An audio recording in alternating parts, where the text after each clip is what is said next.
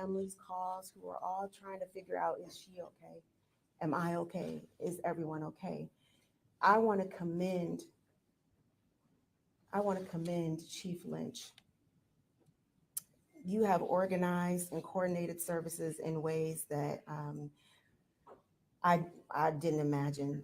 All these folks coming together to make sure that our Spartan community feels safe has been enlightening in so many ways, but also just reassuring. Even last night at the vigil, my daughter had not been on campus since Monday, but I convinced her to come. Immediately when I got on the stairs, she started to text me, "Ma, I don't feel safe. I want you to get down. There are people who are kneeling. I'm not sure what's happening." And so I texted her to get to the chief. You know him? Get next to him. You'll be safe. I know people took exception to that text. I don't know what you would have done if that were your daughter. I want us to give the grace that's necessary. We all are going to be healing in different ways, in different paces. I'm one of those mothers who's like, tough it up, you scraped your knee, you want peroxide or alcohol. Like, I'm one of those moms, right? But I'm giving my daughter, who is a kind, low-key, cool kid, a lot of grace. And I want that grace extended to all students, all staff, and all faculty.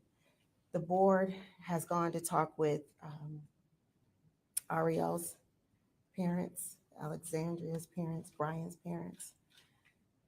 Heart-wrenching discussions.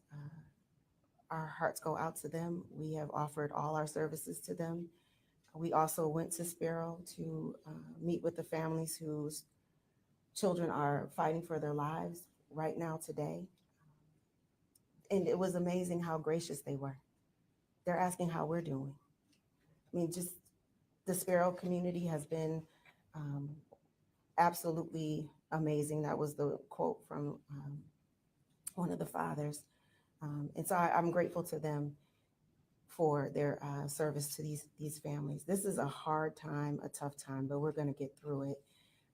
In the coming days, the board will continue to meet with the administration. We'll continue to get updates from Chief Lynch around what has happened, debriefing what we know to be true, what could be different going forward. And we also are meeting with faculty, staff, and students around their issues of safety and where they felt the safest and why, right? And how we can recreate those kinds of places all around campus. The board is committed to making sure that we are united on the other end of this, and that Spartans from all over the globe can come to this campus and feel like they will be safe.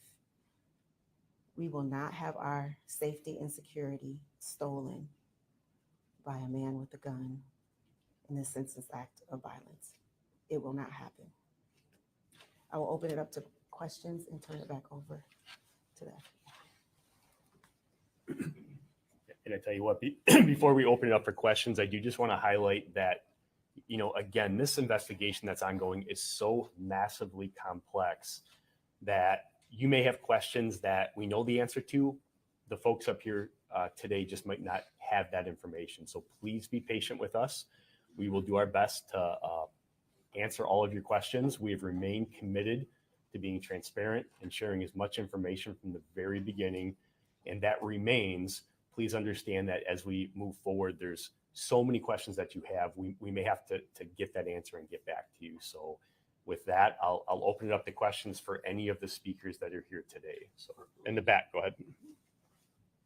Good morning. Thank you for sharing these updates with us. Adrian Broadus from CNN, also a 2006 graduate. First question, what's on your heart today?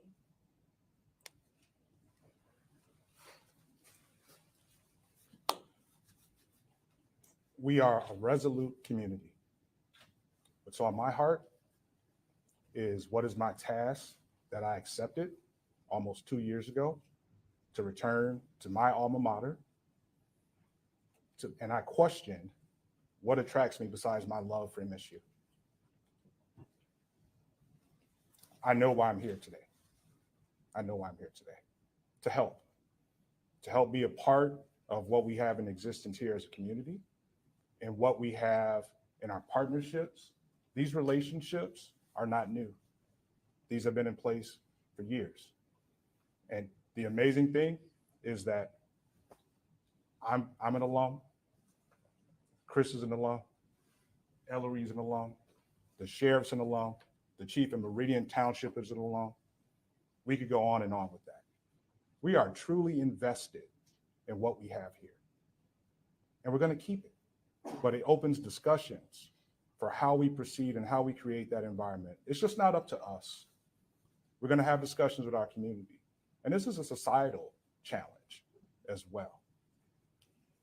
And real quickly, if you're able to share some of the businesses, for example, the church, the warehouse that was listed in this note, did he have ties to the places that were named in the note?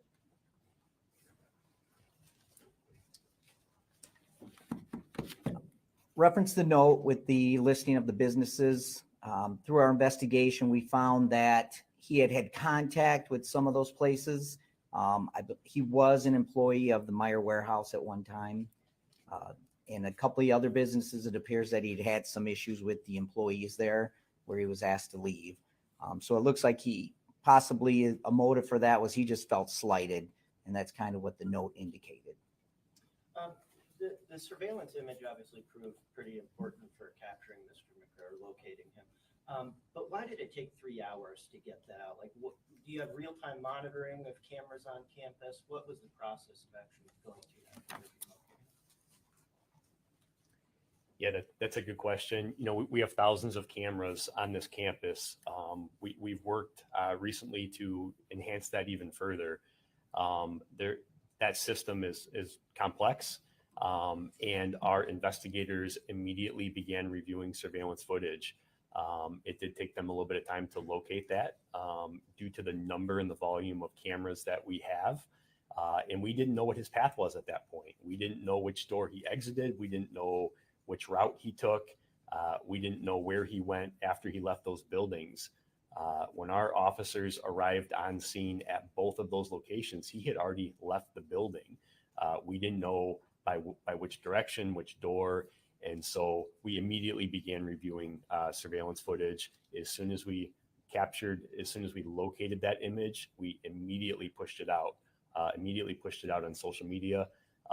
My understanding is that the caller actually saw it on one of the news stations. And so we've already said this, but we can't thank our partners enough for amplifying that.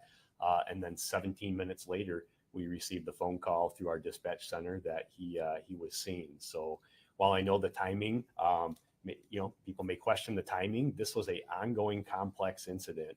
And it took a little bit of time to find that image, but we worked valiantly, and I commend our investigators that set their rifles down and turned around and started looking at video on the computer to locate those images. Do you have real-time capability right now, though? Yeah, I'll let the chief. So that's part of our overall strategic plan we are currently in a process of centralizing all security systems that will accompany or will come with real-time monitoring, which is what you're speaking of, is when an example would be in a situation like that, the location would be identified, the operator would know that that particular location has X number of cameras and begin automatically pulling the cameras up to help with the overall response for that. That's something that's in development. That was an initiative that we announced in the fall with that, and that's currently underway with that. I want to go back to the state police on the letter we made. A couple of things. I just want to make sure I understand correctly. You confirmed that the letter said, "Hi, my name is Anthony McRae," and later said, "I will be shooting up MSU." Can you confirm that? That I can't confirm. I've only gotten some information from the letter. However, I've not read the letter, so I'm not sure exactly what that says. So I can't confirm nor deny that was on there. So businesses were threatened, a church was threatened, and then a school district in New Jersey as well, correct? That's true. And you mentioned the connections potentially between the businesses, and can you say anything about a connection to the church and also what the connection to the school district in Ewing, New Jersey was? I know the talk about you having been part of that community, but specifically the school district. The school district, I can't comment on why he was threatening that specific school district. We just know that he did have some connections to New Jersey, but that was years ago. So I'm not sure why he was bringing that up so late in the game. In the church. The church, I have no information on that as well. Okay, and then he also in this letter, correct me if I'm wrong, claimed to be the leader of a group of 20 killers. Is that right? That's true. Yes. Can you give us a sense of how you were able to invalidate that claim if you have found that to be unsubstantiated? Because obviously once the suspect's body was found, an all clear was given on the campus. So can you just give us an idea of how that was found to be unsubstantiated? Yes, through our interviews with the shooter's father, we brought that up to him, and he had mentioned that his son does not have any friends. He pretty much sat in his room most of the time. He ate, went to the bathroom in there. So he pretty much never left his room, and his father didn't believe that he had any friends, let alone 20 of them that would help him put this out. So we kind of determined that he was the lone shooter in this. And is all of that done before the all clear was given on campus? Yes. Yeah. Well, actually, yes, that's something I would have to let Deputy Chief Rosman answer to as far as when the all clear was given, but just what we did with our investigation on our end. So then just if you follow up on that, obviously a lot of students, a lot of families are going to be learning about these revelations. What can you tell us about the timeline of getting those claims, disproving them, and where alerting families when it meant that it was all clear? Sure. And I would point out that it's easy to, in hindsight, look at this was happening very rapidly.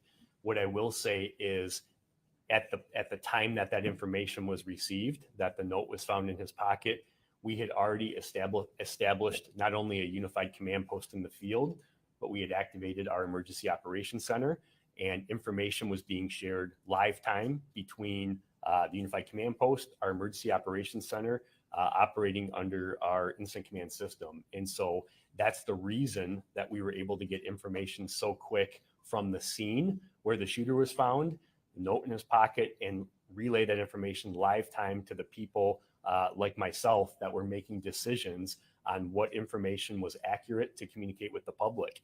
And, at the time we had to make a decision whether we believed that the statement about there being 20 people involved was credible based on the information that we had at the time. And I stand by that, and we continue to stand by that. We do not believe that to be accurate. And that's why we did what we did. So thank you for the question. I'm going to go somewhere to somebody else. Clarify on the timeline on this, the tweet. So I just want to make, because your department put out a tweet at 12:28 a.m.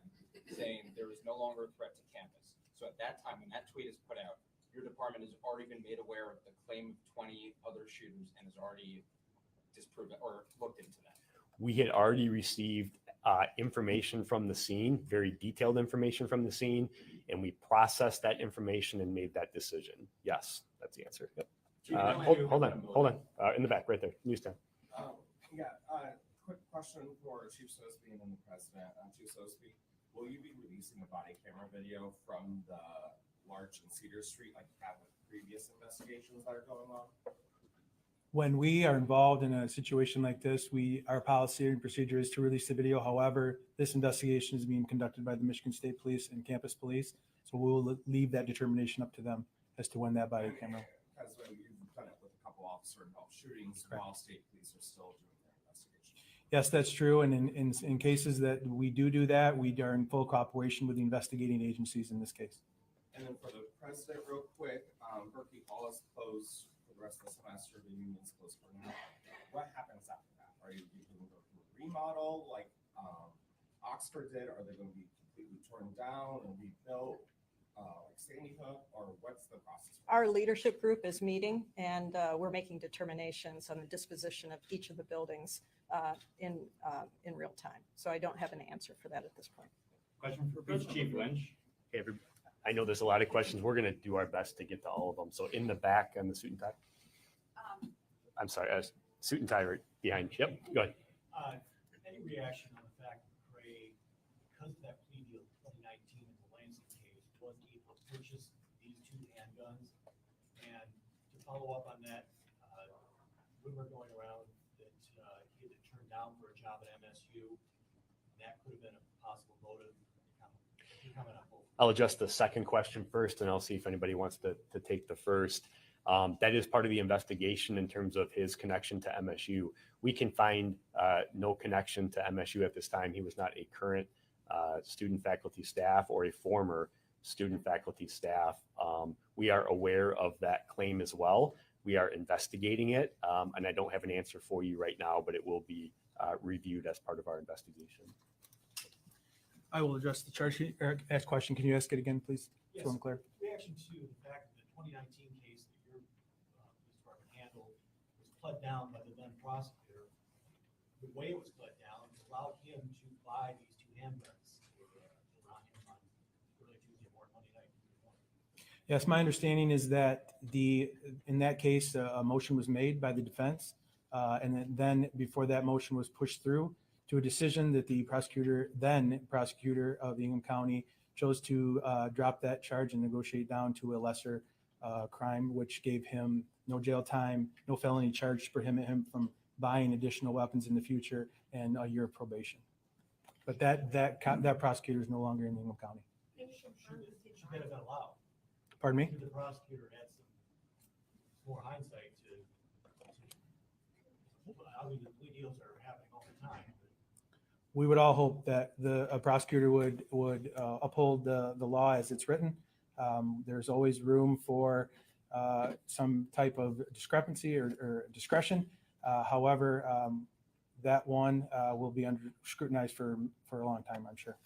Do we know that he bought the gun? I thought you guys just said purchase legally. Can you confirm that? He did purchase the gun legally. He was allowed to purchase the gun. There was nothing in place to prohibit him from purchasing a firearm. Right here, go ahead. When New Jersey police put out the statement about the school closures, they indicated that Mr. McRae had a history of mental health issues. Are you guys looking into that? What have you discovered so far in addition to that? I think that's something that obviously we're going to look at. Obviously, in hindsight, judging what mental illness somebody has is very difficult without some type of formal diagnosis. Obviously, in this case, there appears to be indications that may be the case.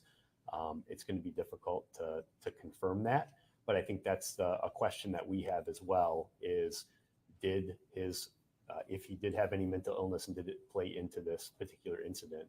And we'll be looking at that comprehensively as part of our investigation. Right here. Can you share possibly how close you are to his motive? Anything about his motive that you can share with us? Yeah, again, like Lieutenant Gonzalez said, that's a difficult question, and we've said that from the beginning. It appears based on the content of the note that he felt that he was slighted in some way by people or businesses. Did a mental health issue amplify that, or was it a component of that? We're not sure at this point. I just want to assure everybody that that's the question on all of our minds, and we're working our best to try to determine that as best as possible. And we've committed to sharing accurate information, and I don't have an accurate answer for you right now, other than to say that we continue to look at that and attempt to determine the actual motive. And was he a member of the church? I don't have that information. So right here. Yeah, for Chief Lynch. Police reported a lot of misinformation and false reports coming in Monday night. Some of that information was broadcast on the scanner, which we know a lot of students were listening to in real time. Do you think that contributed to the panic on campus? Most definitely. Misinformation is, it's self-defined by how it's stated, right? And if that's what's going on, what else do you have to believe? If you're actively listening to a scanner. And that's why we were communicating in the manner that we were. Please utilize us as your source for information with that. So related to that, there's a couple points that police put out reports that turned out to be false. So of a shooting at IM East, or of someone actively shooting as late as 11:30 p.m. Did those false reports you were getting make your job more difficult? And how did you determine what to put out on Twitter or send out an alert?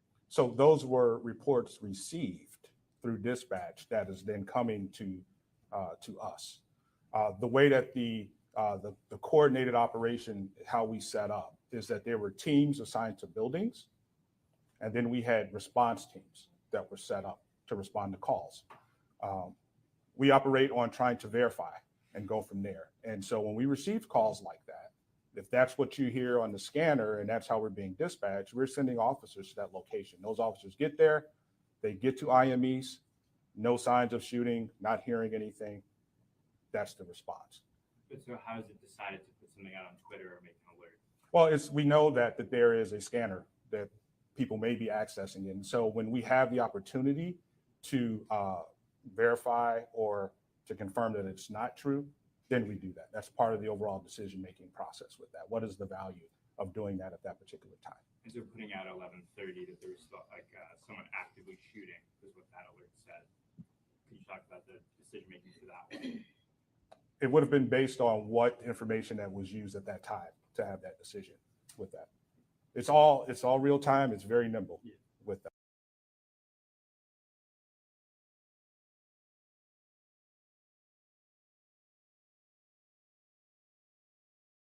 And that's why we should be the source of information. The professor who led the class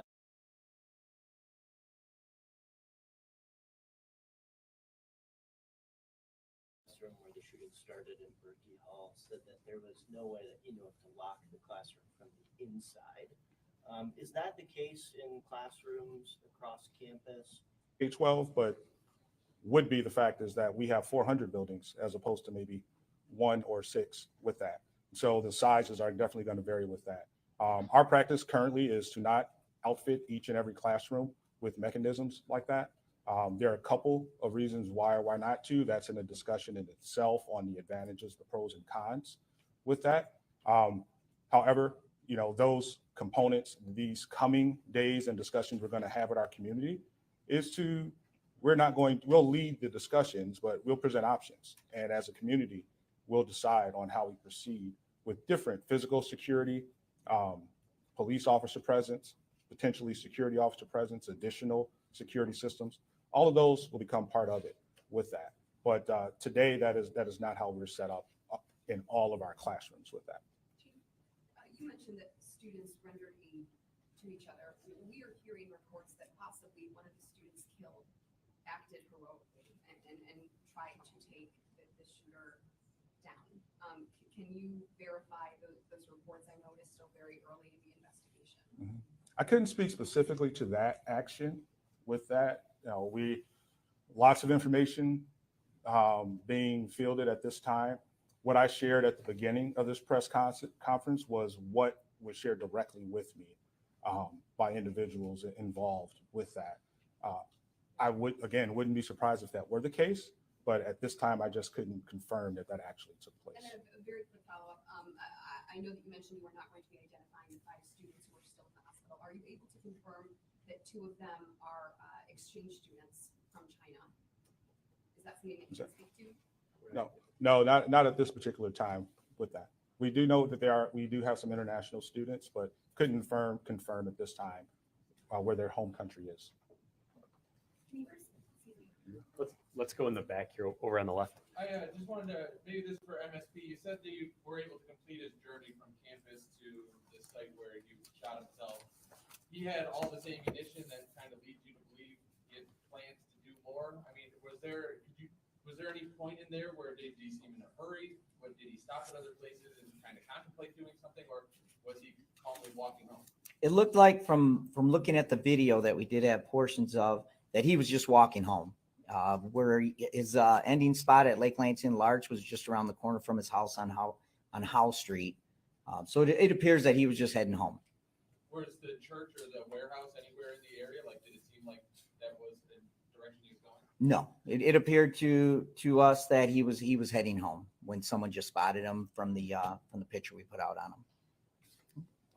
Neighbors have said that they called the cops about hearing shootings at the father's house. Were those not responded to? If you don't mind, is everybody okay if I call on people? Is that okay? I appreciate it. I'm just trying to keep things a tad bit orderly. It's okay. I'll come back to you though. Right here, the ma'am in the black vest. Yep. I have a question for the president. What do you have to say to students and future students who say that this shooting, the university is tarnished by this shooting? I believe we are a strong community, and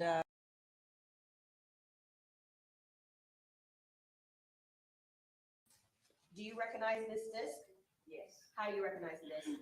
that's the recording for the day of the purchase.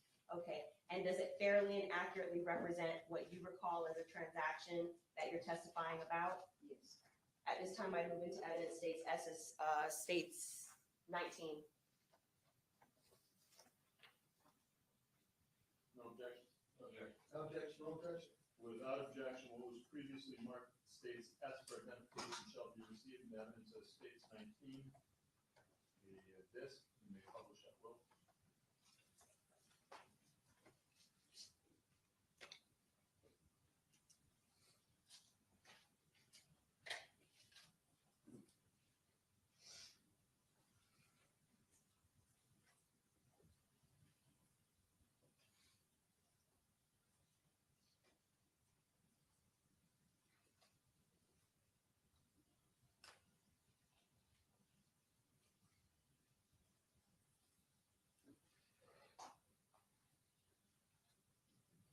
Okay.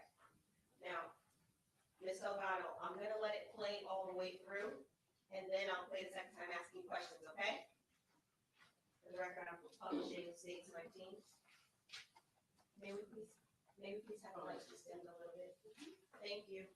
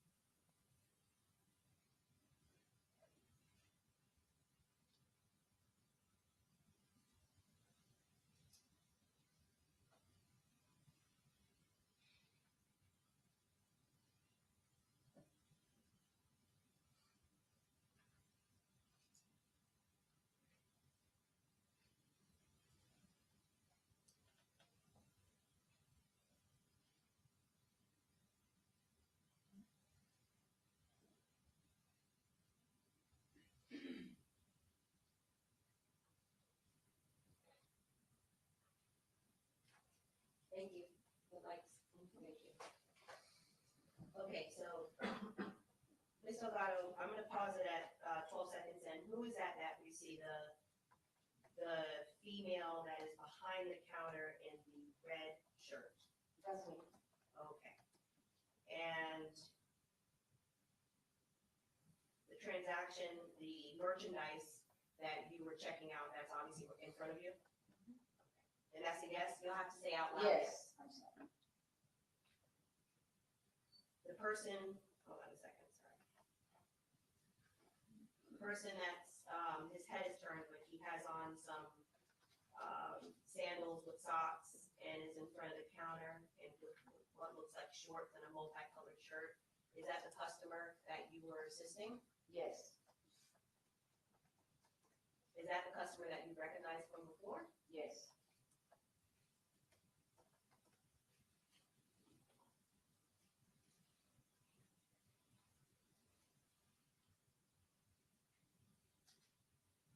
And I'm gonna just fast forward a little bit.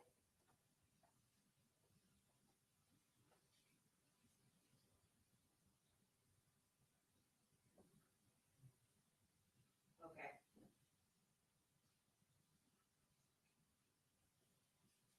Do you remember how much money he gave you?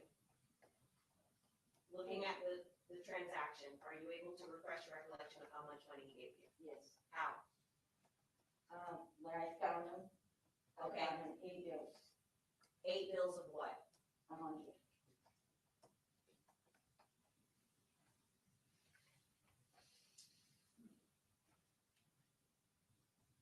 And I'm pausing it at 1 minute and 21 seconds on the player. Is this the part that you're talking about where you counted 8 $100 bills? Yes.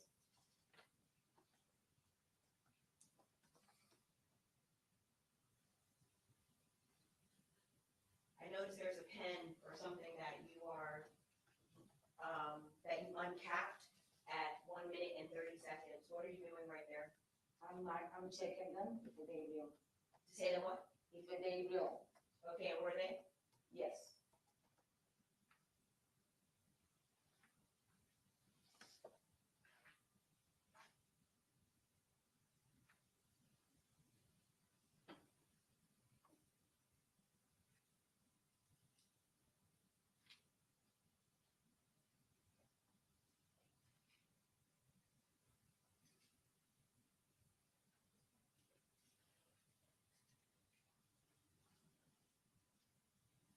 Okay.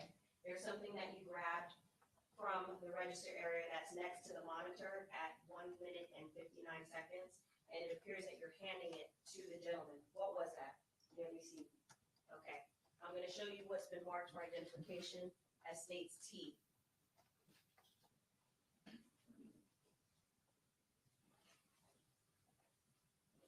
There, Coach.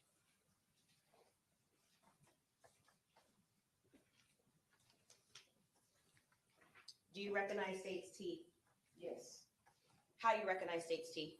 That's the receipt that I gave them. Right in the video here. That I gave them, yes. Okay. And does it fairly and accurately represent the original receipt that you're handing the customer in the Yes. video? At this time, I move into evidence. States T is the next numbered exhibit, states 20. No objection. No objection. Objection. Without objection, what was previously marked states T for identification shall be received in evidence as states 20. The receipt The envelope that it was collected in. in its collection envelope, you may publish at will.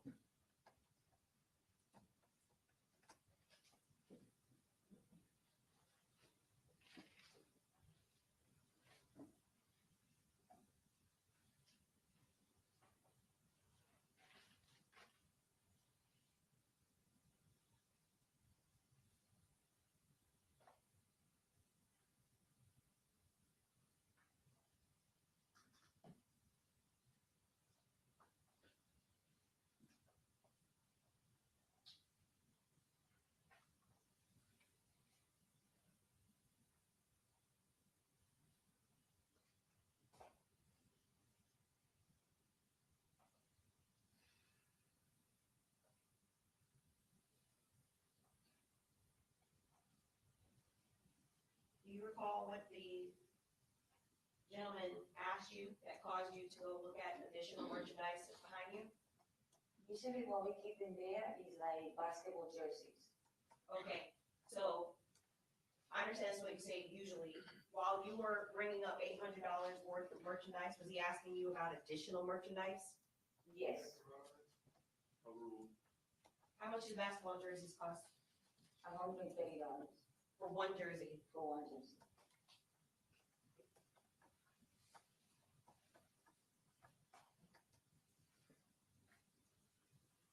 Is that what you're holding in your hand? No, Okay.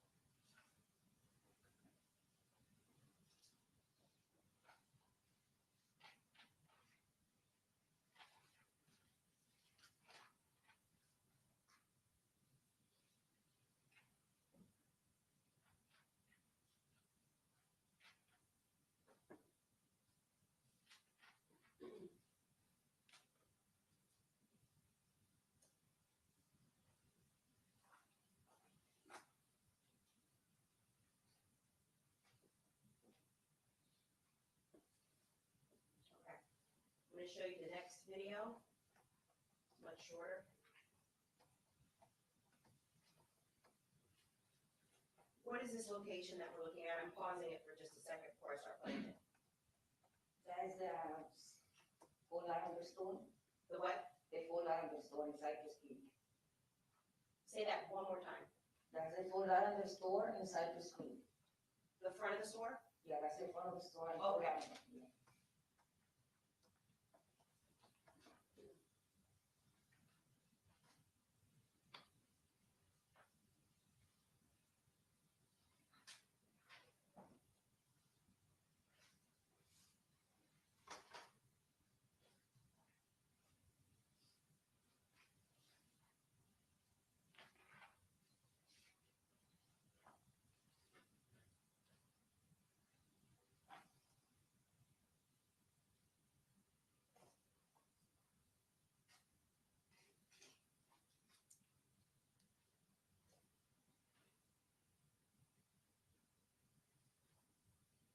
And their video?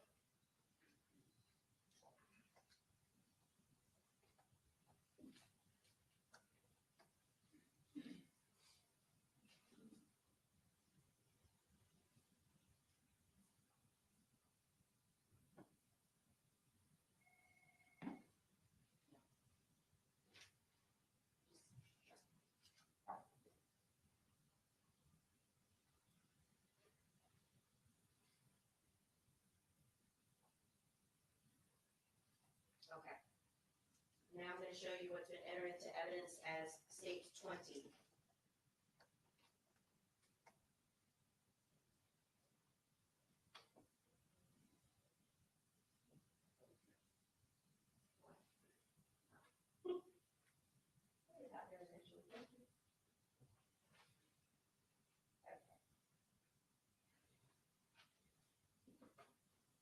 Just better with or without the mic. Let's see, a little bit better. Okay. So let's look at a couple things from stage 20. What date did this transaction occur? It says July 19, 2018, And what time? 10:34. Okay, is that when you recall this accurate Yes. from your register? Yes. All right. And let's go over some of the things that were purchased. 8.5, is that a shoe? Yes. Gazelle, Adidas. Adidas shoe. Size XL, is that some clothing merchandise? Seems to be a t-shirt. How about the next item, $32? Another t-shirt. The next item is a little bit faded, but I believe it's $54.99. Size 1, That can be a short. okay? Next item, $84.99.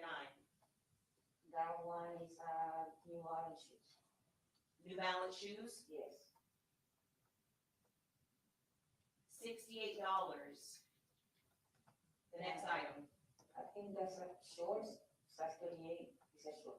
size 38. Yeah, $56, size large. yeah, I think it's a short. $169.99, size 8. That's a pair of Jordans. Jordans, Jordans, yes. size 42, $99.99. That's a short. Size 4XL, $31.99. That's easy. And the total was $707.93. Yes, Paid in cash with $800. Is that what's reflected there? yes, And then the change you gave him was $49, and I believe it says 59 cents. Is that yes, correct? yes.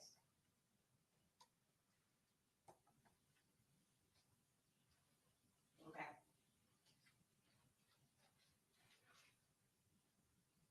Just one moment. Howard.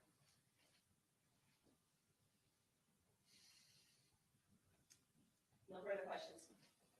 Ross? On behalf of Mr. Williams? Good morning, how are you? Yeah. You would agree with me that my client was a frequent customer, correct? Yes, And he purchased on many occasions, and on many occasions, he purchased more than he walked in for, correct? yes, And he always paid cash. yes. As a matter of fact, a lot of people at that location pay cash, isn't that? Objection Yes. relevance. That $130 jersey that the state attorney mentioned, he didn't buy that, correct? No,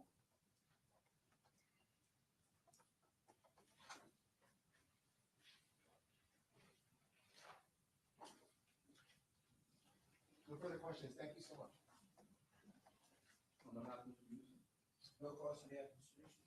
On behalf of Ms. Boatright? No, thank you. Reed? No, Your Honor. Thank you. You are excused. Please do not discuss your testimony with any other witness.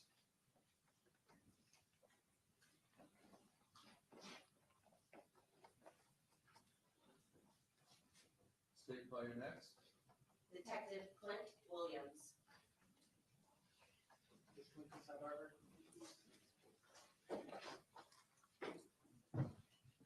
Sure.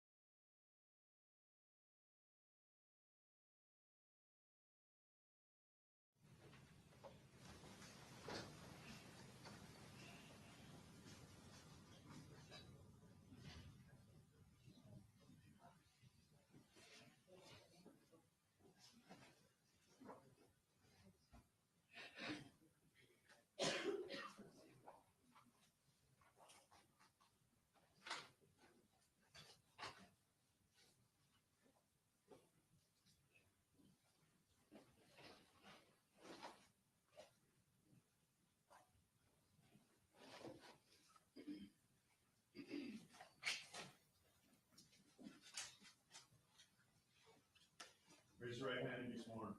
Do you solemnly swear to tell the truth, the whole truth, and nothing but the truth? I do. Thank you. You may be seated. Please state your full name and spell your first and last name for the record.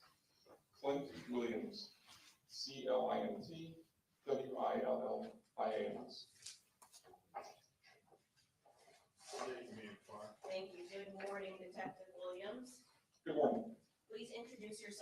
jury and tell us where you work, sir. I work for the Broward County Sheriff's Office. In what capacity? I'm a detective assigned to the crime scene unit. How long have you been with the crime scene unit? 8 years. Prior to that, where were you assigned? I was hired and I went to road patrol in the city of Pompano Beach. I was briefly a detective doing property crimes in the city of Tamarack. And then I joined the crime scene unit roughly 8 years ago. Any prior law enforcement experience? No. So your total career has been with BSO? Yes. Okay. 18 years total. Do you have to undergo any special training to be in the crime scene unit? Yes. Tell us what that, detail it for us. So before I entered the crime scene unit, I received the standard block of instruction for law enforcement in the police academy. I then attended outside training doing crime scene investigation work at a basic level. Once entering the crime scene unit, there's roughly a 9-11 month period where you're training under a senior trainer and also going to classes outside of the agency. And then there's continuing ongoing training, both internal and then going to outside classes. So there's a fair amount. I'm also certified as a crime scene investigator by the International Association for Identification, which is the body that does certification of work within crime scene. How long is your certification good for? 5 years. Where are you in that 5 years? The initial certification has lapsed, and I've recertified last year. Okay, so you're in the second year of the 5 year? The initial 5 lapsed, and before it did, I did the recertification just 3 or 4 months ago. So Okay, so you're in year 1 of 5. of the recertification. Yes. Okay, got it, all right. Now, and how often do you have to take classes in order to stay up to date with your field? I normally will try to get at least a 40-hour class in a year. That's been, aside from COVID times, that's been the typical training criteria. But there's also ongoing stuff. So I'm also a member of a forensic association that meets every other month. Objection on the stop box. What are you a member of in terms of associations for forensics? I'll sustain and ask you to ask some direct questions. What are you a member of in terms of the associations that you belong to for forensics? Objection. So there's 3 primary associations I'm a member of. The International Association for Identification, Florida chapter. They have frequent training that's available to us. The Gold Coast Forensic Association is an organization out of Palm Beach. That's an association of all forensic crime scene investigators, forensic techs. We get together, they have meetings normally every other month. And then the Broward County Crime Scene Coalition is a crime scene group that's just within Broward County. And we have infrequent trainings that they're gathering to host. One agency will host, we'll go there and cover the topic. Okay. And this is to help you remain proficient in the ever-changing and updating field of forensics? Yes. Now, with respect to this case, the homicide investigation that started on June 18th of 2018, what was your role? I was assigned as the lead forensic investigator for this case. So of the crime scene personnel, I was assigned to not necessarily do it all, but make sure that it all gets done. Okay, so explain to us then, what's the difference then in your role as a lead investigator versus you are assisting? So a lead investigator, the most important thing is to make sure that everything that needs to get done is going to get done. So I can't be in every part of this case that's going on at the same time. So I was assisted by other investigators, and my supervisor also comes out to do the supervisory duties at the scene and other cases. So So in this case, I was assisted in significant part by Detective Marshall Wolfhound. Okay, so when we talk about crime scenes, there were multiple scenes in this case, correct? Yes. So we'll just go down the list of, the first scene was where the incident occurred where? So the incident occurred at the Riva dealership in Deerfield Beach. It's located just off of Dixie Highway, just north of Sample Road. Okay, and so we'll consider that scene one for purposes of just understanding how many scenes there were. Yes. So that's scene one, and then what was the second scene that, that also was under your purview?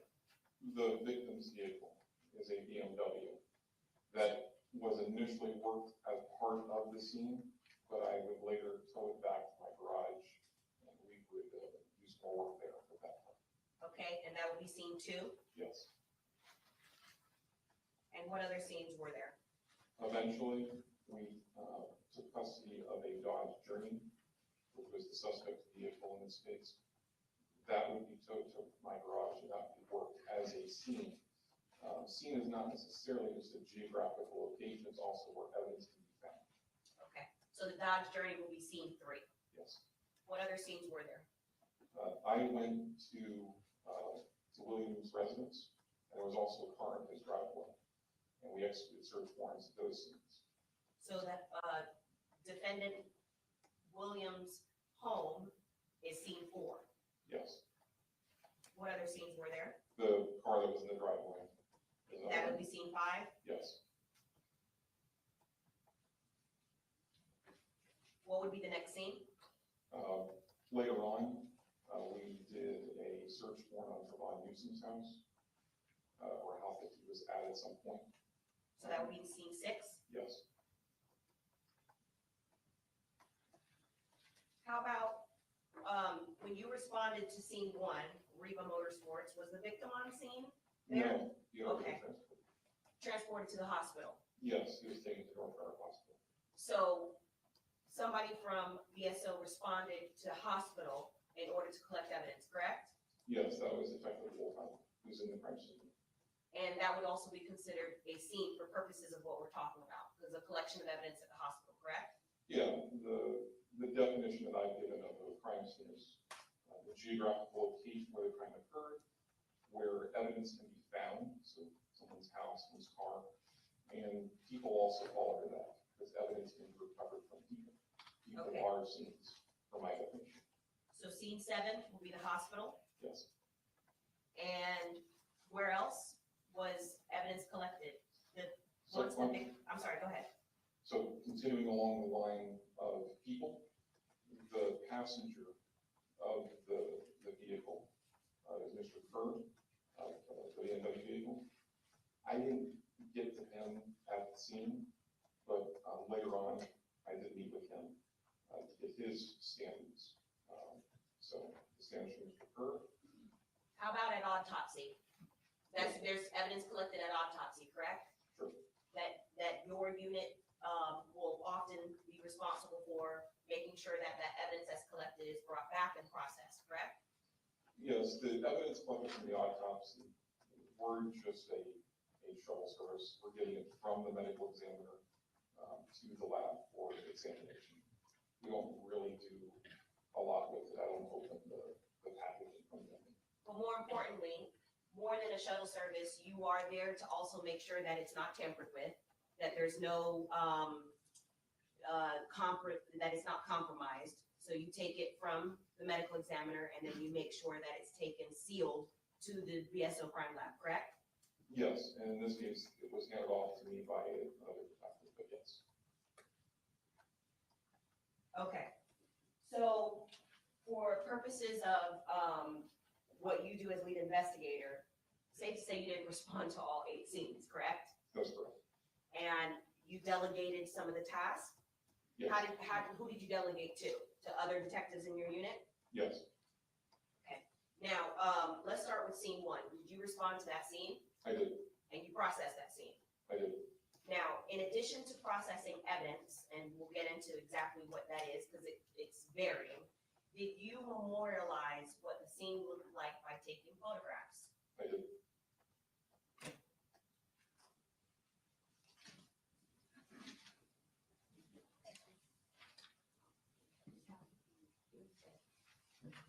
I'm gonna show you what's been marked for identification. It states you.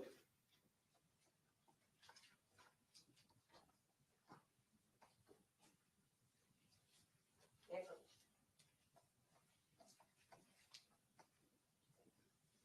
Do you recognize states you? Yes, I do.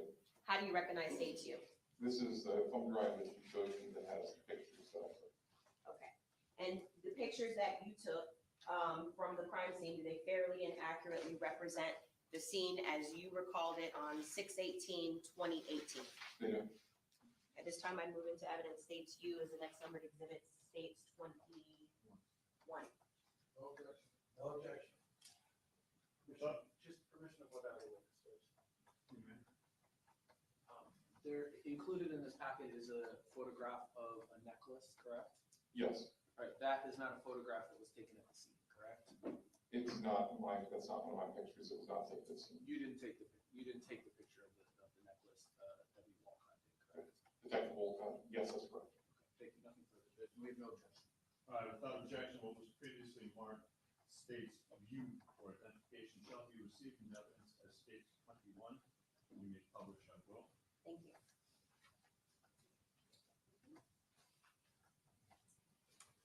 Thank you.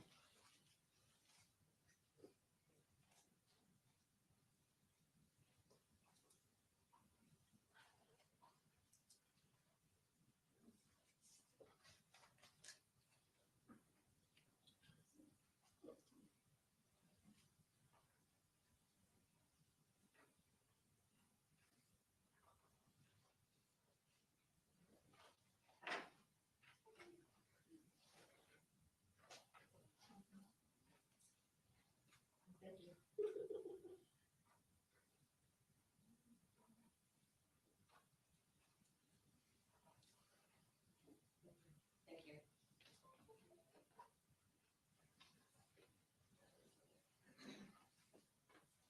Okay. We'll look at the photographs and you can tell us, help us to understand what we're looking at. This is labeled as photograph 1. Where is this? So this is the Riva Motorsports store. It's in the corner of 37th Street and Dixon.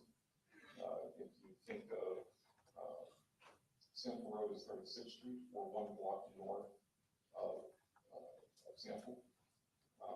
Dixie is to our left, and 37th Street is the northern boundary of the store.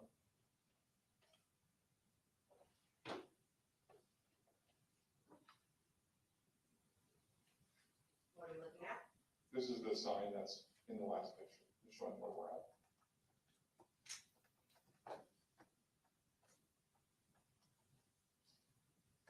Picture 3.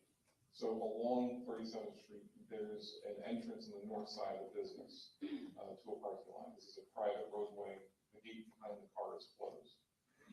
This is the only way on the north side of the business to get in. This is as the BMW was observed when I got to the scene. Driver and passenger doors are open and unlocked. Okay. Now I'm going to zoom in.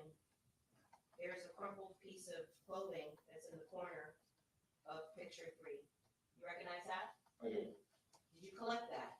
Yes. Okay. And you indicated that the victim was not on scene in his car when you arrived. That's correct. Do you know how the victim was transported from the car where he was shot to the hospital? Yes. How? It's transported by fire rescue ambulance. Okay. And when fire rescue ambulance transports a victim to attempt to do life-saving measures, are they taking off clothing carefully? No, they get your clothes off as fast and as expediently as possible. Okay. Are they worried about maybe clothing, they're cutting it off, correct? They're cutting off the clothing, correct? Yes, frequently. Now, how does that impact, for example, your job to collect evidence from a victim, for example, that our victim was shot in the car? So to collect, for example, DNA from the victim on the neck or fingerprints or things like that. How does that impact what you do? So obviously, life-saving efforts take place before any collection of any evidence, not just forensic evidence, but any evidence. So they're doing what they have to do to get to the wound to save the person's life. Having said that, the more any piece of evidence is handled, the more that it is cut with non-sterile equipment, the greater chance there is for contamination and loss of perishable evidence. Skin cells are exchanged anytime there's contact. There's an exchange between the two objects. You're risking losing that by any amount of rough handling. It's very hurtful. Okay, and in your training and experience, you've seen this before, correct? Yes. On hand. And in terms of the life-saving measures, does that include potentially giving a victim an IV, or before a victim is given something intravenously, sterilizing an area? Again. Okay, so sterilizing an area, for example, before something is administered intravenously, how would that affect your job to collect evidence, say from a neck wound or any type of area that there may be evidence collection? There's two separate issues that can come up. One is the victim's own fluids. When he's bleeding out, that's going to cause problems if there was skin cells in that area. You're getting the victim's naturally occurring skin cells on his body. Then there's blood on top of that. And there may or may not be suspect skin cells. This, of course, assumes they're not wearing gloves. Never mind whatever the hospital is doing with sanitation, with putting alcohol swabs to start a line or anything else along those lines. Okay.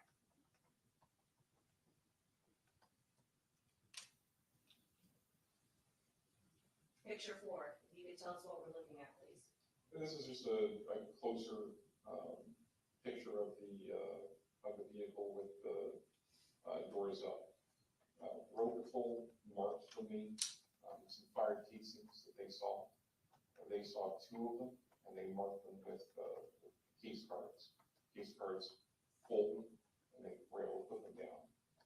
The fired casing is what's left over when some automatic weapon is fired. Do you see the case card in this photograph? I do. It's in the lower right-hand corner. And I'm zooming in on it. Can you please indicate for us where it is? It's in the lower right-hand corner behind the driver's side rear wheel of the vehicle. Okay, so this placard right here that I zoomed in on? Yes. Okay. It's picture 5 by mistake. Oh, picture 5 shows the other one. The other one is just off to the side of the driver's side rear wheel. Okay. So there's 2 fire casings that I observed. And those are also indicated where the orange cones are? Yes, the orange cones are mine. The other markings is what road patrol used to quickly identify stuff, mostly so that no one accidentally walks and kicks the others.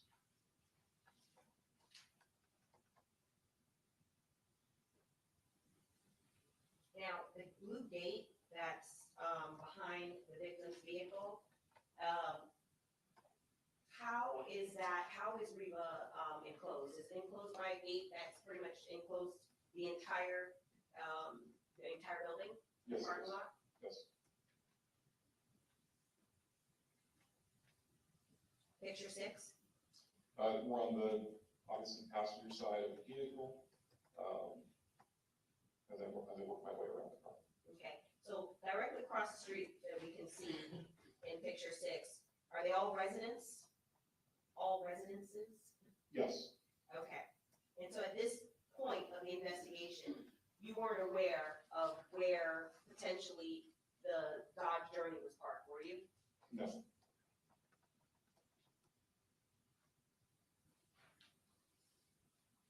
Picture 7?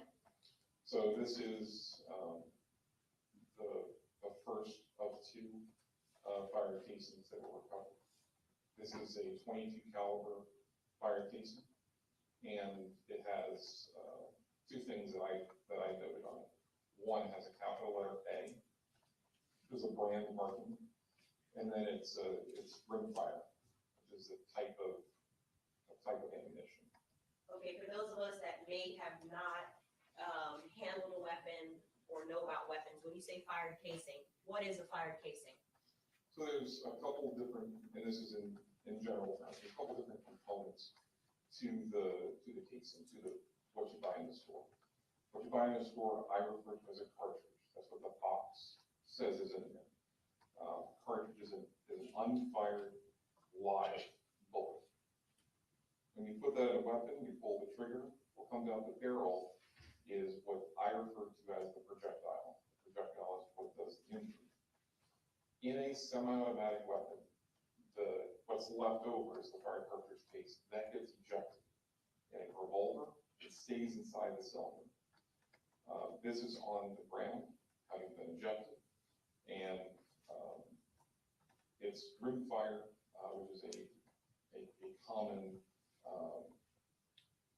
manufacturing style of ammunition. Okay. And that head stamp of A is how it can be identified and manufactured, and there might be some additional information that can be tied to a weapon if the weapon is found, correct? I assume so. However, In your training and experience, you're aware that in the forensic field, those are things that can be tied together.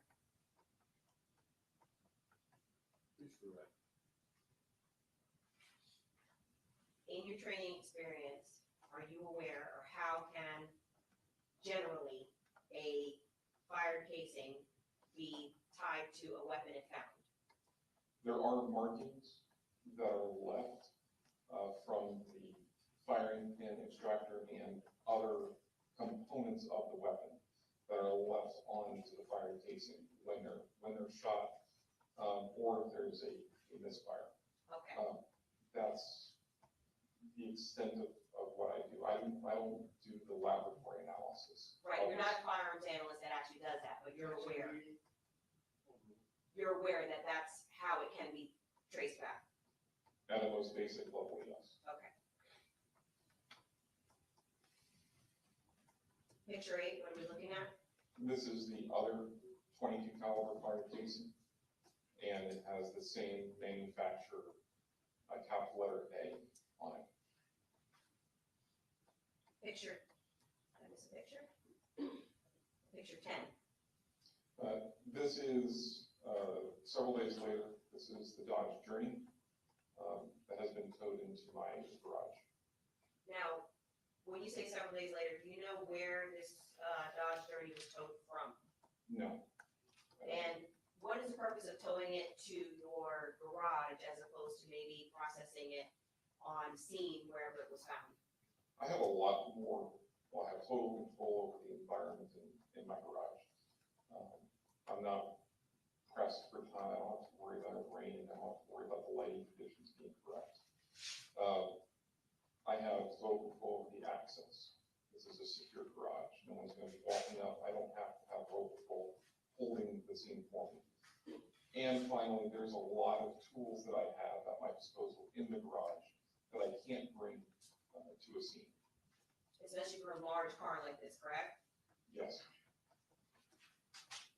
Okay, picture 11, what are we looking at? This is the driver's side rear panel of the car looking down the driver's side.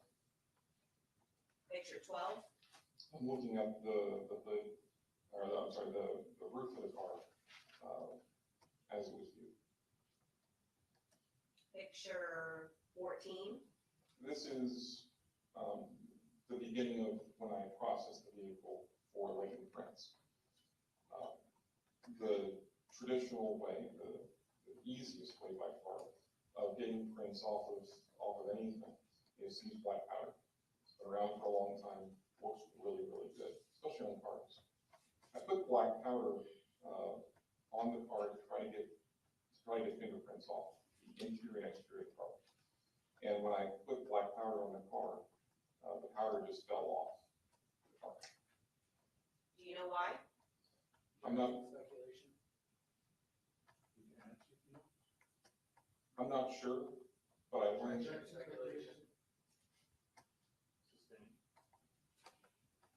What is the next step that you did since the traditional method that you just described didn't seem to work? There's in the garage, I have many other options.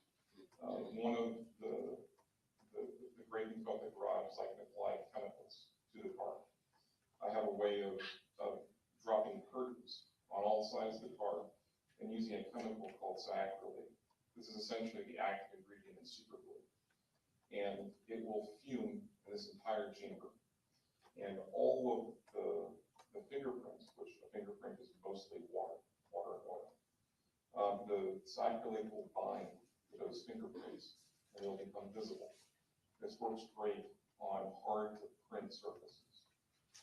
It fumes the inside of the car, it fumes the outside of the car. I had several burners set up outside the car.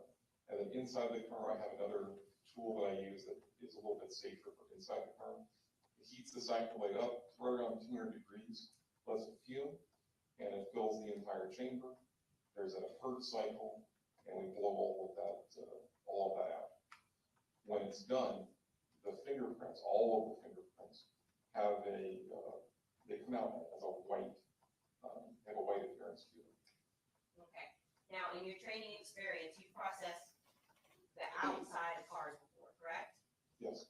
And would a wax on the outside of a car cause the traditional way that you're trying to get fingerprints, cause it to not work? It can. Okay. Or if a car had been recently washed, would that also affect your ability to traditionally get fingerprints from the outside of the car? It can.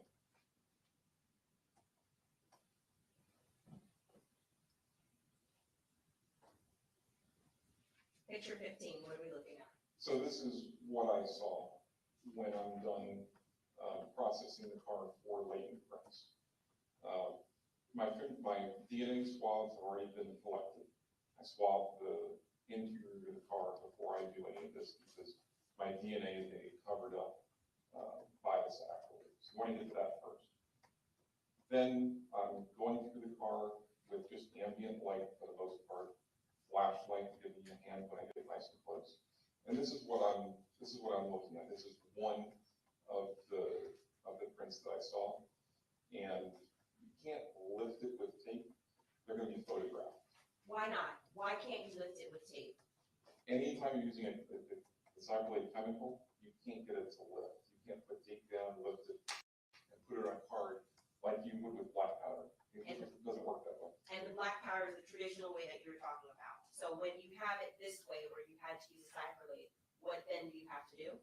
So in order to photograph it, we want to make sure that the photograph is printed at 1:1. We want 1 millimeter on a print to be 1 millimeter in the real world. So I'm putting a scale in my pictures, in every picture.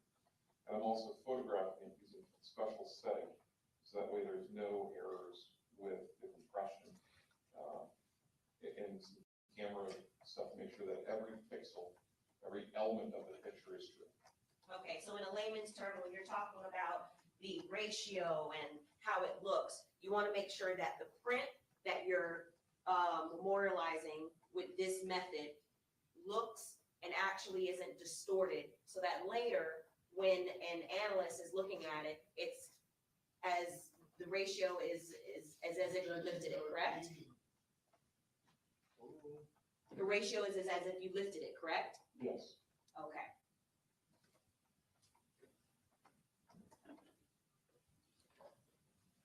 Picture 16, what are we looking at, please?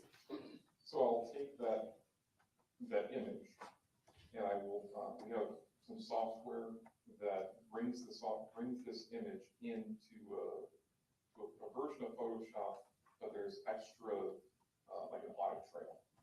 Every mouse click is recorded. And I'm doing a couple things to the image. I'm first and foremost inverting it. So the whites are now black, the blacks are now white. The latent examiners, they need to see a print just like it would be on black powder. That's the way they've been trained. That's the way they do their comparisons. That's what they're comparing it to, an aged print. So the print needs to be a dark colored on also adjusting the contrast to bring out as much detail as the camera collects. Okay, now,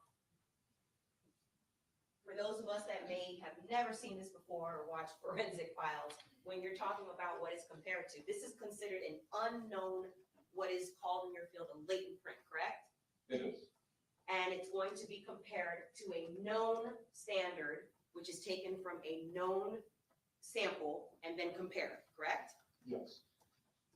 And the purpose of that is to identify if the known matches the unknown. My only job is to collect the prints. The latent examiner their sole job is to compare the prints. Right, to match or say it doesn't match or have no value, correct? Correct. Picture 18, what are we looking at?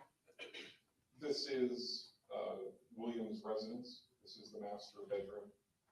I assisted the execution of a search warrant at his house.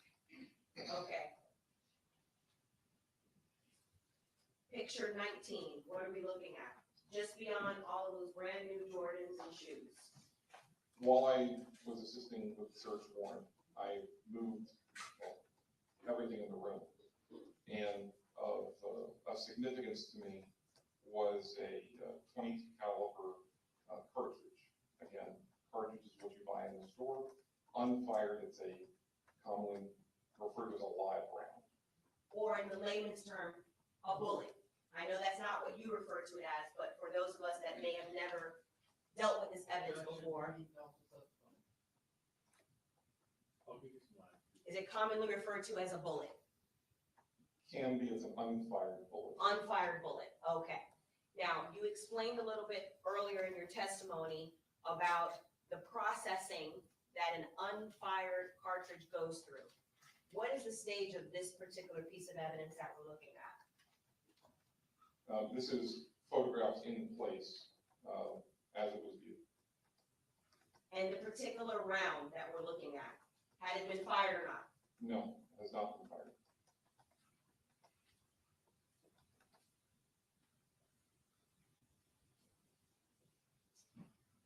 Picture 20, what are we looking at? This is a closer photograph of that cartridge or live bullet as it was viewed in place. Do you collect that item? I did. Picture 9. This is a gold and presumably diamond necklace. Okay, did you collect that item? I did not. And that item was collected though on one of the scenes by one of your investigators, correct? Yes.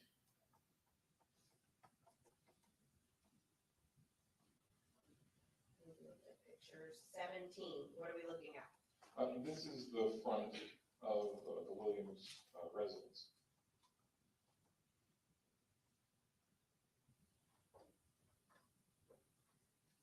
That's the last photograph.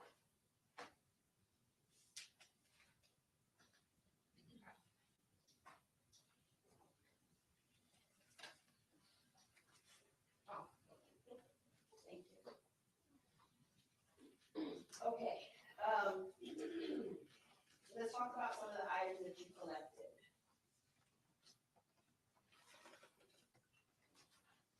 I'm going to show you what's been marked for identification, and this is not in any particular order, but we'll identify what scene it came from and where it was collected from. States V, Victor.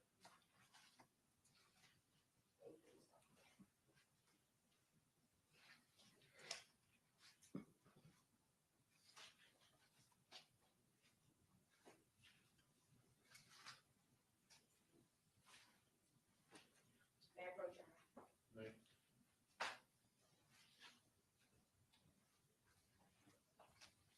I'm showing you states V for identification. Do you recognize states V?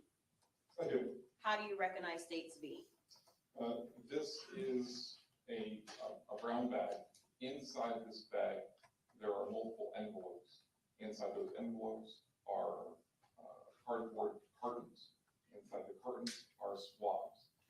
These swabs, with the exception of one, were all collected from the victim's And that is, for purposes of how we've been keeping track, that is the scene 2, the BMW, correct? Yes.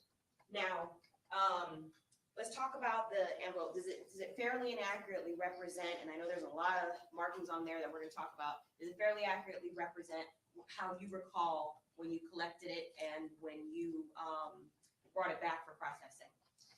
Yes, it does. This is my packaging, this is my evidence seal. And you know that because I see there's some red tape on there. When you collect evidence, how do you package it? Like, what's the process you go through? So this is going to be DNA evidence, which needs to be packaged in the same outer container together because it's going to the lab as one submission. But it's going to have an evidence seal on it. It's going to have my initials on it. It's going to have my ID number on it. The outside of it is going to have a description of what's inside, which in this case are several swabs, plus a swab that was collected as part of the standard from one of the persons. And the protocol for Broward Sheriff's Office, anytime that a package is sealed or opened and then sealed again, what's the protocol? So I would cut someplace else in order to open it so it could be viewed. So the original seal stays intact. And then every time it gets opened, it's going to be cut and it's going to be resealed in a different spot. That person will close it and put their initials, and that way they can say, this is my seal, this is their seal. We prefer not to cut someone else's seal. And it's like, is it also initialed? Yes. Is it dated? In some people do. Okay. That's not required, but some people. And the item number that's in there or the case number, is that a way to track it to make sure that all the evidence is linked to that specific case? Yes, so the outer container contains a case number unique to this case. The envelope on the inside has a case number connected to this case. Inside the envelope is the carton, which has a case number, which is connected to this case. Now, are all those things done in order to keep track of the evidence Yes, and to make sure that it's easily identifiable who handled the evidence? yes, And to also make sure that the evidence is not tampered with, correct? yes, Okay, and that was done in this case, and I'll ask you about each piece, but that was done in this case? yes. At this time, I move into evidence, states V as states 22. No objection. Thank you. Without objection, what was previously marked states D for identification shall be received in evidence as states 22. This particular piece of evidence, I believe, is just swabs. I'm not gonna ask to publish it, but I'll just ask the detective to just look inside and make sure.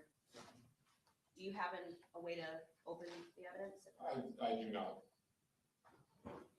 Ms. McCutcheon, may I please borrow scissors? Thank you. Hold on to these.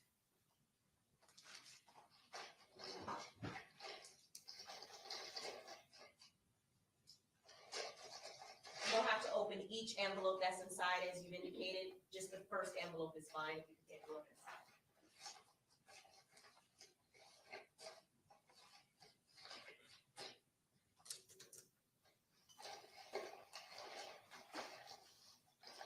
Okay, it appears to me like you testified? It does. Okay, thank you. I'm gonna show you what's been marked for identification.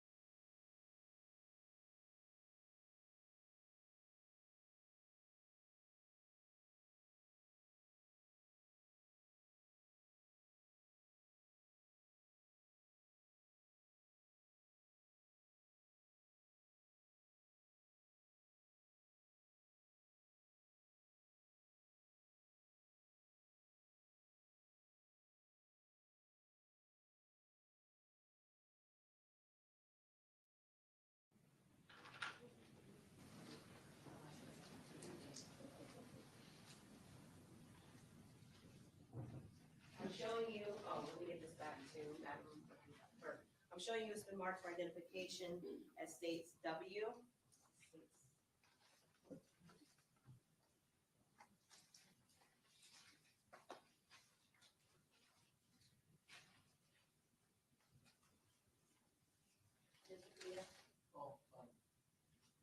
Can I approach you? And Judge, since we have a lot of evidence, can I just have a standing authorization to approach this witness several times? Yes. Okay, thank you. I'm showing you it's been marked for identification as states W. Do you recognize states W? I do. How do you recognize states W? So this is, there was only one cell phone that was found inside of the victim's vehicle, the BMW. That's this phone. You collected it? I did. It's not- And the packaging that it's in, we talked about with states 22, the protocol that, that you went through in terms of packaging it and how it's sealed. Does this next exhibit also, was it subject to that same protocol? Yes. Okay. And it fairly and accurately represents how you recall collecting it and what it looked like. Yes. At this time, I move into evidence states W is states 23. Without objection, what was previously marked states W for identification shall be received in evidence as states 23. Okay. And I believe that's something that can be opened, so. You may call this up. Just in case, did you need this? No. Okay. Just in case if there are items that need to be handled with gloves, there's some gloves right here. Is this the one that's on screen?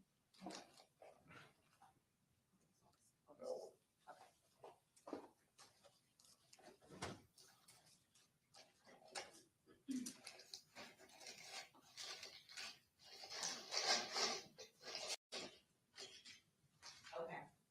And I'm gonna publish it to the jury.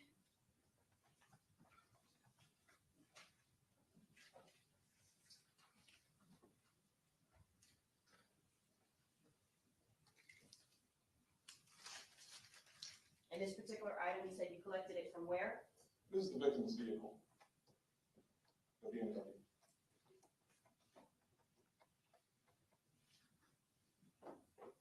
Now, in addition to collecting, for example, this is a specific piece of hardware, tangible item. The item itself also is subject to additional processing for internal evidence, correct? You don't do that necessarily. No, this phone at the scene was turned over to another detective. Okay. So it could be taken to some people that specialize with cell phone extraction. Digital forensics, Yes. as we normally refer to it. Okay. And so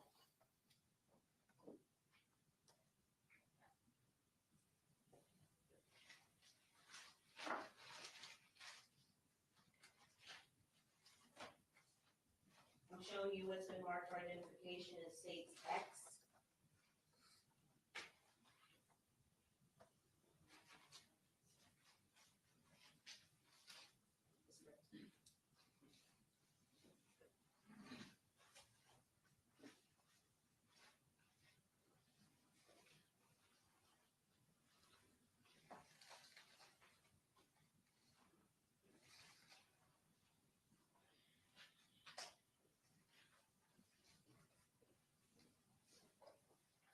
Do you recognize states X?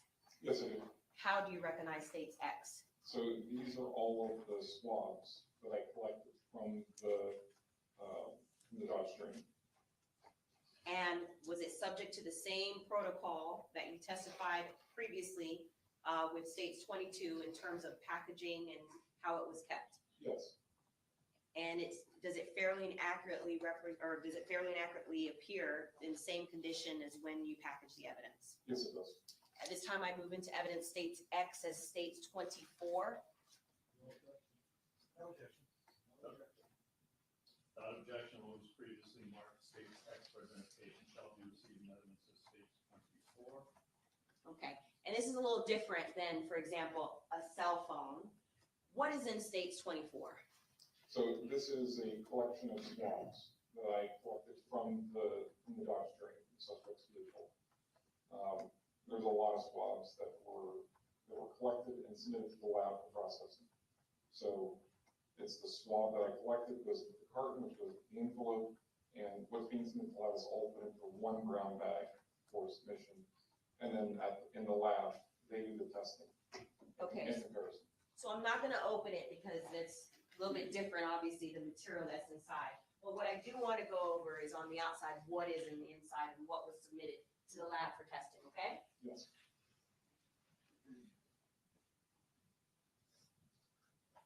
Starting with the top, you need me to widen the angle? Nope.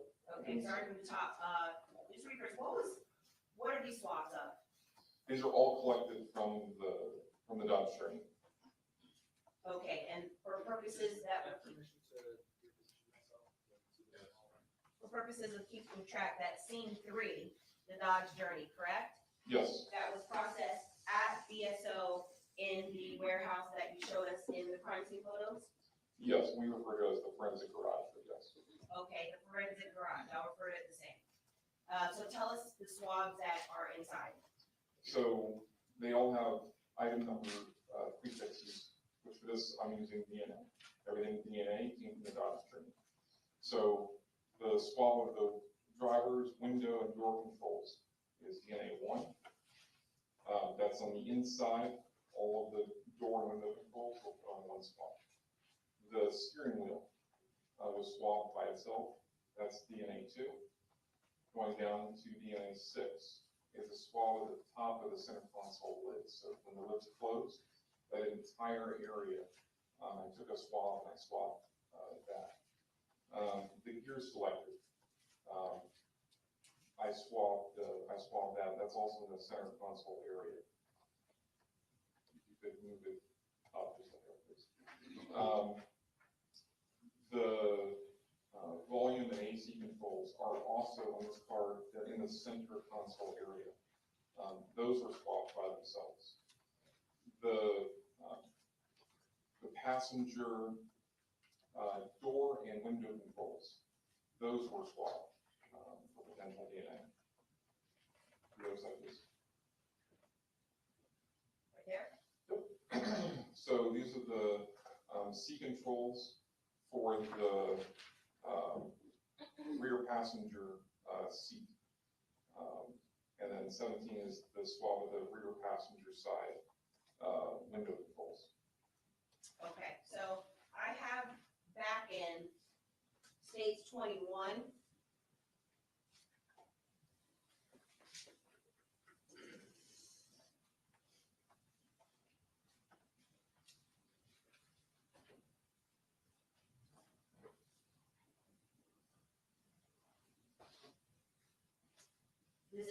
Are you gonna be able to show us some of the areas on stage 21? The outer area at least? All of the swabs were collected from the inside of the car. Okay, I'm sorry. This was what you're talking about. All right. All right, I'm gonna show you what's been marked for identification as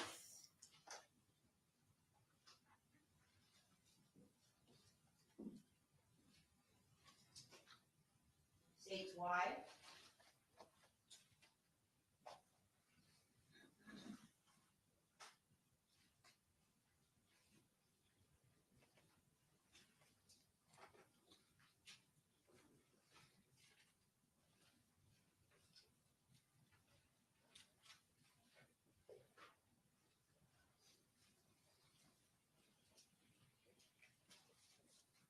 Do you recognize states wide? Yes, I do. How do you recognize states wide?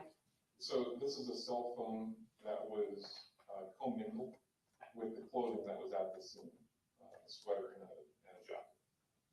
Okay, and is it also subject to the same VSO protocols like you testified about states 22? Yes. This particular piece of evidence fairly, or does it appear to be in the same condition as when you collected it back in 2018? Yes, just like the other phone, this phone was turned over.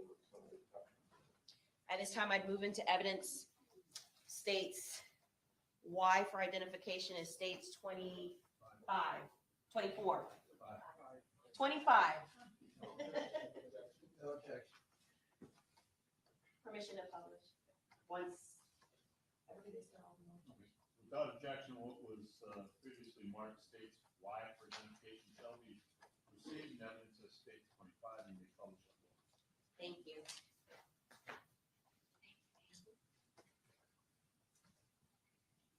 Detective Williams, I'm gonna show you state 25. If you don't mind, please, if you could please open it.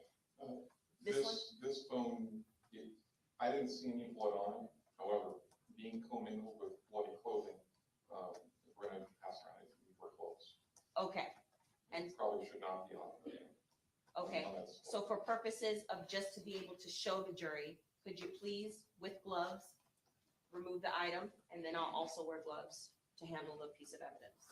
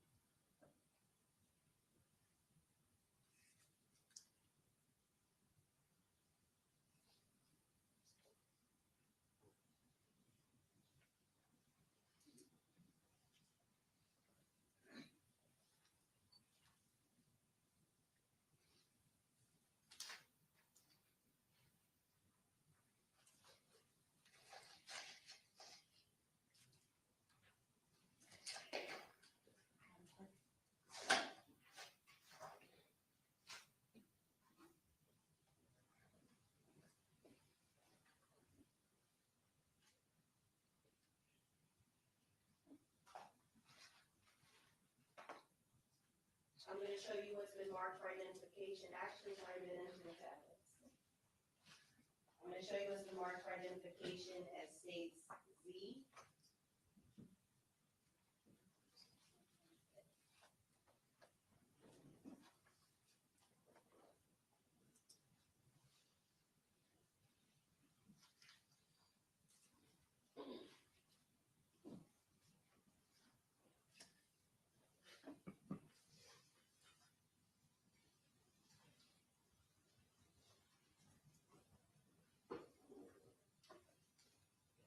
Detective Williams, do you recognize states Z?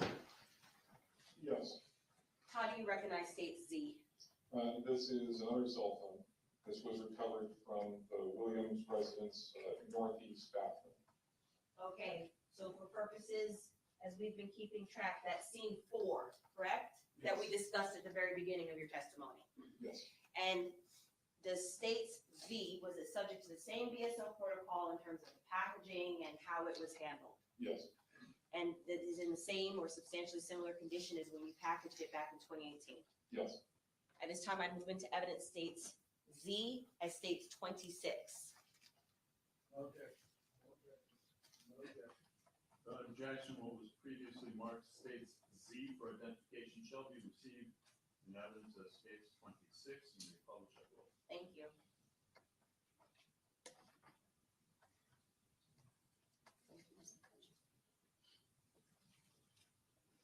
Detective Williams, are you able to also open this so we can see what's inside? Yes.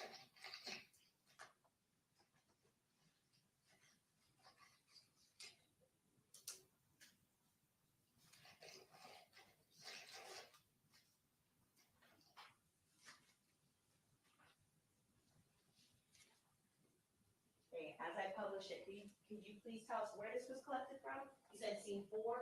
This is the Williams residence.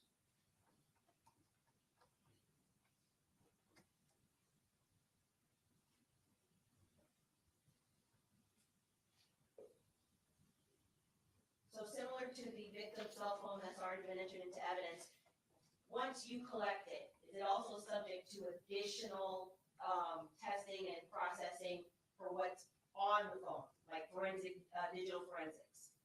I turned the phone over to one of the homicide detectives in this case. If they took it to digital forensics to be extracted, I don't follow up with what they do with the phone if they extract it or not. Okay, but similar to the other phone, it can be possibly. It's possible, yes. Okay.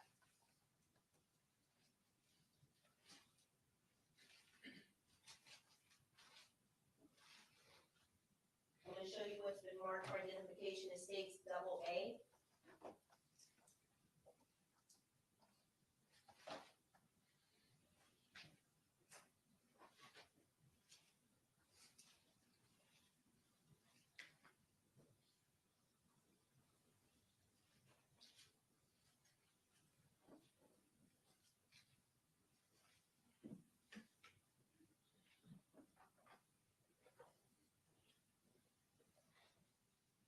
Do you recognize states AA? I do. How do you recognize states AA? This is another cell phone recovered from the Williams residence. This one came from the northeast bedroom. And is it subject to the same protocol as you already testified about states 22? Yes. Does it appear to be in the same or substantially similar condition as when you collected it in 2018? It does. At this time, I move into evidence states AA as states 26-7. I'll get it right one of these days. No objection. Okay. Without objection, what was previously marked states AA for identification shall be received in evidence as states 27. Published.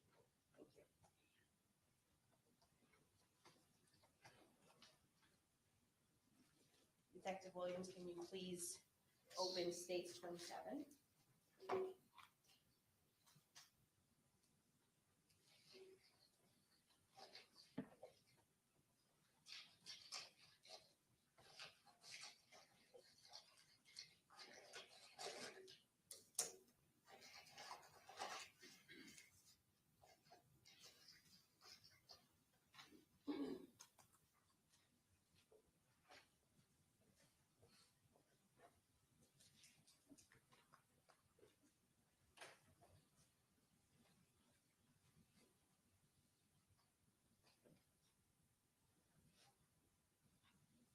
Okay, and similar to the other cell phones that were collected, I know you don't personally do the digital forensics, but it is then handed over to see if digital forensics can be done on the item. Yes, I turned this over to one of the homicide detectives. Okay.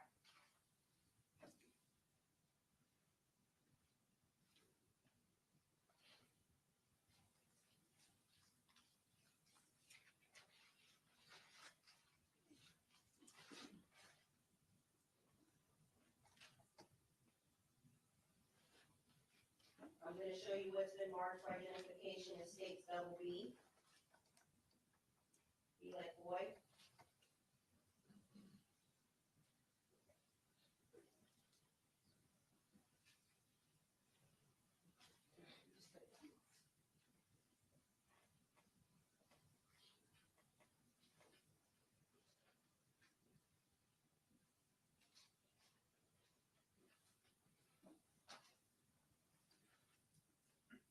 States B? B. Do you recognize states B? I do. How do you recognize states B?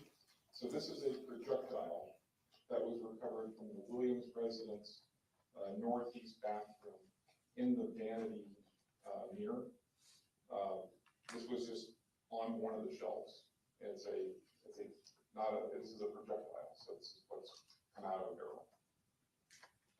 And is it in the same or substantially similar condition as when you collected it back in 2018? Yes, it has been taken out of the container, placed in plastic for photo presentation. And at this time, I'd move into evidence states B as state 28. You got it. Yes. Okay.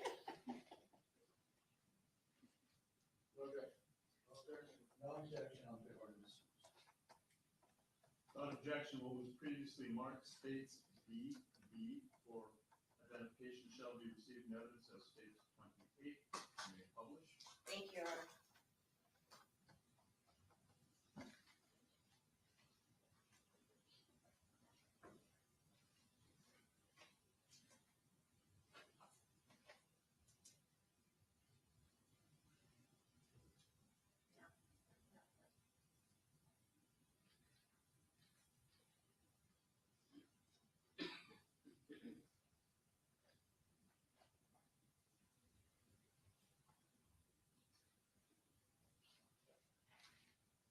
I'm going to show you what's been marked for identification as states double C, C like Charlie.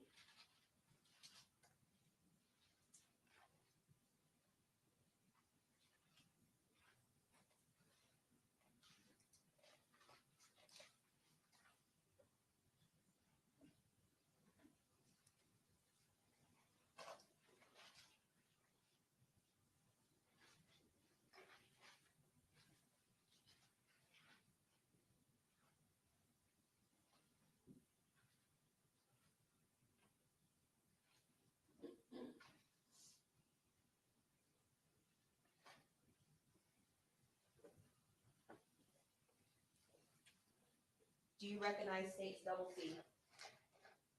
I do. How do you recognize it? So this is the cartridge, this is the live bullet that I found at Williams' residence in the master bedroom. And the packaging, was it subject to the same protocol that you testified about, like you did for states 22? Yes, the piece of evidence I placed inside of this mail envelope, which was then put in this large mail envelope with other items, which was then sent to lab. Is it in the same or substantially similar condition as when you collected it in 2018? It is. At this time, I move into evidence states double C as states 29. Without objection, what was previously marked states C for identification shall be received in evidence as states 29. You may publish. Thank you.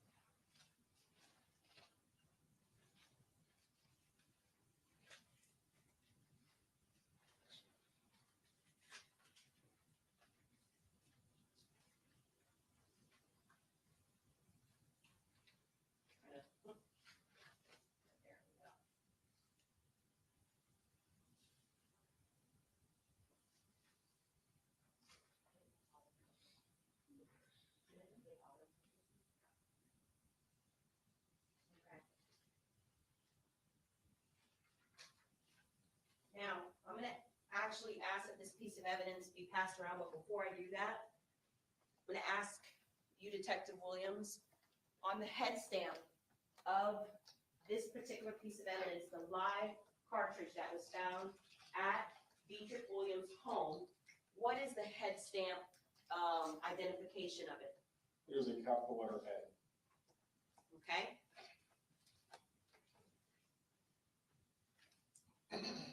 If I may, Your Honor, pass it to the.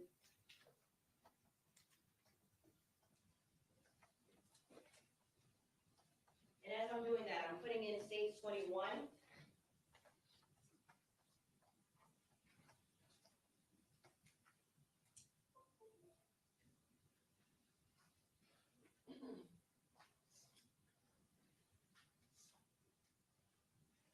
Now, with respect to the brand, is that the same brand that was collected on scene next to the victim's vehicle, the fired casings that were collected on scene? Yes, they both have a capital letter A. And is it the same caliber that was also collected from what was on scene at Riva next to the victim's vehicle, the fired casing? Yes.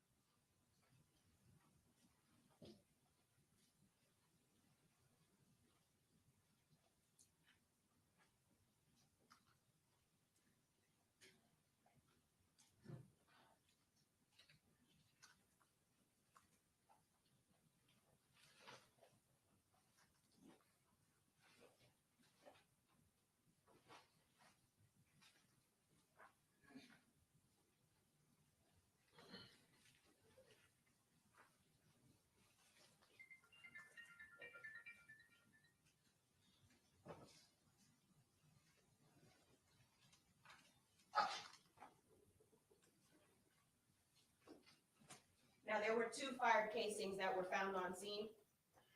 Thank you, sir. There were. Okay, I'm gonna just show the second one, and then I think that'll be a great place for us to maybe pause. If Your Honor agrees. Okay.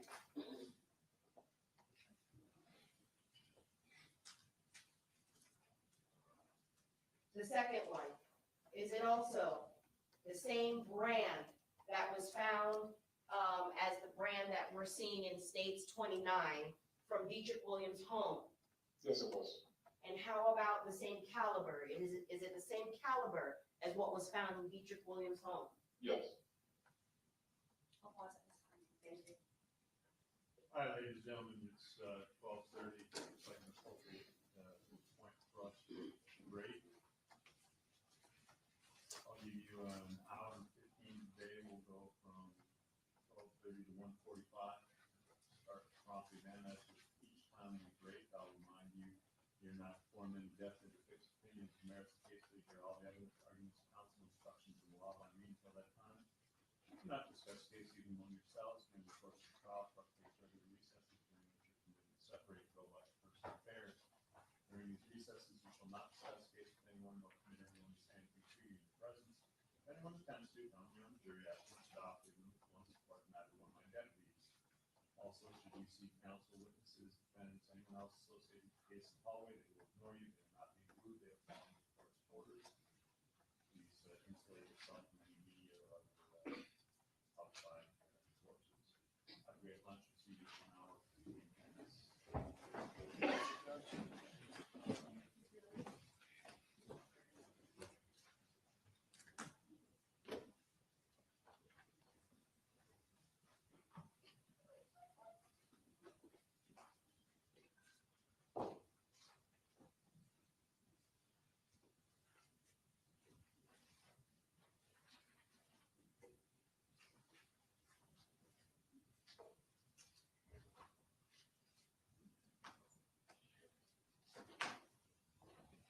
Parties may be seated, court from the order, parties present, jurors are absent.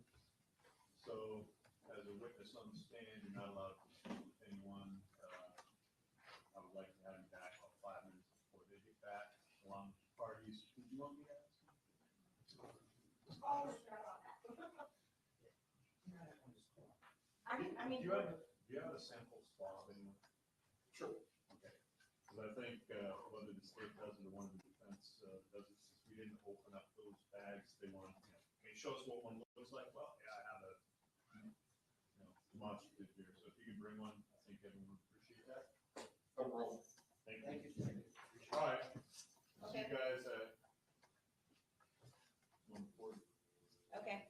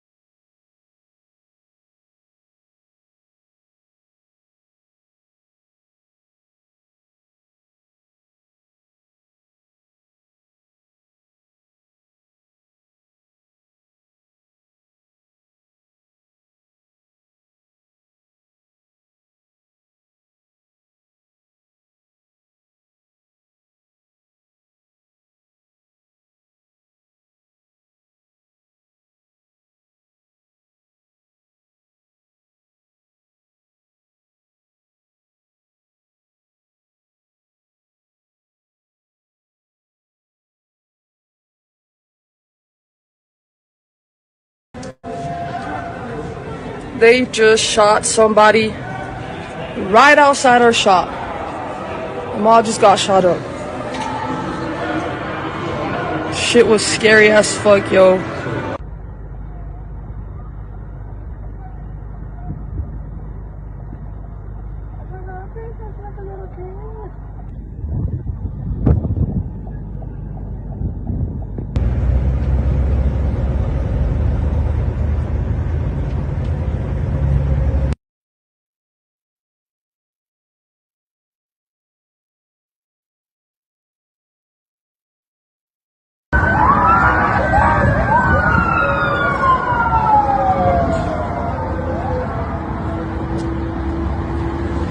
One person is confirmed deceased and 3 are injured, transport to local hospitals. That's all I have right now. When information becomes available, we will make sure to provide it to the media so that it can be passed on to the citizens. And with that, I'll take any questions. We have one person in custody. We do believe there possibly could be one outstanding. That's why the extensive search of the mall is being done right now. Was it targeted shooting or was this a random shooting? It's too early to discuss or to speculate on motives. That will be part of the investigation. Right now we're gathering, we're making sure that we take care of the injured, secure the mall, look for the outstanding, and when we conduct that investigation and we have more information, we'll be able to provide it. But at this time, it's too early to discuss or speculate what the motive of the shooter or the reason for the shooting was. We saw some people on the TxDOT cameras running across the freeway, going towards the fountain. Is there any activity at the fountain as well? Right now, I don't have information that there was activity or any incidents at the fountains. I can say that after and during this incident, it was chaotic. People did flee. They were scared. Like I said, there was shots fired in the mall. It does cause panic, and I'm sure that is part of what was seen on the TxDOT cameras. But again, I have nothing confirmed on the fountains. We don't have any other locations that we believe are involved or active. All we know right now, it's isolated to Cielo Vista Mall. Any age of the suspected shooter? You know, I don't have any information on the person in custody. Again, shortly after we conduct our investigation or start our investigation a little further, I'll be able to provide that information. But as of right now, I only have preliminary information. Do you have any information on the mall employees? Have they been able to leave? Right now, they're trying to control the exit of all personnel from the mall, including employees, any shoppers. They're doing a slow, methodical clearing of the mall, which includes removing or safely evacuating any persons that were there, and that includes mall employees. Officer, we know there's Initial reports, and this is all preliminary, that the suspect was taken into custody inside the mall very shortly after the incident began. Now, as to how it happened, who placed him in custody, or how that unfolded, I don't have that information, but I do know that he was taken into custody, or correction. The person was taken into custody, I'm not sure if it's male or female at this time, was taken into custody shortly after the incident occurred. Was a weapon recovered? I do believe that at least one weapon was recovered, but I don't know at this time in what involvement that weapon.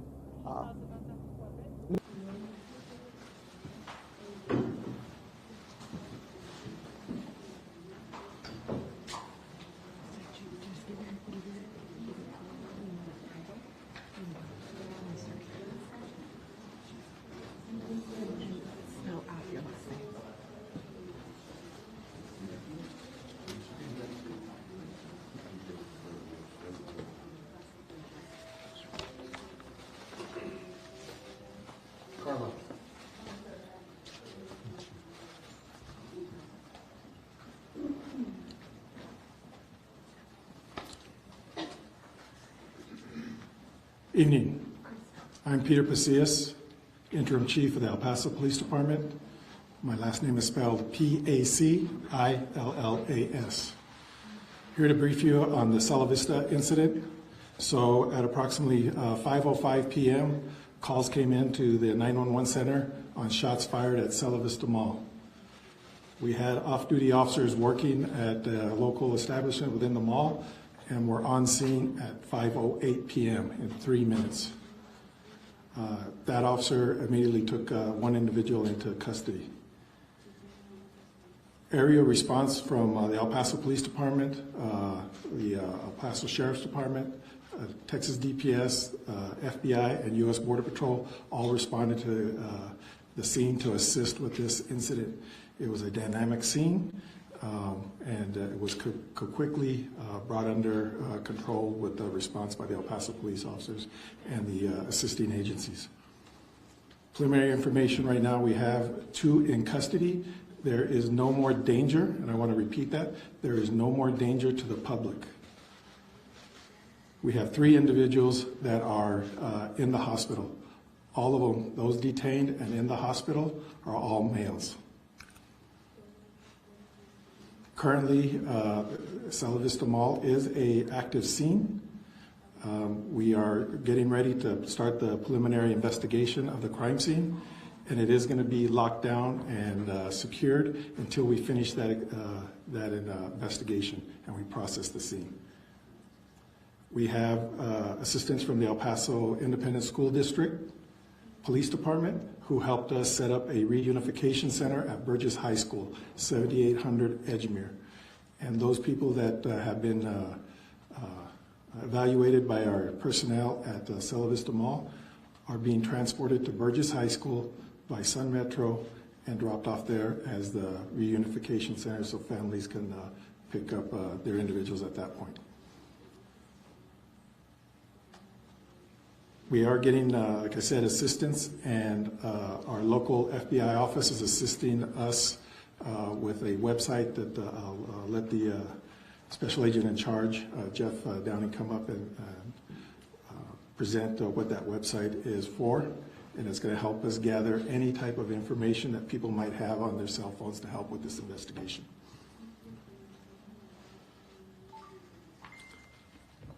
Mr. District Attorney, would you like to address? Thank you, Chief. Today has seen an unprecedented, fantastic response from local, state, and federal law enforcement agencies. There's been a fantastic coordination by all of our agencies. The united front that the law enforcement agencies put forward today shows that the El Paso Police Department in the lead has been able to secure this scene, has been able to put forward a fantastic presence and to assure the community that with all of our law enforcement parties combined, we are able to provide safety and security for our community. I'm very proud to be here with these fine people behind me. Thank you.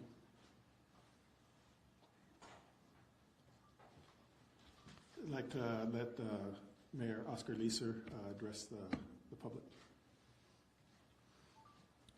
Thank you, Chief. And I think it's very important to understand and know that the lead agency in the investigation is the El Paso Police Department, but we're not doing it on ourselves. We actually have great cooperation from the people behind us and other agencies that have been part of this. So I know that the media would like to know a lot of things that are going on today and some of the things, and we will release it in a timely manner, but we want to make sure that we do not hinder or affect the investigation moving forward.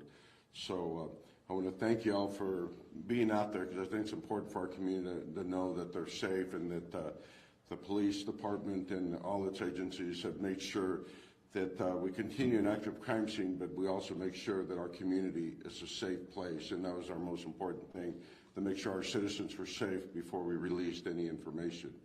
And we'll continue, and we'll have further updates as we have the information, but as of today, we're going to share the information we do have and make sure that we don't compromise the active investigation that's going on today.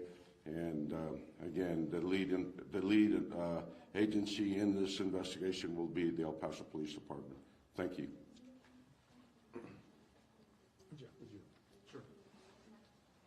Good evening, everyone. My name is Jeff Downey. I'm the Special Agent in charge for the El Paso FBI. First of all, I just want to compliment all those law enforcement agencies, particularly the El Paso Police Department, for the response this evening. A great deal of credit needs to go out to the off-duty officer that was at the mall this evening and was able to get one of these individuals in custody in a very quick amount of time. The FBI is here to assist the El Paso Police Department as they're the lead agency. As part of that assistance, we have established a tip line for all video and photo information that victims or witnesses that were at the mall may have. It's important that, as this is an ongoing investigation, that we get that information as soon as possible. So I'm going to give everybody that site for people to upload any photos or any video that they may have from in the mall. So that site is going to be www.fbi.gov/Sierra Vista Mall Shooting. That's CIELOVISTA-MALLSHOOTING. And it's imperative that that's all in lowercase. This information will also be put out in a written press release, and it'll be tweeted out as well for that information. But once again, I do want to compliment all those that responded in the El Paso Police Department for all their work tonight.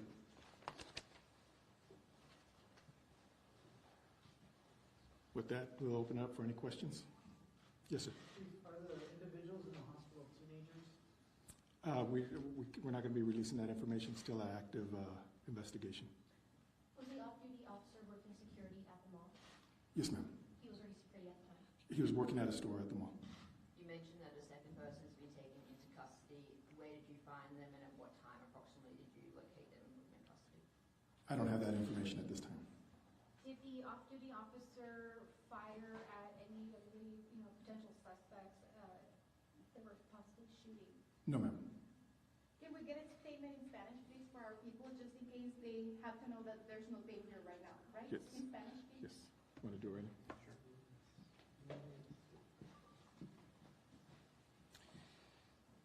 Javier Zambrano, sargento con el Departamento de Policía del Paso. A eso de las 5:05 de esta tarde recibimos una llamada de disparos dentro del centro comercial Cielo Vista. En 3 minutos, un oficial que estaba trabajando dentro del centro comercial reportó que había una persona ya en custodia. Él había tomado una persona ya en custodia y empezó a pedir recursos de otras unidades. Obviamente en este incidente hemos tenido asistencia de agencias locales y federales que nos han asistido.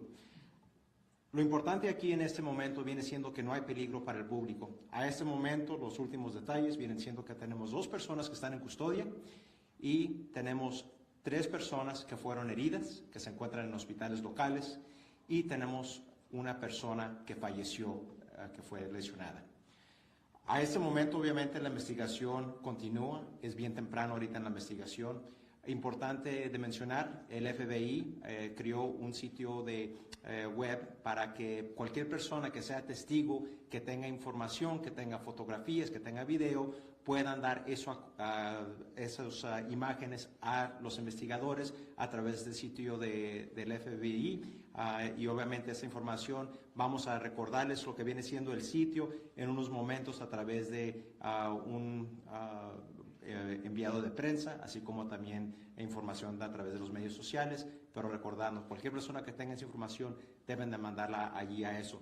Además, importante mencionar, la ciudad del Paso tiene el sitio de El Paso Strong para cualquier persona que necesite algún tipo de asistencia debido a la crisis o crisis emocional que hayan tenido debido a este incidente o que estén teniendo con un familiar. Ese sitio está abierto.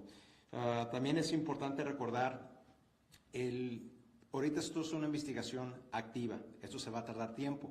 Eso significa también que ahorita los vehículos que se encuentran dentro del centro comercial, ahí van a permanecer por gran tiempo, por varias horas, quizás cerca de 18 horas. También importante recordar que tenemos el centro de reunificación que está ubicado en Burgess High School y estamos agradeciendo a lo que viene siendo el distrito, la policía del distrito escolar de El Paso, que abrió la preparatoria Burgess para tener el centro de reunificación allí. Viene siendo lo que tenemos ahorita al momento. Vamos, obviamente, cuando la información y la investigación permita, dar más detalles, vamos a dar esos detalles, pero como me imagino que pueden entender, esto viene siendo una escena bastante grande debido a que es un centro comercial. Hay muchas personas que se encuentran dentro de este centro comercial que tenemos que hablar con ellos, ver si fueron testigos y ya a través de eso, obviamente, empezar más en detalle la investigación y poder confirmar más información que podemos después dar a conocer al público. Hablaban de que alguien trabajaba en el centro comercial. ¿Mencionan alguno de los detenidos o de los heridos? De lo que habían mencionado viene siendo que cuando sucedieron los hechos teníamos un oficial que estaba trabajando para una de las tiendas del centro comercial como seguridad. Entonces ese oficial pudo tener una persona en custodia minutos después de que los hechos empezaron a ocurrir. Entonces cuando ocurrió ese incidente, uno de los oficiales que estaba allí de inmediato empezó a tomar acción y pudo tomar una persona en custodia y anunció a través de su radio que a las 5:08 teníamos ya una persona en custodia y nuevamente el incidente tenemos reportado que empezó a eso de las 5:05. ¿Se habla de algún tipo de arma en específico? A ese momento es muy temprano, nuevamente estamos apenas procesando lo que viene siendo la escena, estamos asegurando de que no hay ningún otro tipo de cosa de cuestión dentro del centro comercial, que es lo que estamos haciendo, pero a este momento nuevamente no hay ningún peligro al público y el proceso se va a tardar bastante tiempo. Can we ask some more questions in English? Yes, ma'am. You said that the off-duty officer arrived on the scene within 3 minutes. How long did it then take to get one of the suspects into custody? As soon as he got there. It was immediate. Yes, ma'am. Within 3 minutes, one of the suspects was in custody? Yes, ma'am. Okay. And then do you know how many shots were fired by each suspect? No, ma'am, it's still an active investigation. Chief, was there any kind of resistance to law enforcement in this incident? Not that I'm aware of at this time. Are either of the two people in custody, are they among the 3 people hospitalized? No, ma'am. Is the El Paso gang unit investigating? No, the Crimes Against Persons is the lead investigation unit within the El Paso Police Department. Was it an incident between 2 groups, or? We don't know at this point. It's still, the scene has barely been turned over to our Crimes Against Persons and our crime scene unit. You mentioned that all 3 in the hospital and both suspects are male. Any word on the person who died, their gender, age, anything like that? We just know it's all people involved is a male. Oh. Yes, ma'am. And you can't give us an age range at all? We don't have that information at this point. Chief, is there an expected schedule of time when information will be released? As we get information, we'll coordinate through our communications sections to help keep you all aware, to help keep the public aware as far as it goes.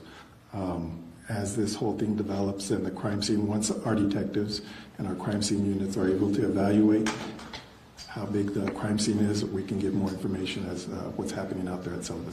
Was the officer injured who took the first suspect into custody? No, ma'am. You said Silla Vista Mall is going to stay locked down until the investigation's complete. Do you have like an estimate, like a couple of days or a day or anything like that? We're hoping sometime tomorrow, but that's just preliminary. We do not know because of the size of the area. For people who were at the mall during this time, witnesses, are they able to go back and get vehicles, or is that expected to stay throughout the investigation? Just what do they need to know? Yes, so the vehicles that were parked out there at the mall are all going to be part of the crime scene. And our detectives and our officers in the crime scene unit and crimes against person have to evaluate what they have to make sure that we collect all the information and evidence that we need to collect. So will they be notified in some way when they can go get their cars? How will that work? Yes, ma'am. We'll make notification on the people that we know that they're being preliminary processed and going to the reunification center to collect that information. And for all the others, we're going to rely on you all to help us get the information out. Were the weapons used in the shooting recovered? I don't have that information at this point. It's still preliminary. I couldn't tell you. Do you know the type of weapon? No, ma'am. I sure don't. No, Was the second arrest made as police checked the vehicles that were leaving the mall? not that I'm aware of. For those that are from El Paso and that were here in 2019 and had to go through August 3rd, what do you want to say to them tonight that are, visibly shaken up and struggling with what has happened, especially considering the proximity of where this took place? So we've been in communication with Emergence Health Network, and they're going to be putting out information for any type of crisis counseling or anything that any of the public might need as far as that goes. So Emergence Healthcare is going to be putting some information out for that. But I want to emphasize again that there is no more danger to the public. One more question? Mayor, I don't know if you would like to make a statement as well, just similar to what Rachel asked, just, you know, a lot of people on social media reminded of this trauma that happened in 2019. Just something to let the people of El Paso, you know how to get through this time that are just getting triggered by what they saw today. You know, and that's a great question, and that's some things we learned from 2019, and I know we had some training through with the FBI and a lot of the agencies together to make sure that we had a lead agency, and that became the El Paso Police Department, and also to make sure that our community was safe, and to make sure that we relayed that to the community. So, no, that was our first concern. When the call goes out, you know, that's our first concern, not only to the community, but also law enforcement. And, you know, we don't know what we're dealing with at that point, but we're going to be prepared for whatever's out there. And we prepared day in and day out for today. And I can tell you that the El Paso Police Department and our partners did an incredible job making sure, securing the scene, securing and making sure that our community was safe. And that's some things that we'll continue to learn day in and day out really on a daily basis. So our community is a safe community, and it's a safe community because of the partnership that we have with all the law enforcement agencies within our community and outside our community. Really, they came in together and were there within minutes of the shooting. And like you said, we didn't know what to expect, but we were prepared to do our job, and we did our job. And I'm thankful for all of law enforcement agencies. With the lead of El Paso Police Department, they did an incredible job to secure the scene, but make sure that our community was safe.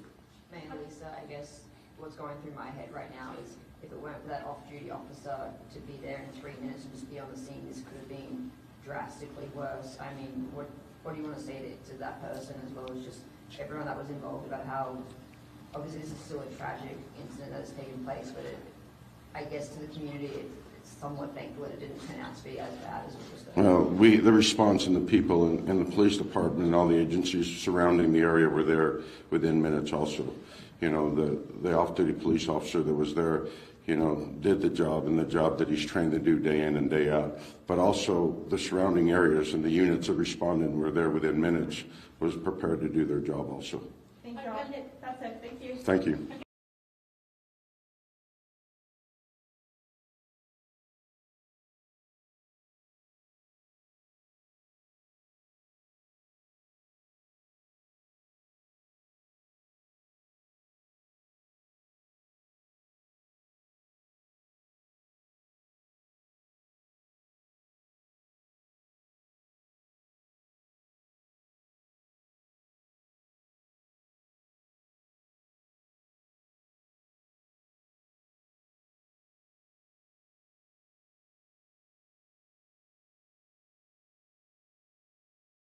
How you doing?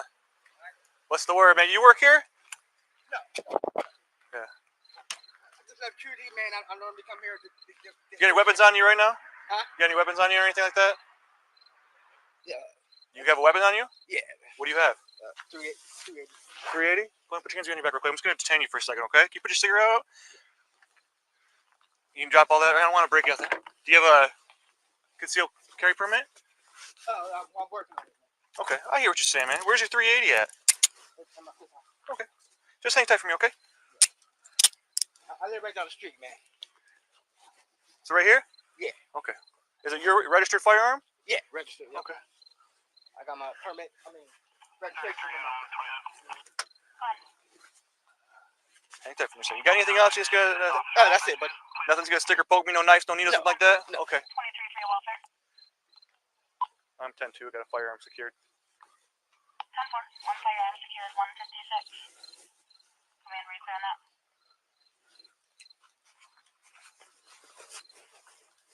You got an ID on you, partner? Yeah, in my wallet. Where's your wallet? Clear on that, 23 secured, one firearm. 2627 Northeast Street. Yeah, the firearms registered, you correct? Yeah. Okay. I normally come here, man, to smoke a cigarette. Where do you live at? I take the path. Okay. When you're reaching into your pocket like that, when I'm coming up on you, and you got a firearm in your pocket, that's that you don't have a permit for, it's kind of a bad situation, okay? Oh, when I reach from my pocket? Yeah. No. Right now, I will advise you that you're under arrest right now because you're carrying a concealed weapon that's not permitted. So your detainment did turn into an arrest just now, but we're going to talk about that in just a second, okay? We're going to work on some further information for you and see what's going on. I was gonna take out my cigarettes and show you all that. I just left QD. You just left QD? Yeah, I was gonna show you my cigarettes. That's what I want in my pocket. Okay. You got any warrants out for your arrest right now? I don't think so. Okay. Have you ever been on supervision before? What's that? Like probation? No.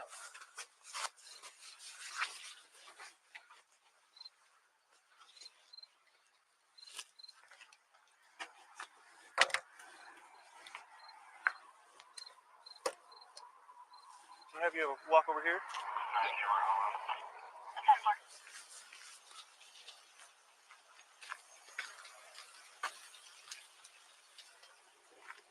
Well, can you secure this firearm for me? It's in my right hand.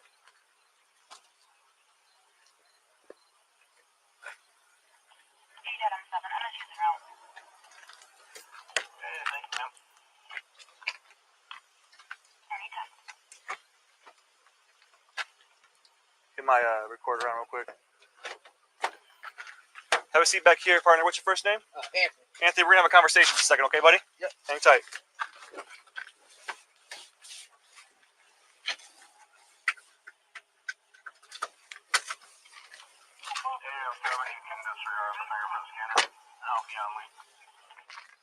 Can you hit that back light for him so he's lit up?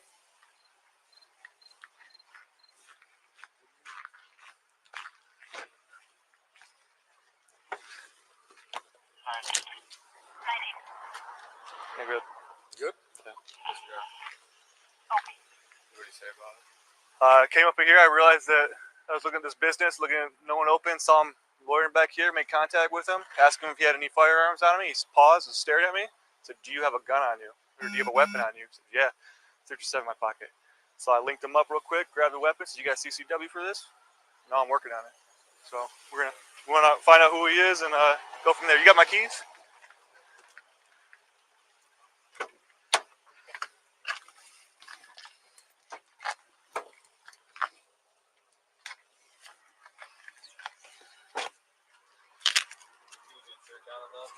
Yeah.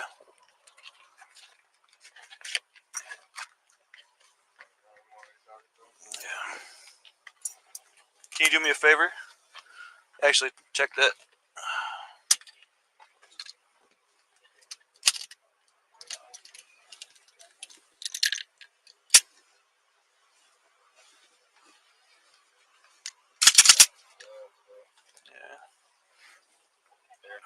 Too late now. Yeah, it is too late now. Try to get a CO number. CO number is right here if you wouldn't mind running that too.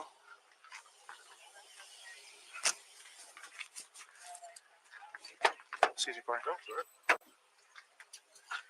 Alright, buddy. Let's figure this out real quick, okay? Yeah. So first I gotta read your Miranda rights, okay?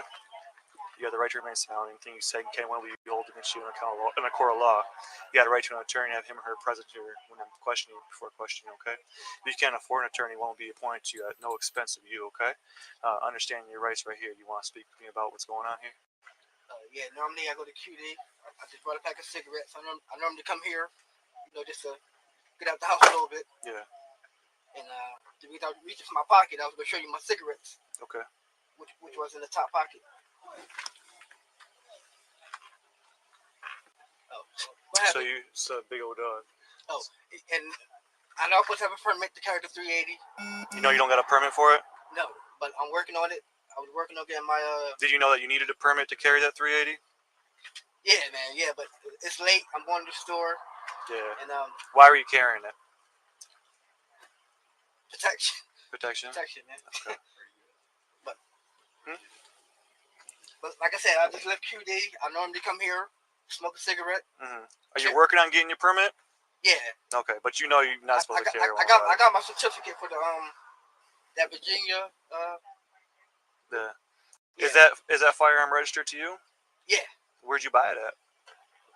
The pawn shop right there. Yeah, well, you at the pawn shop? Yeah. Okay. How long ago did you buy it? I brought that at the end of March. End of March. How much did you buy it for? 214. 214. Yeah. Okay. All right. What's your first name, partner? Anthony.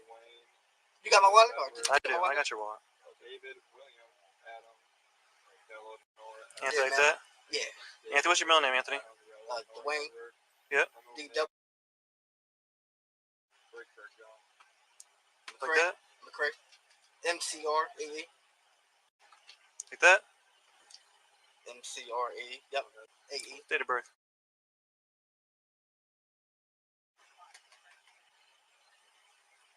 Good phone number for you, Anthony?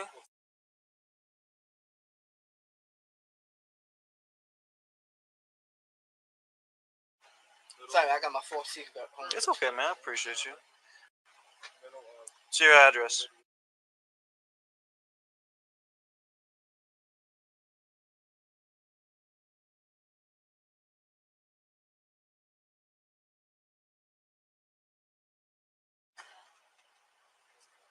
So tonight, what time did you go up to QD? I always go about 1:30. Around 1:30, I just left the little lady. She'll tell you. I'm on camera. You can check the cameras, man. I get a pack of cigarettes, come here, smoke, turn my head, bring my little gun with me. I know I ain't supposed to. The gun is registered in my name.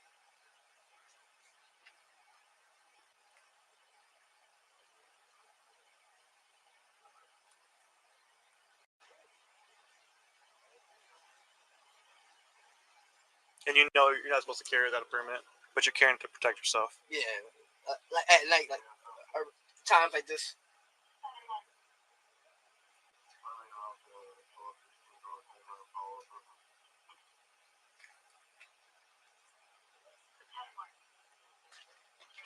When you left the house, where did you get the firearm from in your house? Where do you keep it? In my room. In your room. So what pocket did you put in when you left your house? You put it in your front left pocket? Yeah. And my cigarettes in my top pocket. That's why I was reaching for my.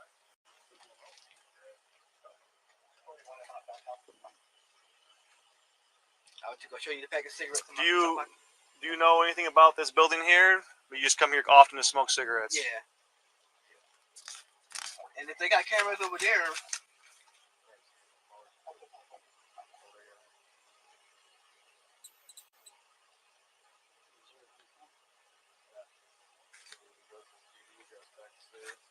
How long ago did you start working on your thing, your permit? About March. March. Is that when you picked the firearm up? Yeah. Where'd you buy it from? The pawn shop, right the Capital Discount. How much did you buy it for? About $214, $219.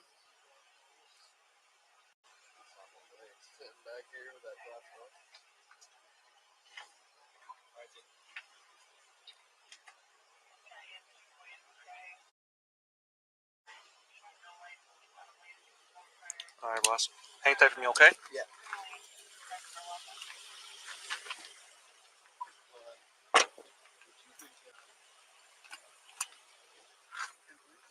Ruger 380.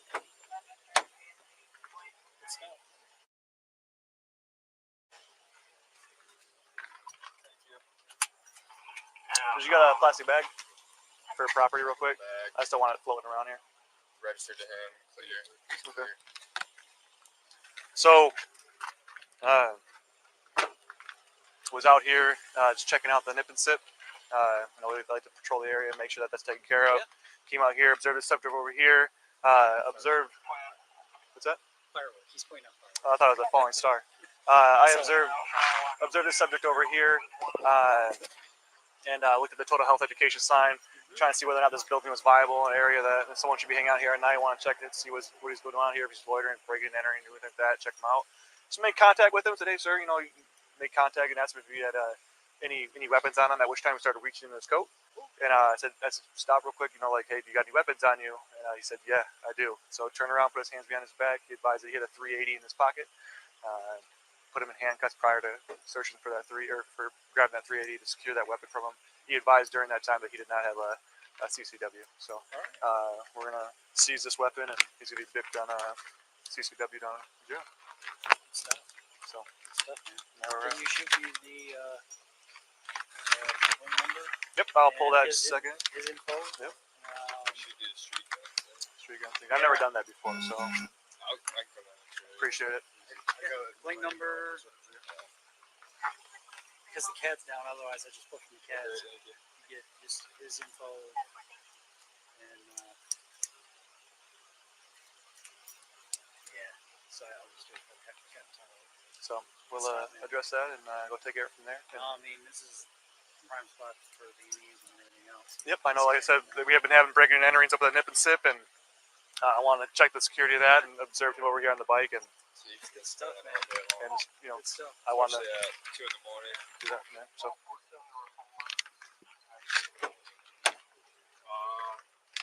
You know that street gun thing I emailed to you? is it? Do you just attach it to the report? Then you gotta send an email. I'll give you a shout. And when you put it in the report, I really like it. It's really simple. One more bag.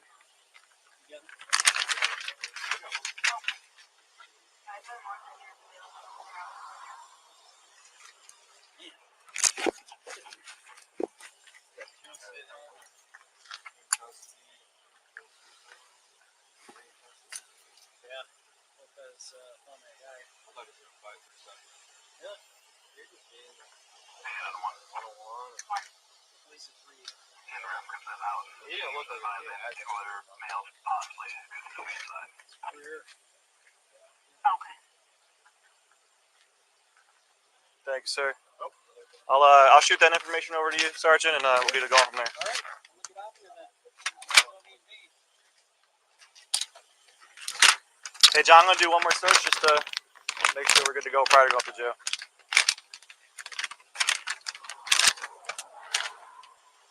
Good catch, Steve. Thanks, man.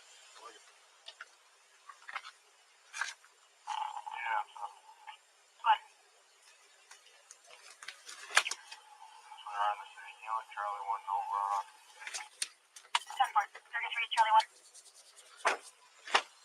Hey, Brennan, come and step outside real quick. He's doing that. Just face the emblem right here on the car one more time. Partners here are going to light you up, so we have a good idea of what's going on. I'm going to search you one more time prior to taking you down. So like I said, you are under arrest for that CCW. What's going to happen is this. I'm going to document everything you told me in regards to why you're carrying that firearm, the fact that you were indeed trying to obtain that the actual permit to carry that firearm. However, City of Lansing, State of Michigan, when you do have a firearm like that concealed on your person, is indeed a crime, okay? And as our job as law enforcement officers to effect arrests on that. So that's why I wanted to ask you, what's that? It's a felony? Yes, sir. Have you been charged with a crime before?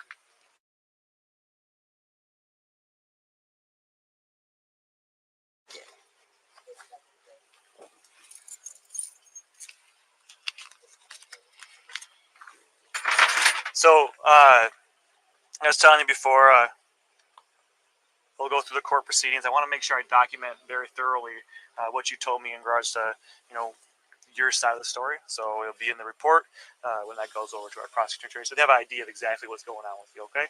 Yeah. I'll make sure that I can take care of that for you. And again, nothing else on you got to worry about, nothing to stick or poke me, no drugs, no narcotics or bombs, knives, anything like that? Okay. Like I said, I like to do a thorough check prior to taking anyone up to the jail.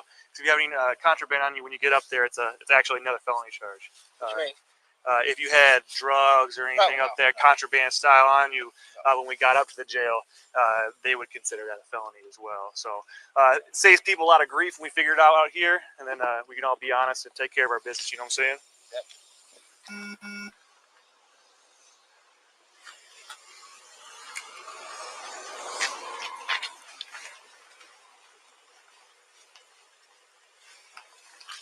Go ahead, spread your legs out, partner.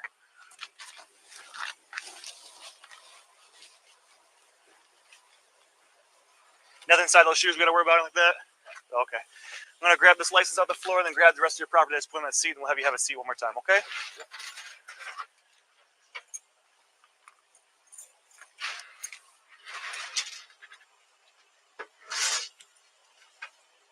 So I can go to prison for this? They're gonna talk to the prosecuting attorney about it, is what's gonna happen, okay? But I can't, or? It's not up to us, it's up to the circumstances around the situation, okay? And you have no criminal history? No. Yeah.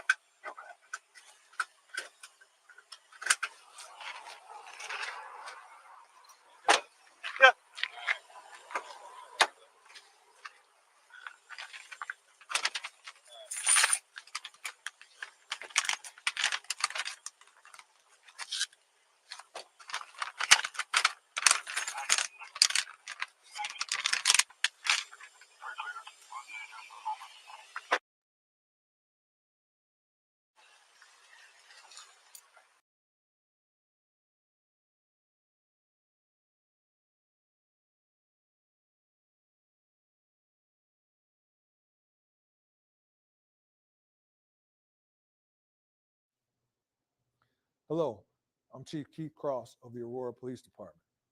Today, we are releasing portions of the 911 call and body-worn camera footage from the officer-involved shooting that occurred on Sunday, February 5th, 2023. In compliance with the Illinois Law Enforcement Worn Body Camera Act, the faces and identifying characteristics of the location have been blurred to protect the privacy of those involved. Please be advised that this release contains graphic content and may be difficult to watch. However, it is our commitment at the Aurora Police Department to provide transparency to our actions. We also understand there will still be questions surrounding this incident. However, it is very important to note this case is still under independent investigation by the Kane County State's Attorney and the Kane County Major Crime Task Force. Therefore, certain details of the incident must be withheld at this time. I, along with our team at the Aurora Police Department, fully recognize this is a challenging situation for our community. We hope this video will give everyone a more comprehensive understanding of what happened. Voy a traducir la declaración del Chief al español. Hola, soy Sargento Edgar Gallardo del Departamento de Policía de Aurora. Hoy estamos publicando partes de la llamada al 911 y el metraje de la cámara corporal del tiroteo que involucró a un oficial que ocurrió el domingo 5 de febrero de 2023. De conformidad con la ley de cámara usadas por el cuerpo de las fuerzas del orden de Illinois, las caras y las características de identificación del lugar se han desdibujado para proteger la privacidad de los involucrados. Tenga en cuenta que este comunicado contiene contenido y gráfico y puede ser difícil de ver. Sin embargo, es nuestro compromiso en el Departamento de Policía de Aurora brindar transparencia a nuestras acciones. También entendemos que todavía habrá preguntas en torno a este incidente. Sin embargo, es muy importante tener en cuenta que este caso aún está bajo investigación independiente por parte del fiscal del estado de condado de Kane y la Fuerza Especial contra Delitos Mayores del condado de Kane. Por lo tanto, ciertos detalles del incidente deben ser retenidos en este momento. Yo, junto con nuestro equipo en el Departamento de Policía de Aurora, reconozco plenamente que esta es una situación desafiante para nuestra comunidad. Esperamos que este video les brinde a todos una comprensión más completa de lo que sucedió. 911, where's your emergency? I live in I'm having a family altercation here. I need the police. Okay, you said... Right. What's going on? I have young people fighting and older people trying to stop them. I've got a young grandson here who him and his girlfriend are fighting over a baby. The dad is trying to stop them. It's getting violent. And before the violence happens, I need somebody to remove him. Is it physical or verbal? It could be physical any moment. So it's just verbal right We have now? a number. holding them back, but it could be physical. Okay, but it's just verbal only right now? I'm sorry? Verbal only right now? Only because I was standing in the middle of them. Okay. I'm calling the police now. Who's holding them back? Oh, damn it. God. Hey, hello? Move! Let him out! Don't break my fast! No! He got a knife! Who has a knife? Christopher! Who has a knife? Who has a knife? He's got a knife. He's got a knife in his hand. Who has a knife? Who? Chris, stop! Chris, stop! Who has the knife in their hand? Answer me! Yes, he has a knife in his Who hand. does? The grandson What's against his name? dad. His name is Christopher Cross. Stop, Chris. Chris. Is he black, white, or Hispanic? No. Give me the knife. Is he black, white, or Hispanic? Ma'am, listen to me. Black, white, or Hispanic? Black. What color shirt? Answer my question. What color shirt? He has a coat on. What color? Black. Okay, what color pants? Gray sweatpants. Where is he? In my kitchen with a knife. He's in the kitchen with a knife? Yes. Okay, is he using it against anybody? No, hopefully not, no. Where are you? I'm standing. Nope, Christopher. I need you to separate yourself from him. Shut up, please. Put those up. He's gathering knives. What's your name? What's your name? What's your phone number?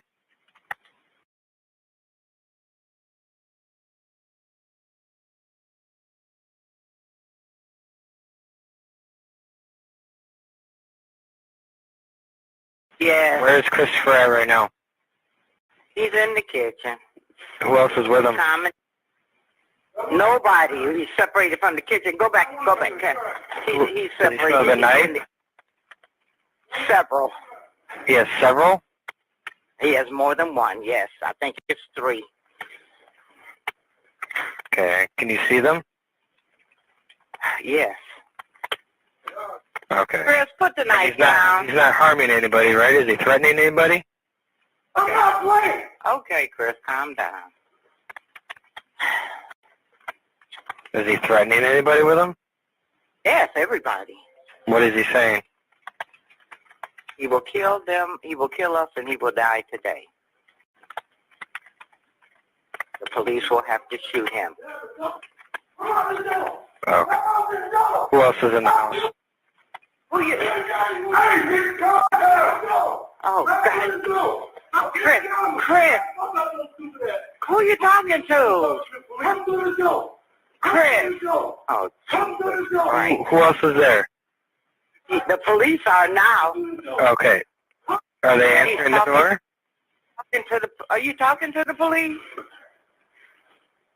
Are you talking to the police, Chris? Come to the door. You're talking to the fucking police. Oh, God. Come to the door. Okay, you need to go ahead and talk to the police, okay? I need... Okay. Are you able to get out of the house? We can get out through the garage. He's at the front door. He's at the front door? He's at the front door. Okay, are you able to go out of the garage and meet the officers? I'm walking out the garage now. Officers, you can come.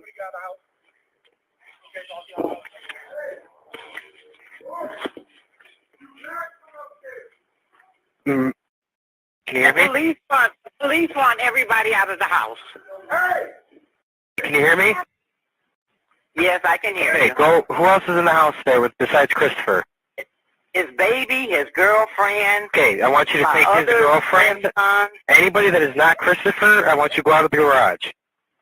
God, somebody's in the shower. Listen to me. Everybody in that house needs to get out and go out of the garage with you. Okay. Right now. Go and get them. Oh, come on. Christopher, come on. Get out of the house. Get out. Come on out. Come on out. He's in the bathroom.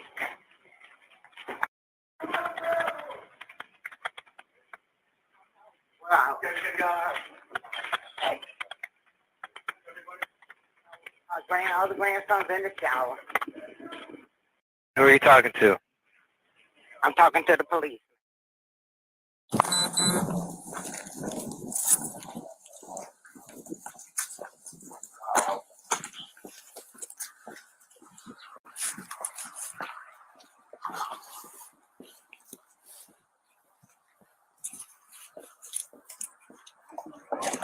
What's going on, man? Drop the knife. Put it down. Drop the knife. Somebody screaming at the front door. That's holding my breath in. Put the knife down now. Put the knife down, dude. Put the knife down. Put the knife down. Hey, listen, dude. We're here to help, man. I'm here to help you. Buddy, what's your name? Buddy, what's your name? Buddy, what's your name? Get a scope ready. Hey, come here. Sergeant Supervisor. Come here, Come dude. on. Chill out. Come on. Put the knife down. Come on here and talk to us. Come on, man. Just relax. Listen. Hey, we're here to help, bro. Hey. Get out of the way. I can't back off with you, though. You're going to stay here with us. Listen, bro. Hey, we're here to help, man. I can't leave. What's your name, buddy? What's your name? No, you don't. Listen, talk to me. They're inside. He's confronting us. What is your name? Can everybody get out of the house? You guys all get out of the house. Yeah, have them get out. I'll get out. No, yes, I want to talk. I want you to put the knives down. I want you to put the knives down. Listen, dude, just put the knives down, okay? Hey, you're not in trouble. Don't you gotta, hey, come here. Hey, you have a child inside, right? Hey, listen, you have a child inside, right? You have a child inside. Hey, buddy, what?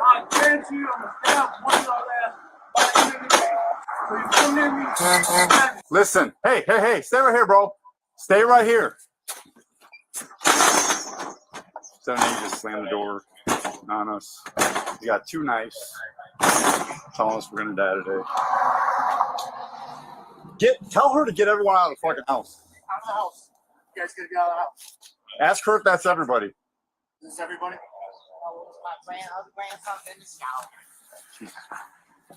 Okay, so there's one other in the car. There's My grandson was in the shower. Okay. Is he mad at you on the grandson? Trying to get him out. All right, we have 4 subjects. The child, his girl, grandma, and mom are out of the house. There's one other male in the house, apparently in the shower, along with an irate gentleman. You're out now? Hey, let's stay out. Why would you go back in?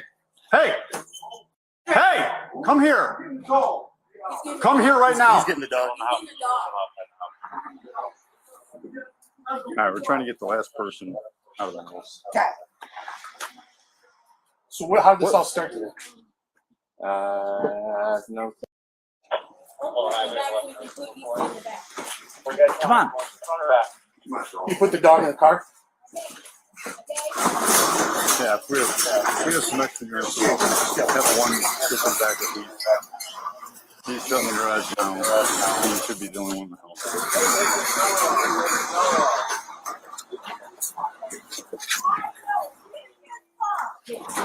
There you go. Hey, are there any weapons in the house? Knives and just what's in the kitchen. Any firearms? Just what's in the kitchen. Not just. I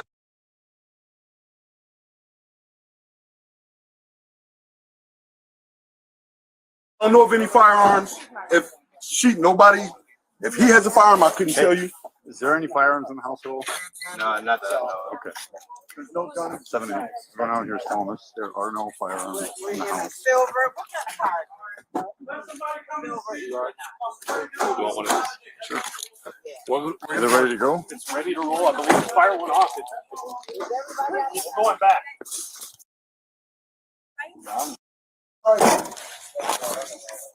Why don't you just drop the knives, bud?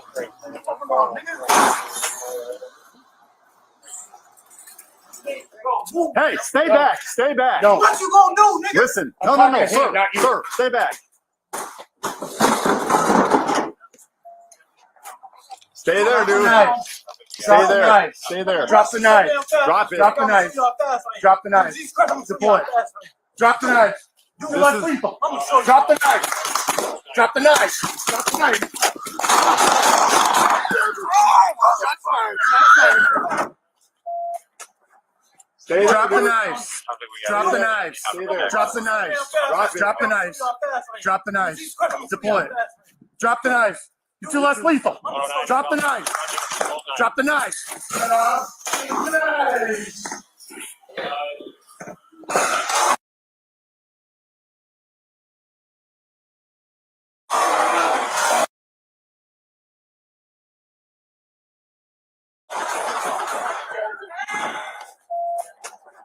Stay there, Drop the dude. knives. Drop the knives. Drop the knives. Drop the knives. Drop the knives. Deploy. Drop the knife. You're too less lethal. Drop the knife. Drop the knife. Drop the knife. Shots fired. Shots fired. Start an ambulance. Start an ambulance. Roll over. Roll over. Roll over. Roll over. Roll over.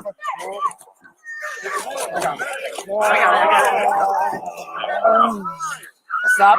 Stop. Stop. Get a sandwich. Oh! Another one here.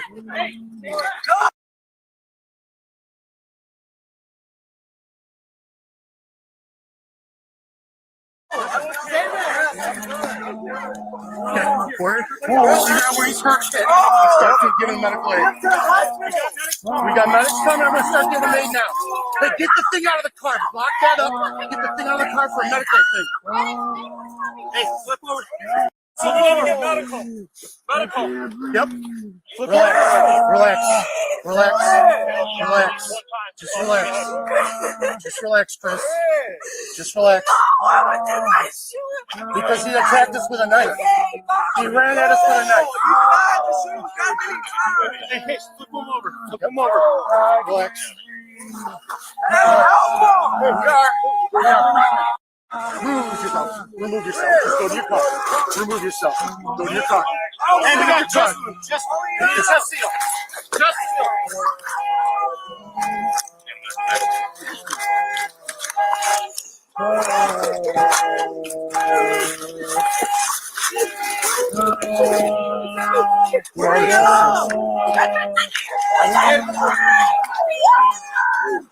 Where is the chest seal? Need a chest seal. Hey, that great one. That great one. Let us help. Secure these people so we there you go. Hey, we got a chest seal. Right here. Can you get that? He's got it right here. He's got it.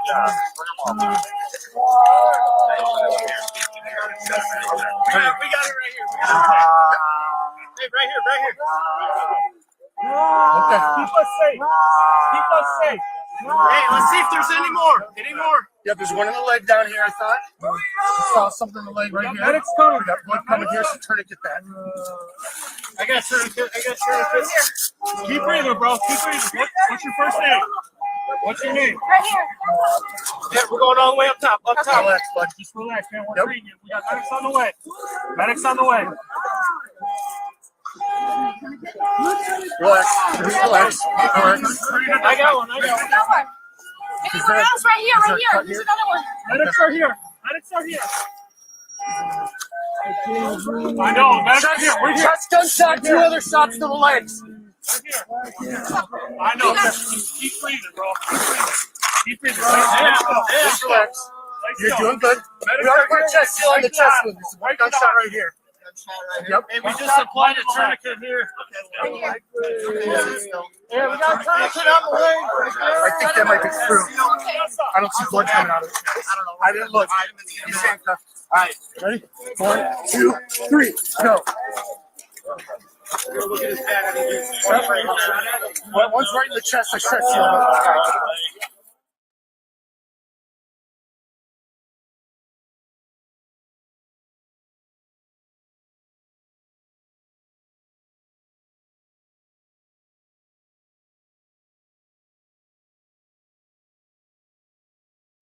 Hello, I'm Riverside County Sheriff Chad Bianco. This critical incident message is regarding a deputy-involved shooting that occurred on Thursday, December 29th, 2022, on the 15 freeway at the 5th Street overpass in the city of Norco. This was a deputy-involved shooting that stemmed from an active search of a wanted suspect, William Shea Amador McKay, a 44-year-old resident of San Bernardino. McKay was wanted for the murder of Riverside County Sheriff's Deputy Isaiah Cordero, which occurred during a traffic stop in Jurupa Valley earlier that day. Multiple agencies began searching for McKay, and at 3:07 p.m., an officer from the Beaumont Police Department located McKay's vehicle heading northbound on Interstate 15 in Rancho Cucamonga. The officer attempted a vehicle stop, but McKay failed to yield, and a pursuit was initiated. McKay exited at Baseline Road and re-entered Interstate 15 in a southbound direction, heading back to Riverside County. The vehicle merged onto eastbound 60, where a tire deflation device was successfully deployed by California Highway Patrol. McKay exited the freeway at Rubidoux Boulevard and re-entered in a westbound direction. McKay returned to Interstate 15 southbound, where Riverside County Sheriff's Special Enforcement Bureau's armored vehicle made multiple attempts to execute a precision immobilization technique, or PIT, maneuver. Ultimately, due to a mechanical malfunction, the vehicle veered right across all lanes of traffic and came to a stop on the shoulder under the 5th Street overpass. McKay began firing a pistol at deputies, and a deputy-involved shooting occurred. Members of our SWAT team approached McKay and found him deceased inside the vehicle. Some viewers may find this video disturbing, and it is not suitable for children. Here is footage from our department helicopter capturing McKay's actions.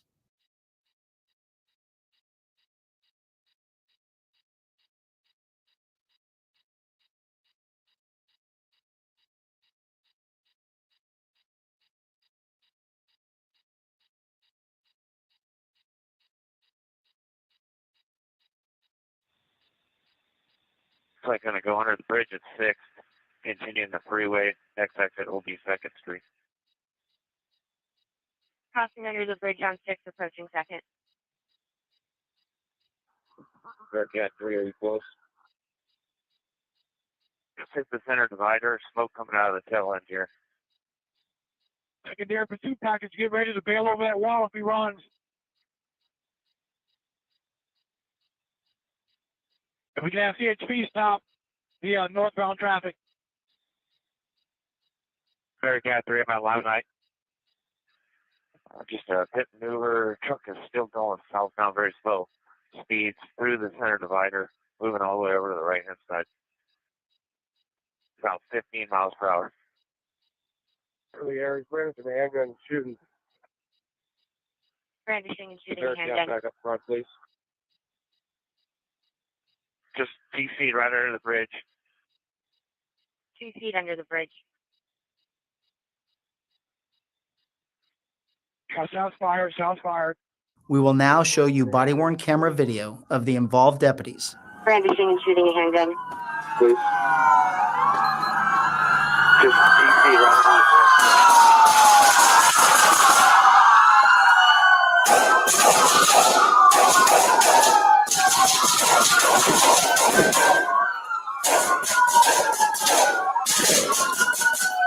Right under the bridge. Under the bridge.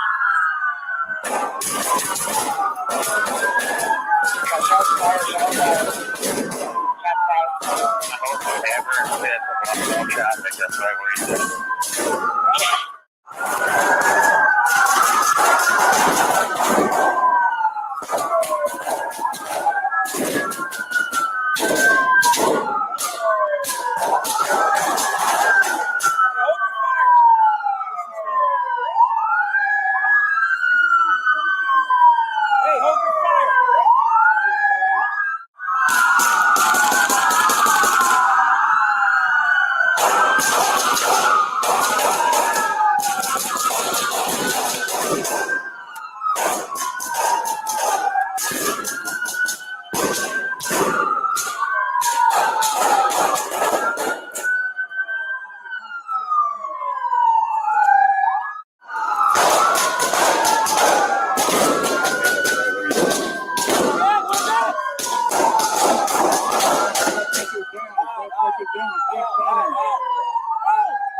It was determined William McKay had an active felony warrant for failure to appear on a kidnapping case and the stabbing of a California Highway Patrol canine after evading officers. It was discovered McKay was a career criminal with a past of violent crimes such as kidnapping, robbery, and attempted murder, and was currently out on bail. The firearm used by McKay was a non-serialized 9mm semi-automatic pistol. When we have a deputy-involved shooting, multiple investigations are automatically launched. An investigator from the Riverside County District Attorney's Office will lead this investigation, aided by the Riverside County Sheriff's Force Investigations Detail and Central Homicide Unit. This combined investigation will examine McKay's actions and the deputy-involved shooting. This is an active and ongoing investigation. This incident, like all deputy-involved shootings, will ultimately be reviewed by the Riverside County District Attorney's Office. Additionally, our department will internally review and evaluate the actions of our deputies with our policy and training standards.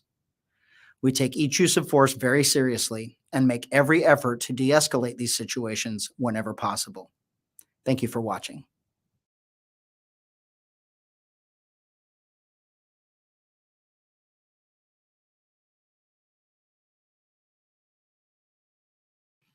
I would like to thank you all for being here.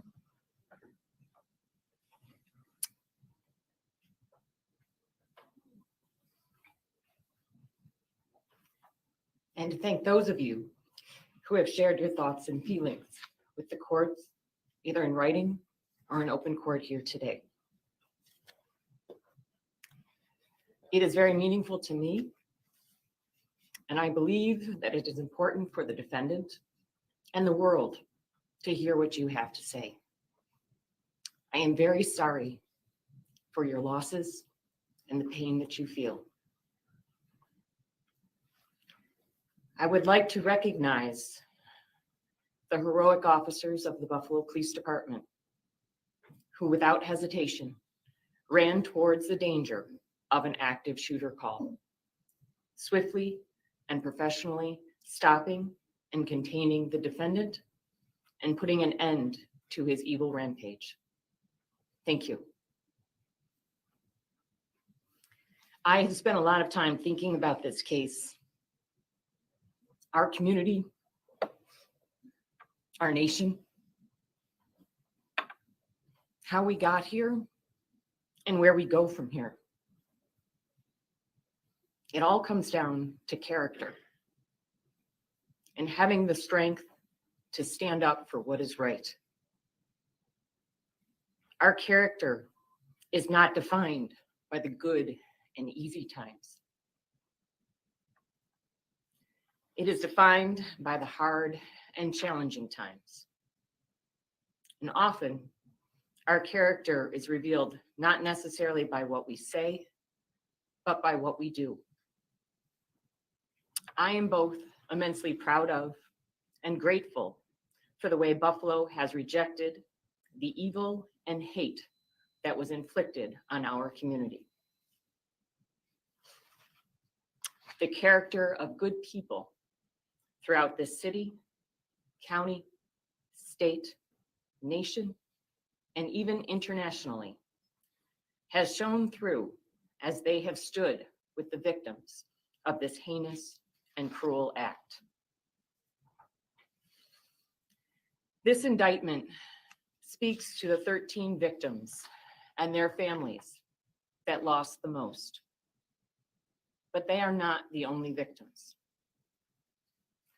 There are thousands that have been traumatized directly and vicariously by this defendant's actions. We have seen the community turn out in support and are seeing signs of much needed change in East Buffalo.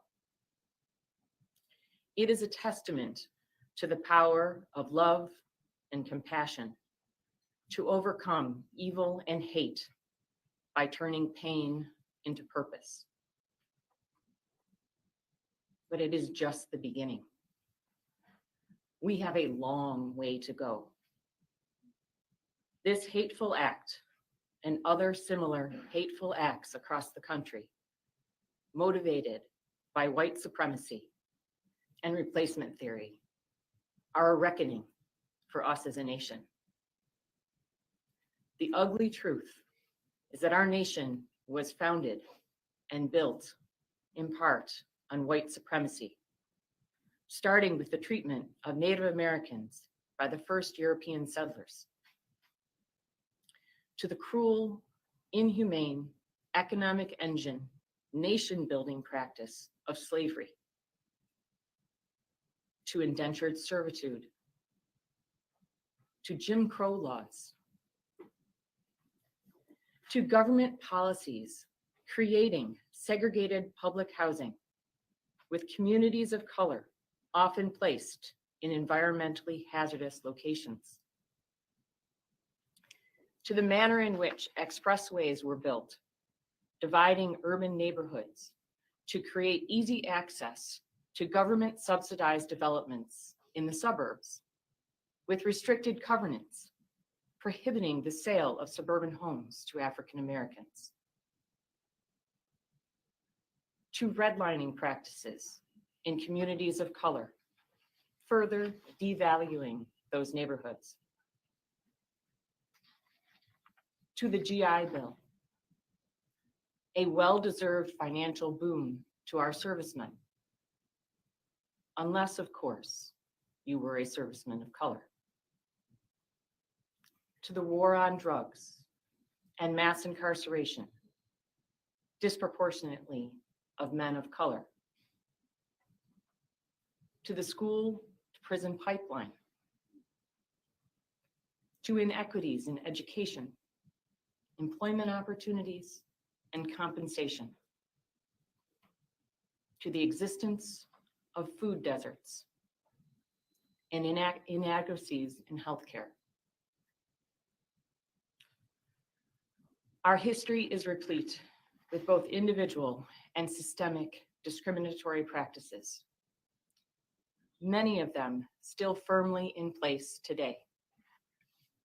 In fact, it is these very policies and practices that contributed to and made this atrocity possible.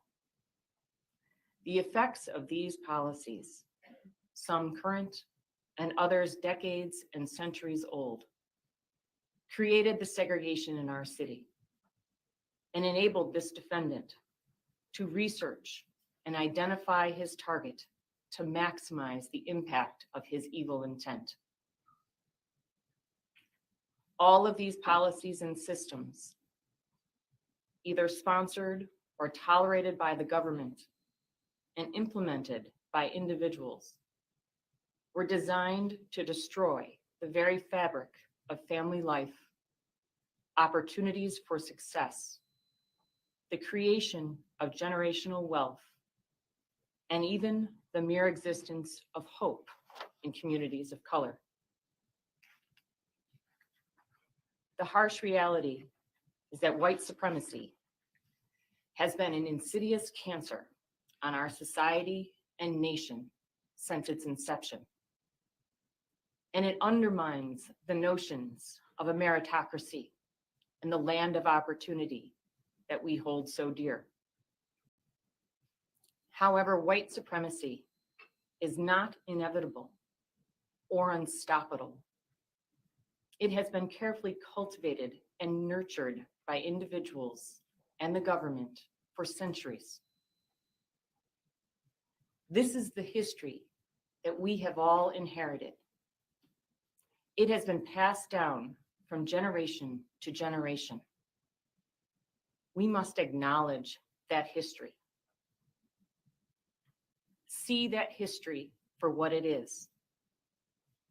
Recognize it.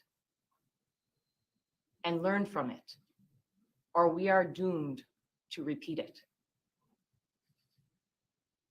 Let ours be the generation to put a stop to it. We can do better. We must do better. Our own humanity requires it. As an individual, we must call out injustice in our daily lives when we see it. We must reject racism in all of its forms.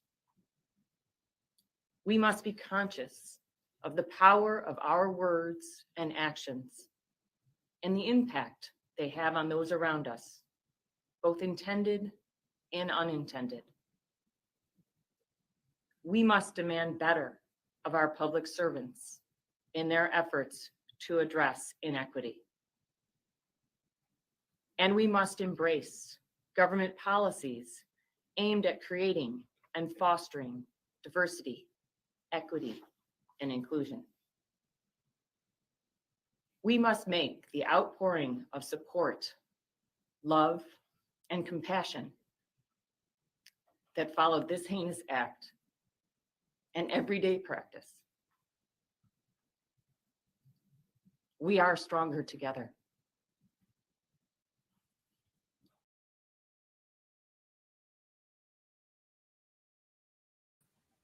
State 30 is being passed along. I'm showing picture 5 of states 21.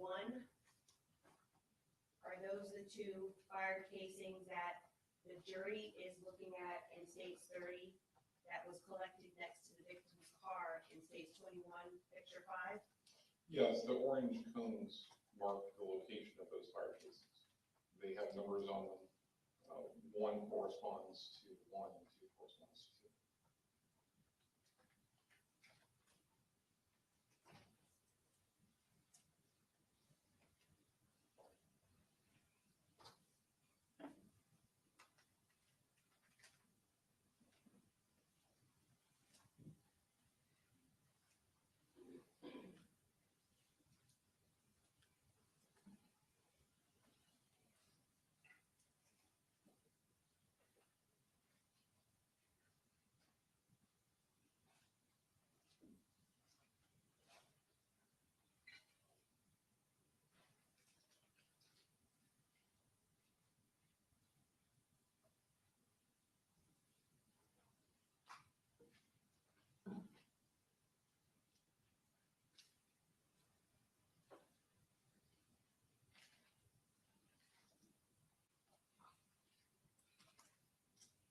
Thank you.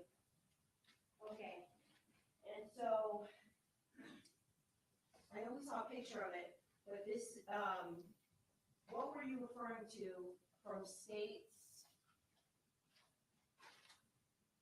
29, which was the live cartridge that was found in Dietrich Williams' home, in comparison to states 30, the fired cartridges that were found next to the victim's car? Can you point out for us what you were referring to, please? The head stamp on both is the same. They both have head stamp with capital letter A. Okay, and in terms of the caliber? They're both the same caliber. Okay. So now putting them next to each other on the projector.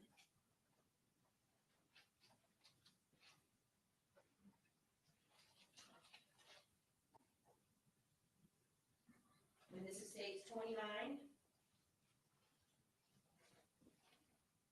found in Dietrich Williams' home, next to states 30, found on scene next to the victim's car.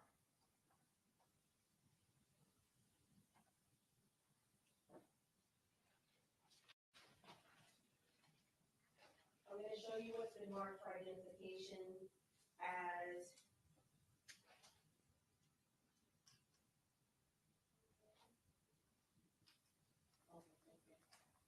states EE.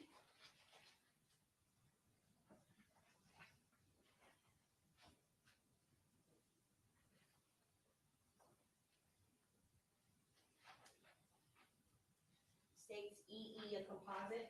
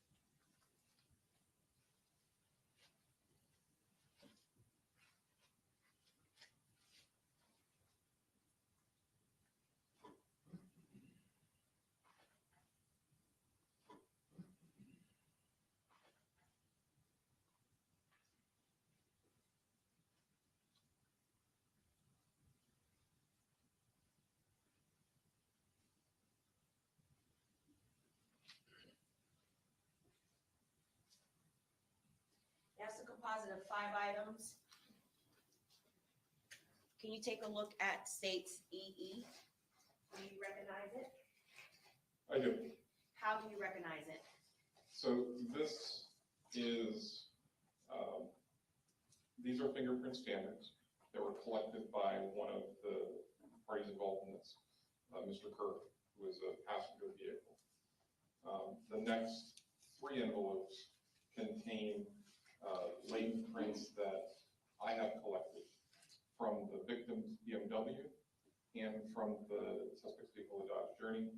And the third one was one of our technicians, when I was done, gave the Dodge Journey a try with another chemical, and she developed 3 additional prints in my presence, and that's the other one from the Dodge Journey. Do the composite, or do the items in front of you comprised of the composite, is it in the same or substantially similar condition as when it was packaged back in 2018? Yes.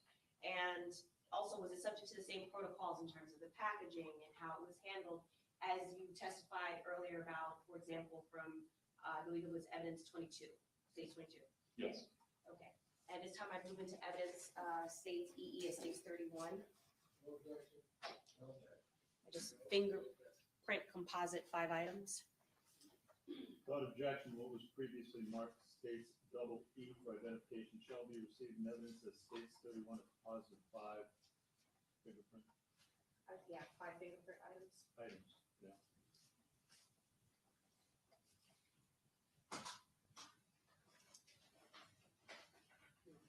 Yeah. So, Detective Williams, now, you don't do the comparison analysis, correct? No. That's another colleague of yours that actually handles it, that's trained in that area, correct? It goes to the crime lab. They have someone in there that specializes, that's all they do, which is compare latent prints. Okay. And so obviously, us seeing it may not have any meaning at this juncture, because it's simply that you collected it and that was submitted for analysis and comparison, correct? There's a total of 14 latent prints that between the BMW and the Dodge Journey that were submitted for comparison. And Okay. there's another witness that would be in a better position to talk about that. We will later hear from that witness, but just wanted to make sure that that was your role to collect them, and then another witness, who's an expert, will do the analysis, or did the analysis, correct? That's correct. Okay. Showing you what's been marked for identification as states F.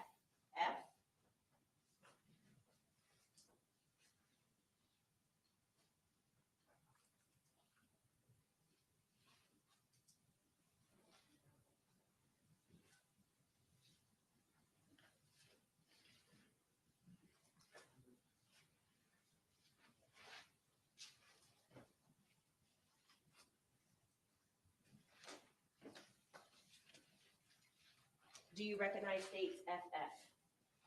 Yes, I do. How do you recognize it? So this is evidence that was collected by the medical examiner. It was then sent through me to the lab for ultimate destination of the DNA part of the lab. This envelope contains fingernail clippings with the medical examiner clippings from the victim at autopsy, and the victim's DNA standards that we can identify the victim as to who he is. Again, for DNA purposes. Okay, and is it in the same or substantially similar condition as when you collected it back in 2018? Yes, the brown envelope is the outer container. Inside that are 3 manila envelopes that each have the respective evidence inside. Okay. And at this time, I've moved into evidence what's been marked for identification states FF as number 31. 32. Okay.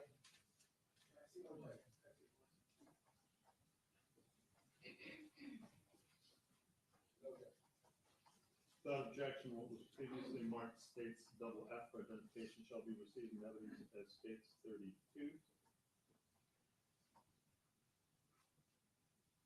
And similar to the other states exhibit where there was materials that we're not going to open for the obvious reasons, biohazard, these materials are from, or these items are from autopsy. We're not going to open them, but what I would like for you to do is we're just going to look at the outer part of the envelope.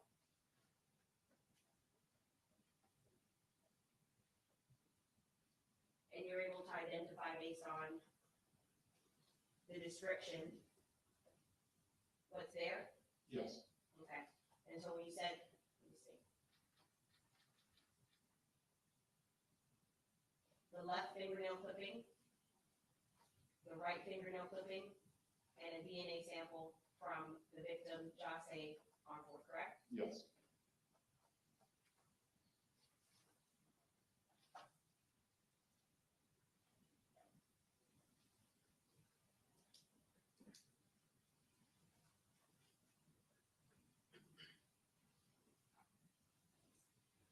Now,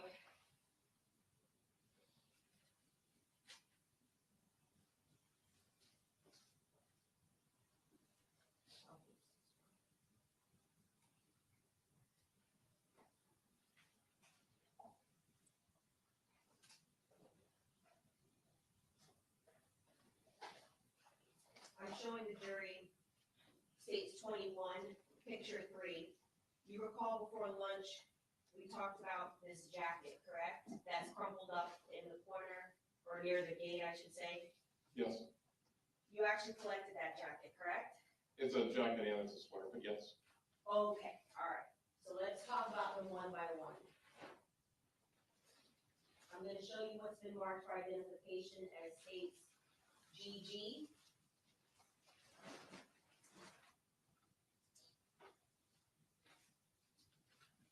You'll have to forgive me for a second for turning my back like this to the jury. It's just a large item.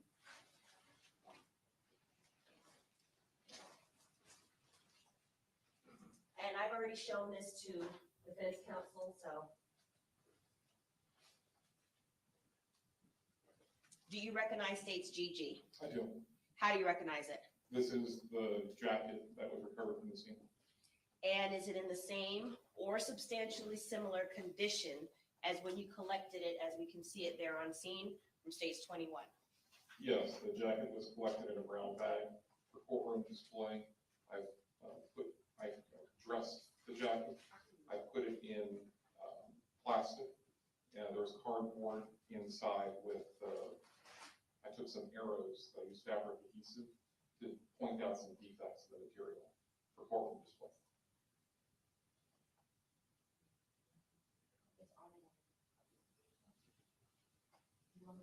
What I'm asking you is, do you want me to bring it to you?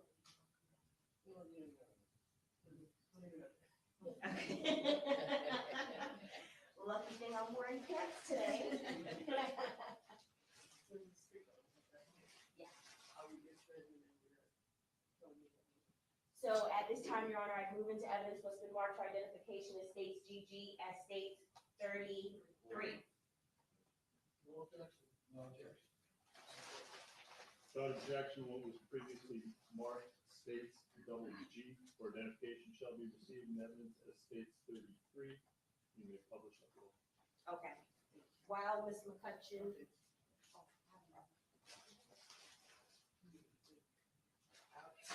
That's what I was afraid of.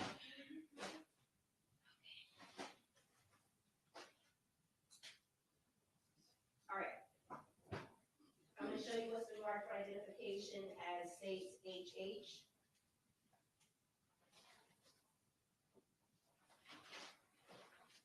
I've already shown it to defense counsel, Your Honor. Do you recognize states HH? I do. How do you recognize it? This is the sweater that was recovered from the scene. This is part of that ball of clothes that was recovered from the scene. Okay, and that's the same, as you said, it was kind of bunched up together, as we can see right there in the picture, picture 3. Yes. And is it in the same or substantially similar condition as when you collected it in 2018? When it was collected, it was put in a brown paper bag for courtroom display purposes. It's been put on a cardboard bag. It's been dressed on cardboard and then put into plastic. At this time, Your Honor, I move into evidence what's been marked for identification as states HH as states 34. No objection. No objection. Without objection, what was previously marked states HH for identification shall be received in evidence as states 34. You may publish. And just in the event, and I hadn't asked you yet. States 33 and states 34, were they subject to the same BSO protocol in terms of packaging and tracking and collection as states 22 as you previously detailed? Yes. Deputy Mayor, if I could please ask you to assist me with the easel.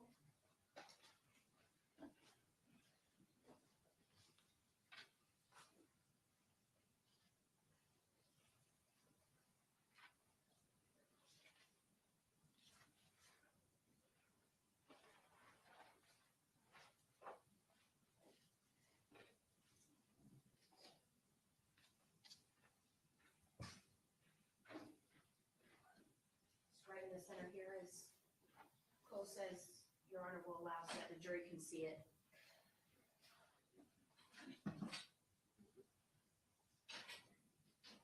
So now I'm going to show the jury as close as I can get first.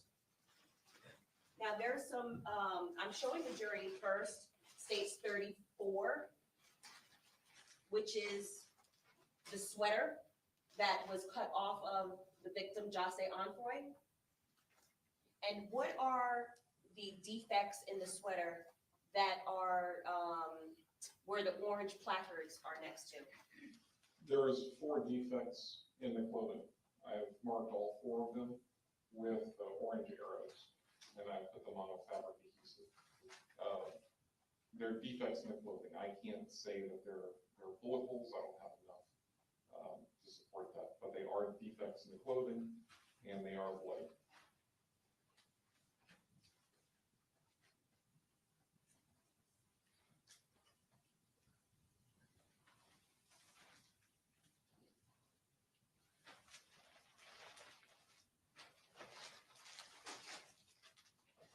And so I understand that this was cut off the victim, but in terms of how, just the normal wear of how someone would wear it, it appears that the defects are coming from the left side of the victim's neck, presumably where the victim was shot in this case.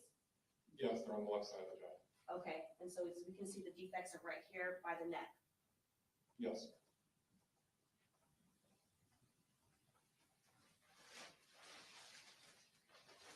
I'm showing the jury exhibit 33.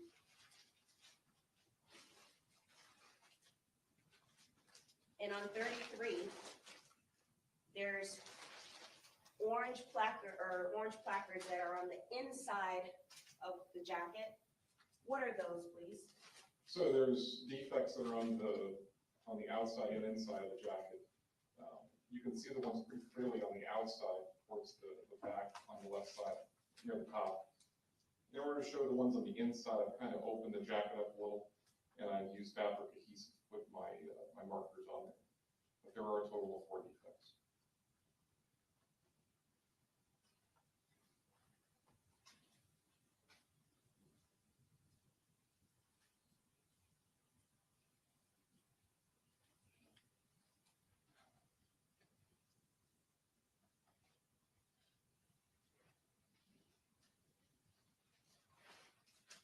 And similar to states 34, I have it laid out so that if the victim was wearing it, does it appear that the defects in states 34 are coming from where it would be the left neck side, or the left neck of the victim, where gunshots would be if the victim was shot in the left part of his neck? Both the sweater and the jacket support that. Okay. And in terms of the direction of where the gunshots are, from what you know from on scene, because you processed the car, what directions did the gunfire come from? What side of the car? Relying on the fact, as I understand it, the driver's side. Okay, and so that would be consistent with the victim being shot from the driver's side, correct? Yes.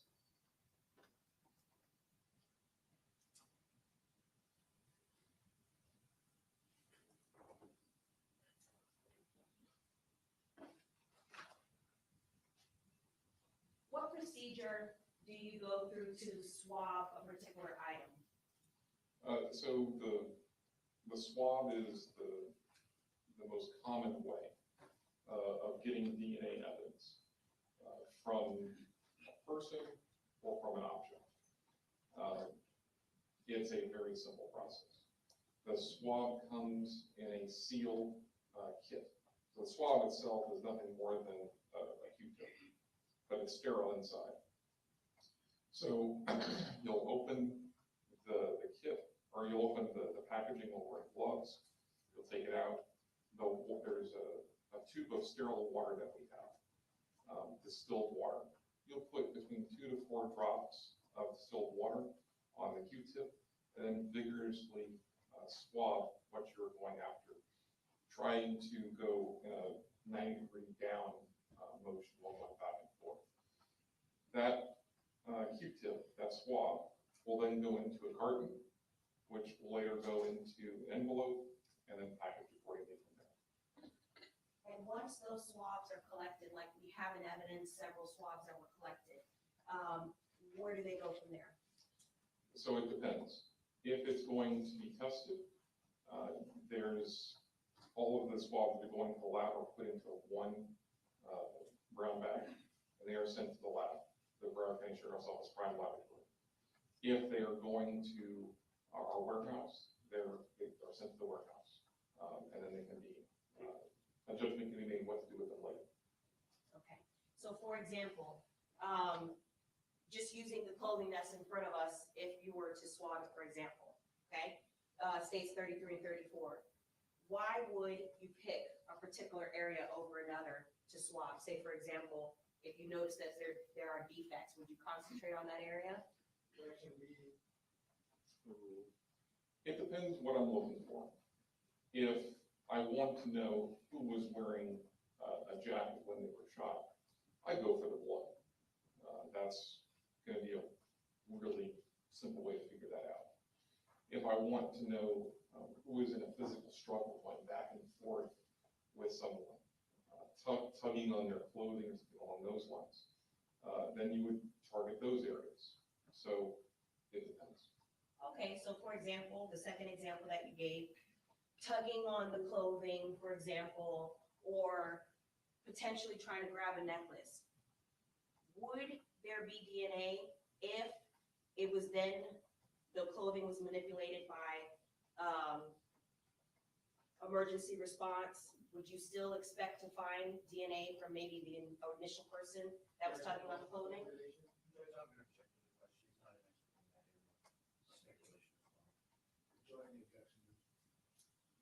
How long the answer can go? It also depends. The more any evidence is manhandled, the more it's handled in any regard, even by me, the odds of getting something perishable like skin cells goes down. Obviously, blood's not going anywhere, but when you're talking about skin cells, especially on clothing, there are some significant challenges with that. For the necklace, if you want to know who was tugging on a necklace, the best thing to do is not to swab the jacket, to swab the necklace, see who was pulling on the necklace, go to the actual item you're interested in. Okay, so with respect to the items that are in front of us, would it matter a necklace versus a jacket in terms of the material? Sure. Does that make a difference? Sure. Okay, and you use a necklace as an example. Is it guaranteed that there will be the cells from skin on a necklace? No, definitely not. Something that's more abrasive, something that's more rough, has a better chance of taking skin cells off with it. Something smooth like clothing has a lower chance. And even though it may have a better chance, there's no guarantee that if you did swab a necklace, for example, that there would be the skin cells that you're looking for, correct?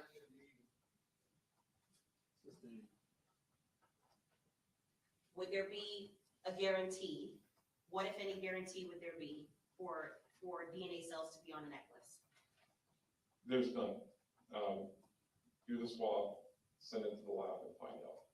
Okay. How about the car surface that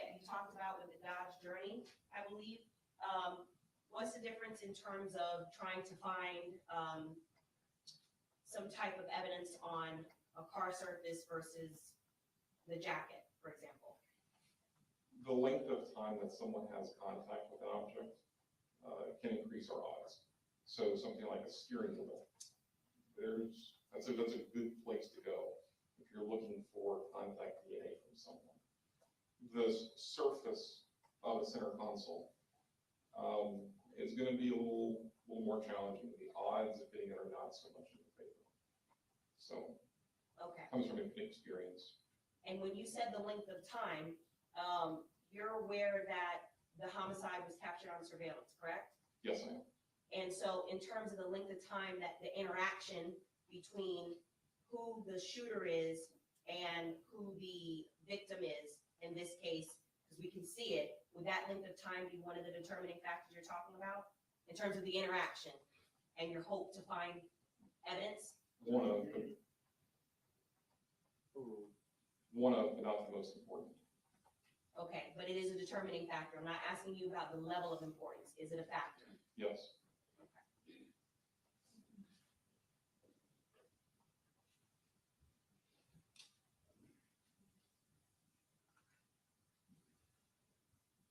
No further questions. Mr. Kimmock, the video you want to use, should I leave it in? Photos. The photos? Cross on that, Mr. Boatwright. Just give me a moment, please, Mr. Kimmock.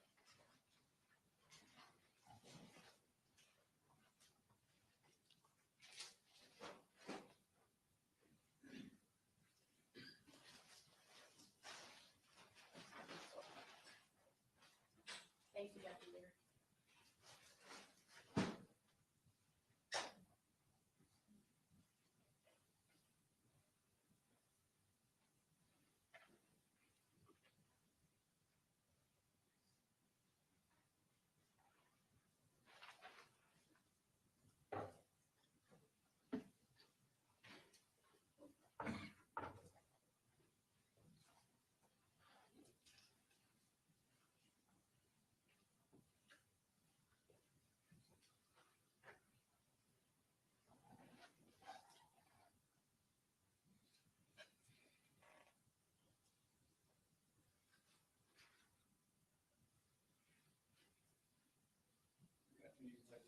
Good afternoon.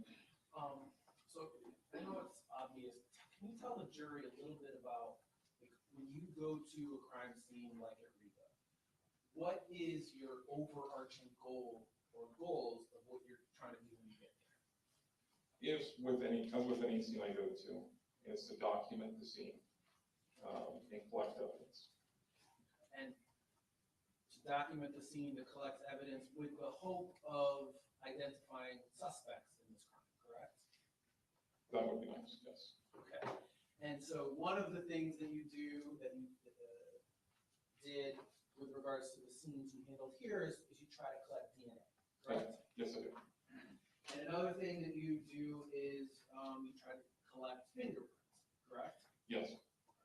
And the hope with hopefully collecting DNA and hopefully collecting fingerprints is to use that material to identify a suspect, correct?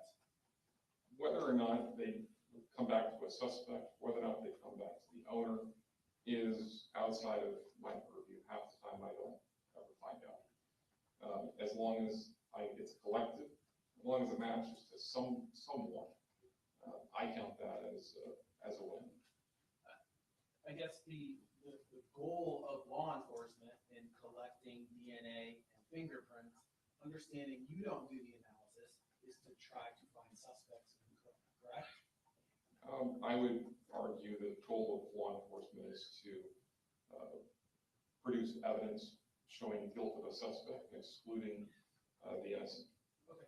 So thank you for correcting me. So not only to find suspects, but to exclude innocent people, correct? When you're processing someone's car or someone's house, I expect to get evidence results that don't match suspects, that match the owners or people that worked on the cars or in houses. Okay, sir, if you could please just answer the question that I asked you. Is it true that one of your goals is to try to collect DNA and prints that will lead to a suspect in the crime. That's one of the goals. And is it true that one of your goals is to collect DNA and prints that will exclude innocent people from that crime? That's one of the goals. Thank you. Now, you collect a whole bunch of different items, both latent prints, DNA, and physical objects in this case, correct? I do. And some of the items that you collect, you send to the Broward Sheriff's Crime Lab, correct? Yes. Right, and the crime lab is where the items go to be analyzed, whether it's fingerprints, DNA, firearms. It's where the actual science, chemistry, biology happens that analysis occurs, correct? That's correct. Some items you collect don't go to the crime lab, correct? That's correct. Some items that you collect go to, I think you described it as a warehouse, correct? That's correct. And the items that go to the warehouse, those are not tested or analyzed, at least while they're at the warehouse, correct? That's correct. A decision can be made later on to take something from the warehouse and send it to the crime lab, correct? That's correct. So we've got some items go to the crime lab, some items go to the warehouse. Am I also correct that some items you just give directly to another detective? Yes. So what I'd like to do for most of my kind of questioning here is I want to make sure that the jury fully understands where the items that you collected went. So let's start with. Can we go sidebar before his next question, please?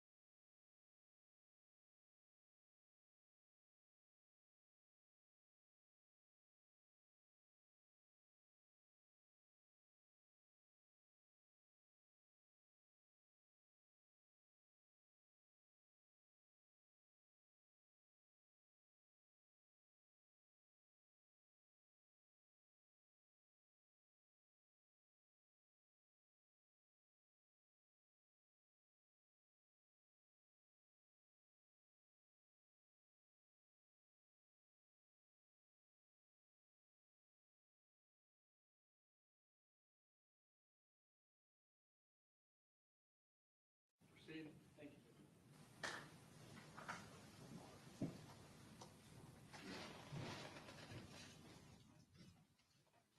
Okay. Let's start with.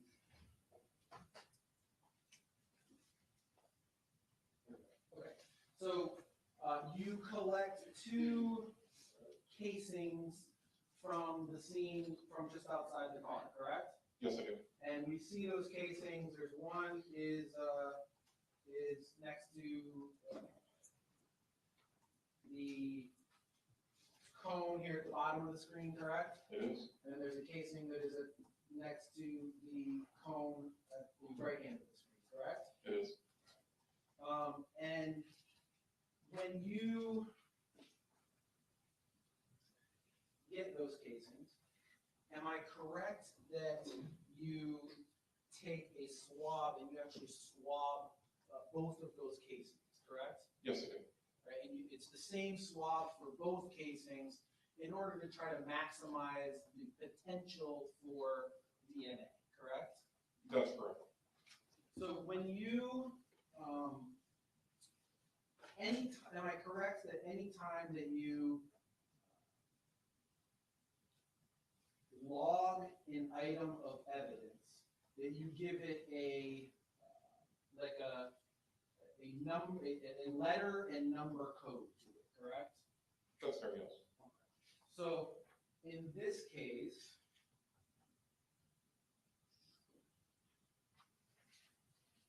the swabs that you did of those two casings, am I correct that the letter and number that you assigned to that was CRW99? That's correct. So,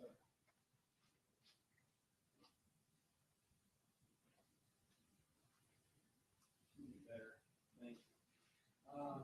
So CRW99 was again composite swabs from casings, correct? Yes. This is not working. Thank you.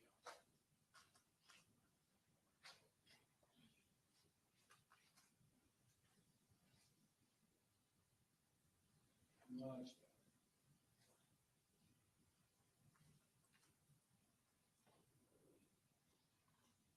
Now, for folks who don't, I guess either own firearms or regularly interact with firearms, to load this type of ammunition into a gun, typically one would have to handle the ammunition, correct? Yes.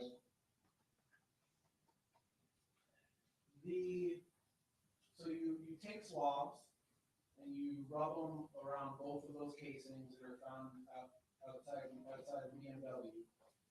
Do those swabs go to the warehouse or to the lab or somewhere else? To the warehouse.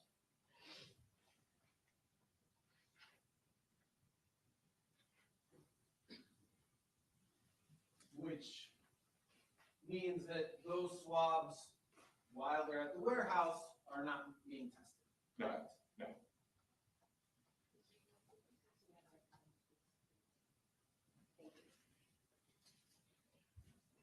Now, going back to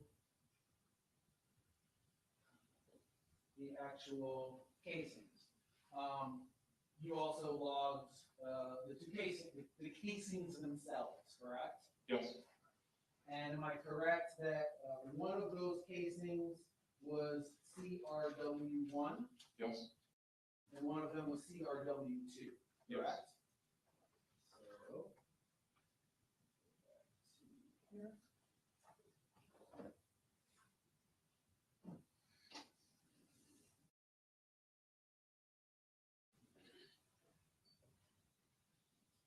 And again, this is a fired casing.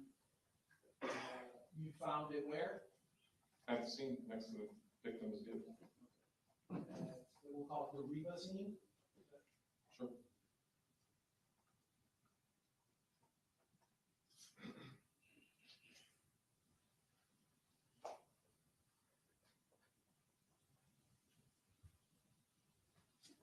CRW1, where do you send CRW1? 1 and 2 both went to the crime line, the firearms section of the crime line. And so that was so that they could be tested, correct? So that analysis could be performed on them, correct? Yeah, not a test, but an analysis. They can be compared to see if there's any other casings that we have that they associate. And this is CRW1 and CRW2 is what was introduced into evidence as state's third, correct? It was introduced in evidence. Can I have 630, please?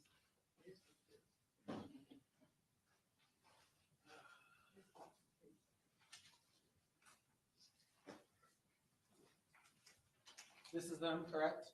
Yes. Okay. For the record, I show the witness statement.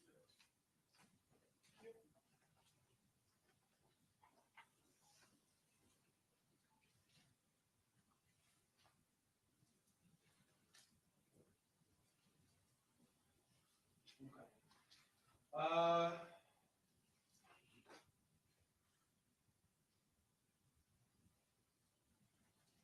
Another item that you collect is the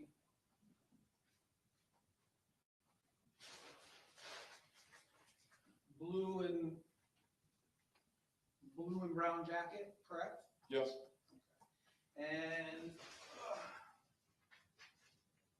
am I correct that that was labeled by you as CRW3?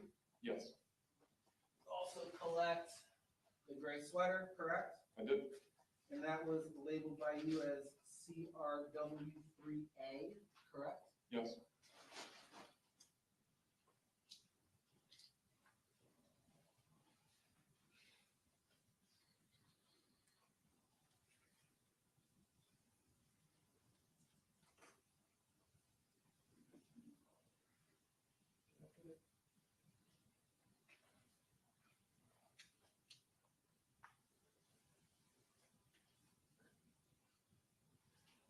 Where did you send the jacket to? Both went to the warehouse.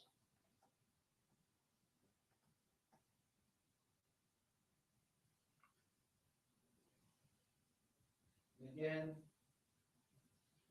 while they are sent to the warehouse, they are not subject to any type of testing or analysis, correct?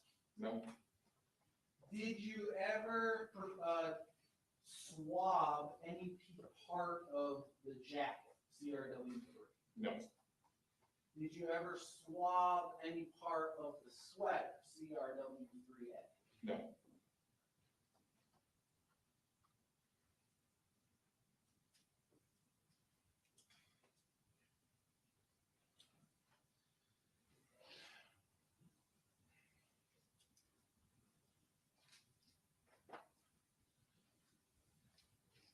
Am I correct that essentially inside this clothing, when you collected the clothing, you found one of the cell phones in this case, correct? Yes, I did. And that was the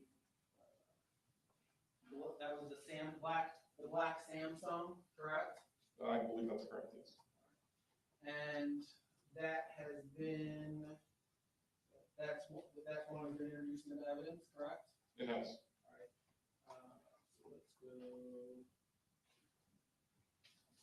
And it was introduced into evidence as states 25, correct? It was introduced in evidence. Take a look at it. That's states 25.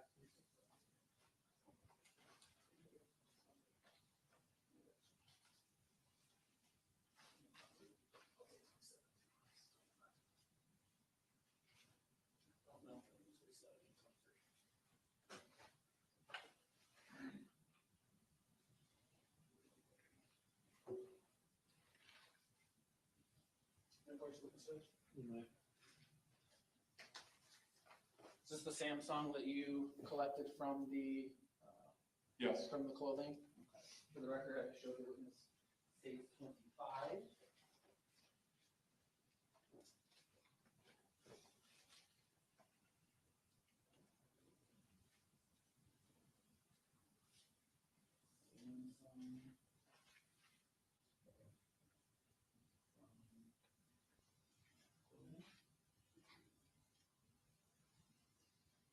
The Samsung that you collected from the clothing, where did you, who did you give that to? To one of the homicide detectives at the scene. I don't remember if it was either Curcio or Detective Foster. I could find out in my report. So would that refresh your recollection? Yes, but it was one of those two. Yes. Go ahead and take a look at your report.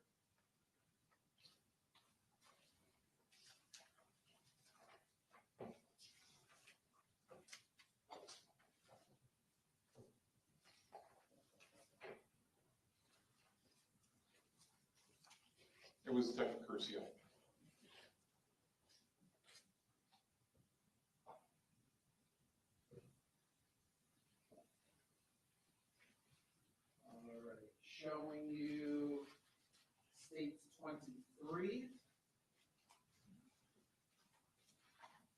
Am I correct that this is the cell phone that was found actually inside the BMW?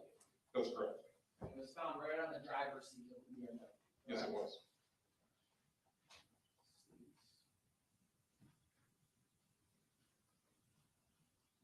And that was an Apple iPhone, correct? Yeah, yes, it was. Oh, wait, that was, I'm joking. is it the Note? This is States 23. No, this is the iPhone 10. Again, the iPhone 10 is the one we found in the BMW, correct? Yes, it was.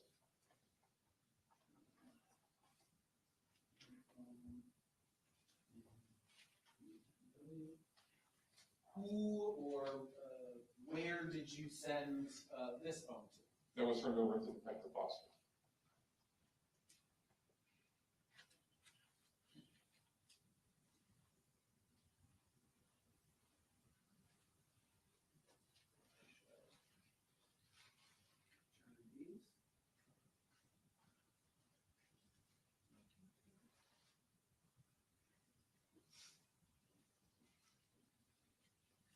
All right, I want to talk now about what you did with the vehicle itself.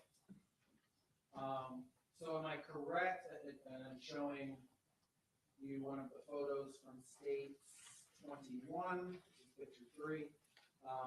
Am I correct that while you were on scene, you attempted to obtain fingerprints from the outside of this vehicle?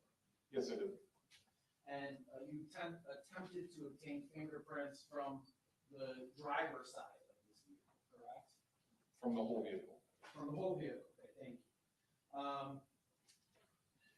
Am I correct that usually, I shouldn't say usually, that often you will wait until the vehicle is back in your controlled facility? Yes, sometimes. In this case, because the window was down, you had to use covering in order to transport it back to your facility, correct? I couldn't find the key fob inside the car, and it wasn't at the hospital. The windows were down. We had to transport this vehicle, and because I was going to put a covering over the window, it has an adhesive to it. Any fingerprints that come in contact with the adhesive would be destroyed. So I had to process the vehicle in place. Thank you for clarifying. So you ended up obtaining 3 separate latent prints from the vehicle, correct? I did. And let's talk about those. One of the prints you labeled as LAT1, correct? Yes. And that print you obtained from the exterior passenger door, is that correct? Yes.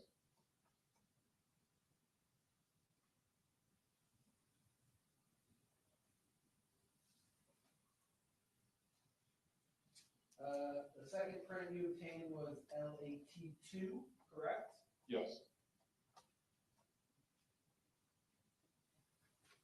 And you obtained that from the driver's door just left of the handle, correct? That's correct.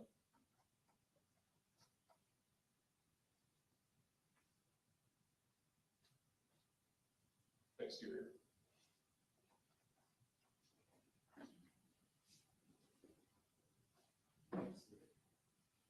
The lat 1 was exterior.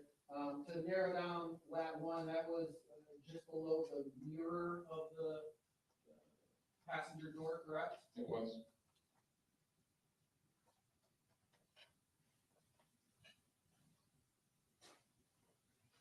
And the third one you labeled as lat 3, correct? I did. And lat 3 you obtained from the exterior passenger door just below the door handle, correct? That's correct.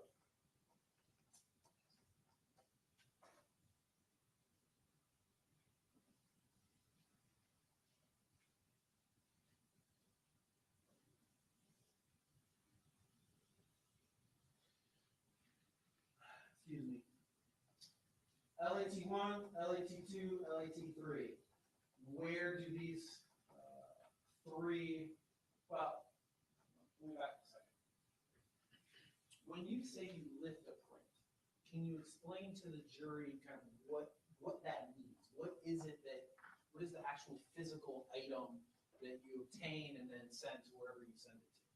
So I use a brush with commercially manufactured black powder. And there's a technique where I'm using the brush on the object, in this case a car, and the light prints will be visible using either ambient light, light from the sun, or using a flashlight. After that, I'll use tape to lift the print, and then I'll put it down on a white card. So the item that gets, I guess, collected is the tape on top of that white card, correct? Yes. LAT1, where do you send that to? All three went to the crime lab, the latent print section of the crime lab. And if they went there, the latent print section of the crime lab is the part of the crime lab where they analyze and compare fingerprints, correct? Yes.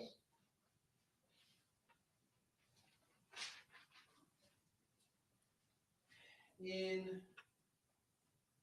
addition to attempting to obtain fingerprints from this vehicle, am I correct? You also attempted to obtain DNA from the vehicle. Yes.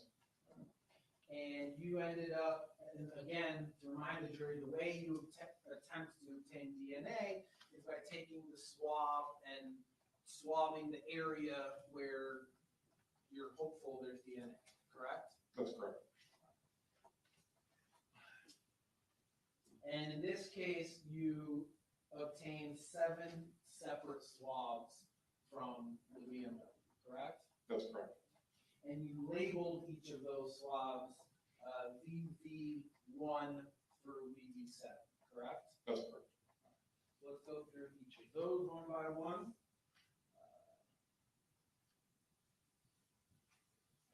Where did you, VV1, where did you swab? Give me 1 second.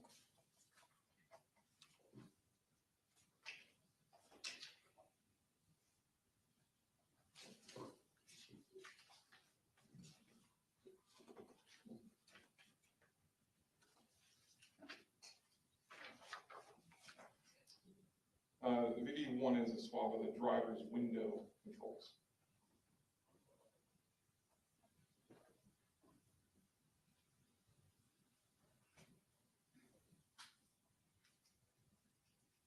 And just so that I'm labeling this correctly, VV1 through VV7 is all from the BMW, correct? From the victim's vehicle. From the, which was a BMW. Yes, that's 10th VV though, VV is victim's vehicle. to keep things simple.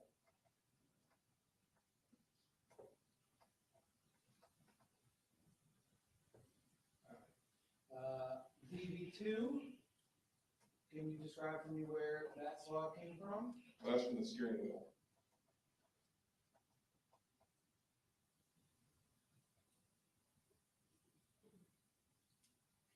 VV3, where did that come from? The gear selector.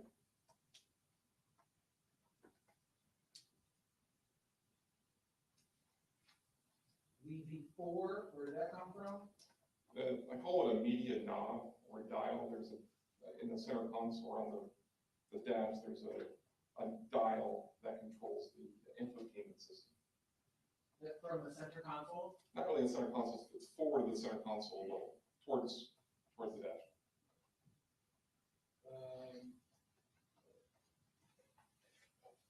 VV5, where did that swab come from? This is from the actual lid for the center console, or the storage lid, the storage compartment.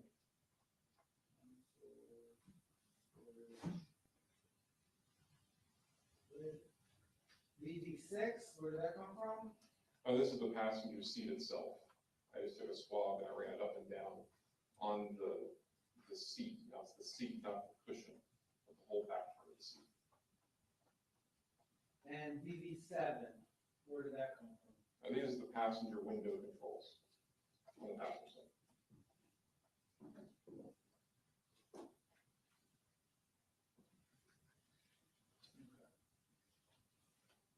VV1, going to VV1, where did you send VV1 to?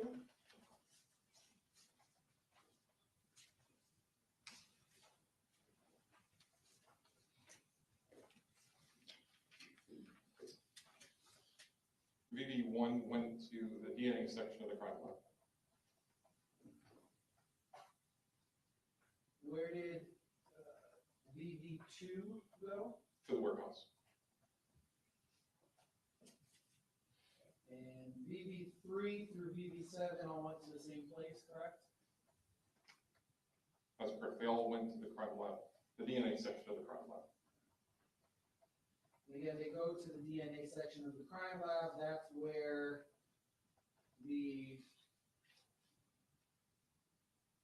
analysts at the crime lab can see if there's DNA there, and if there's DNA there, compare it to other known profiles, correct? Or try to, yes. Or try to, correct. All right. Let's talk about the Dodge Journey. So we talked about the prints that you lifted from the victim's vehicle, the BMW, the DNA swabs that we obtained from the victim's vehicle, the BMW. Let's go now to what was lifted from the Dodge Journey. Am I correct that you lifted 9 separate areas that you believe to be prints? These are not lifts, but I identified 9 latent prints which were photographed. So the end result is the same, but they can't be lifted. Understand. You identified 9 areas where you believe that there was a print there, correct? Yes. And you labeled those SBL 1 through 9, correct? Yes.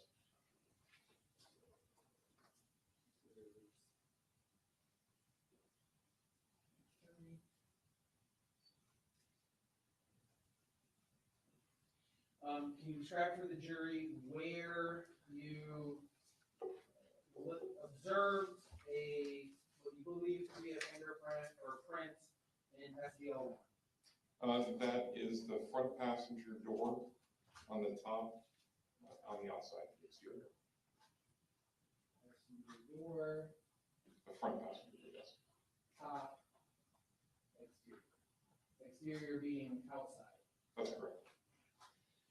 SBL 2. Can you describe for the jury, please?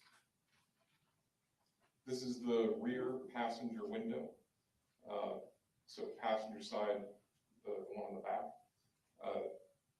Second row lower left. There's 3 rows in the car, in front row, second row, third row. This is the second row area in the lower left corner. Okay. Can you tell the jury where SBL 3 was located, please?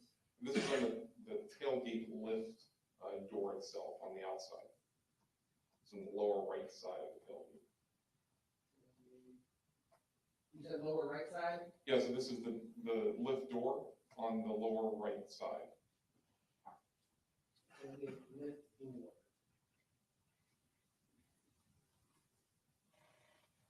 Do I have that right? Tailgate lift door? Yes, sir. SBL 4, can you tell the jury where that lift is at? So we're on the driver's side, rear passenger window, top right side, and this is exterior. Side, rear passenger window.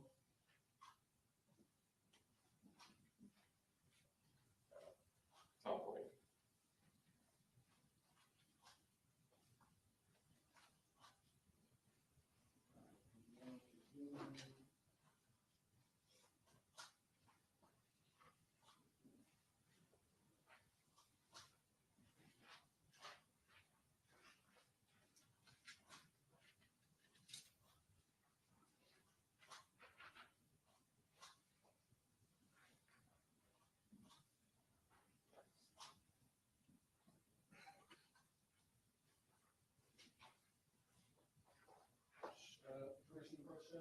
Showing you what's been previously marked as defense, for identification purposes, defense H. Can you take a look at that photo, please? Can you recognize that photograph? I do. This is a photograph of item SBL4. And SBL4, what we just wrote down, they're one and the same. Yes. And judge at this time, defense would seek to admit defense H in as 5, 4, defense 4.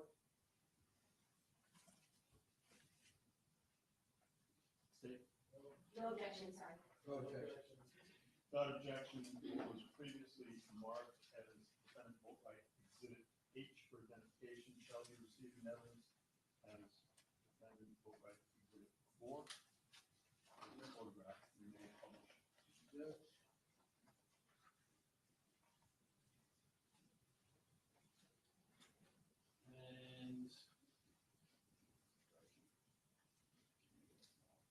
And this is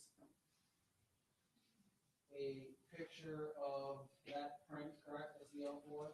Yes, as viewed. All right, and am I correct that this area here in the middle is what we're talking about? Yes, not the water sparks, but the lines, which I call ridges, valleys. Yes. Can you tell the jury, please, where you obtained SBL5 from? That was the driver's side, rear passenger door handle on the outside.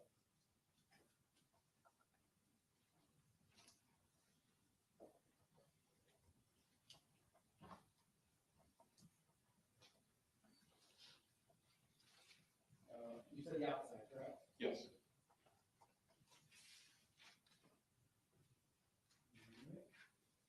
And can you tell the jury, please, where you obtained SBL6 from? The driver's door on top, above the glass. This is the exterior.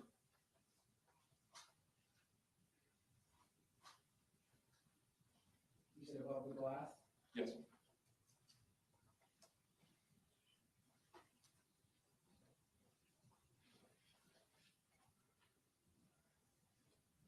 Can you tell the jury, please, where you obtained SBL7 from?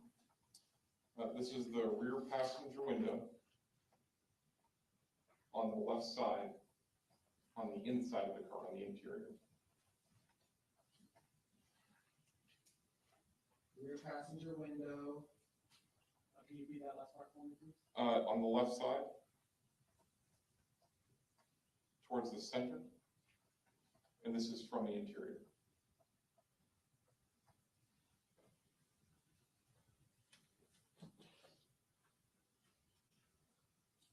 Can you tell the jury, please, where you obtained SBL8 from? This is the front passenger window. And this is on the lower section of the window towards the center. And this is from the exterior. Lower section toward the center? Yes.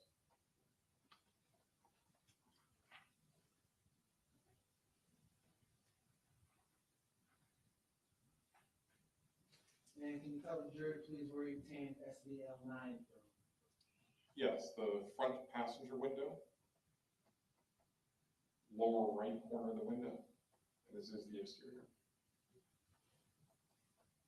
Front passenger window, lower right corner.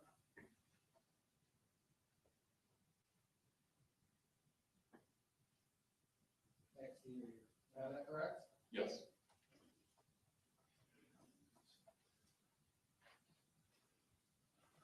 Showing state that previously marked as defense exhibit I.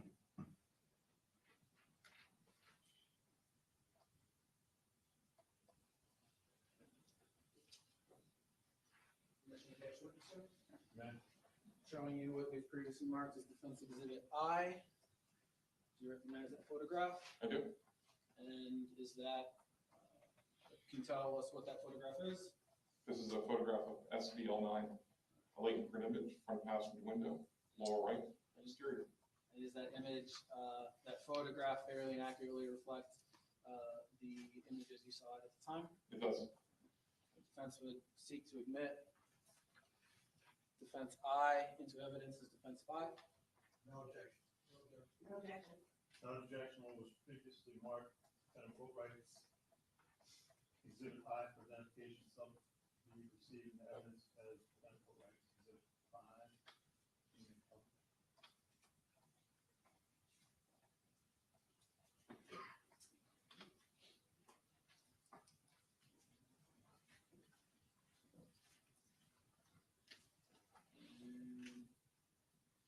Showing you defense 5. This is the area here. Am I correct? This is the area here that was identified as a possible print. Yes, that's what I'm interested in.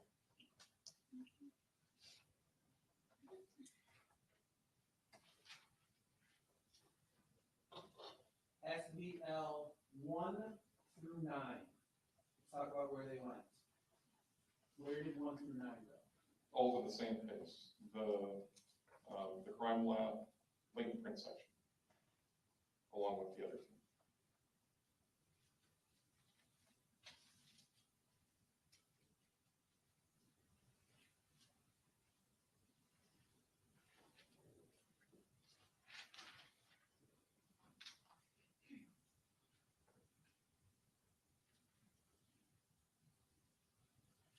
And again, the purpose of sending it to the latent print section, that is the location where the analysts there can look at what you have obtained and compare them to other known samples, correct? Known prints. Yes, the first thing they do is determine if there is anything there. If they find value, no value, and then they start doing their comparison. This is be a good time for a comfort break.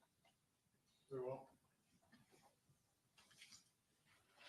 These gentlemen will take about a 5-minute comfort break, step back, or discuss case.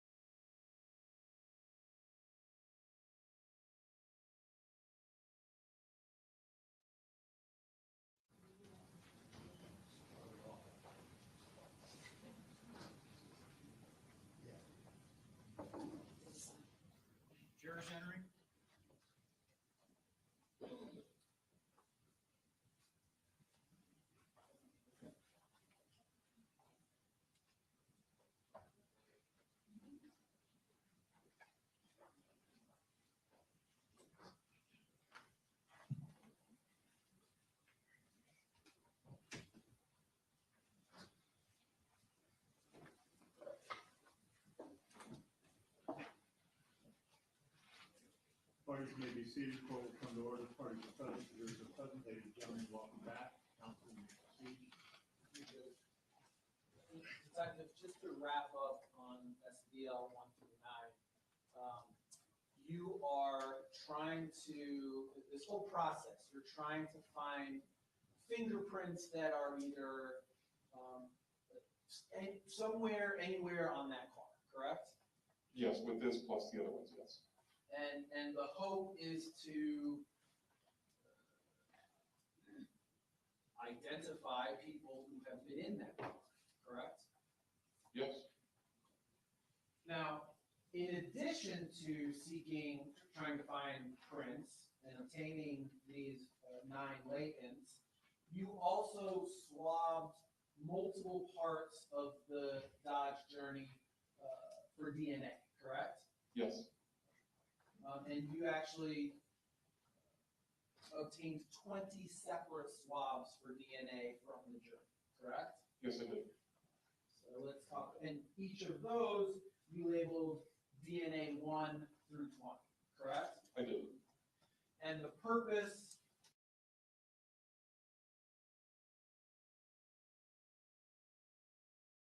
inside the Journey, correct? That would be fair.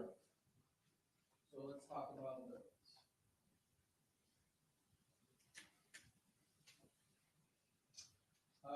DNA 1, can you tell me where you obtained, what you swabbed in order to get DNA 1?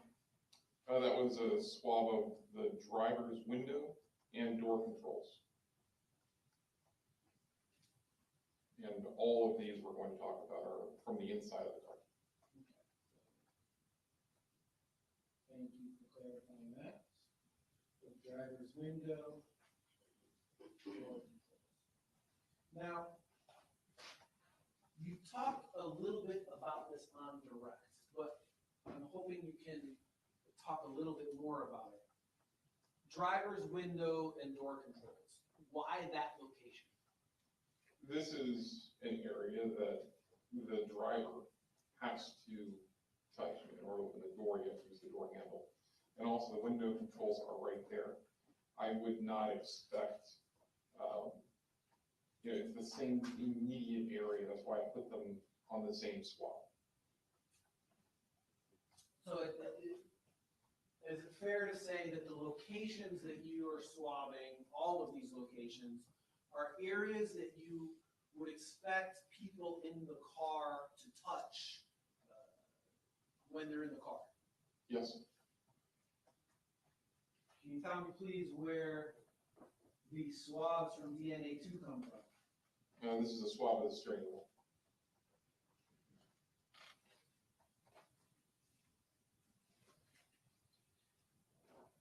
And again, that's somewhere the driver has to repeatedly touch. That's why you swab that location, correct? That's correct. Can you tell me where the swab from DNA 3 came from? So these are the seat controls of the driver's seat.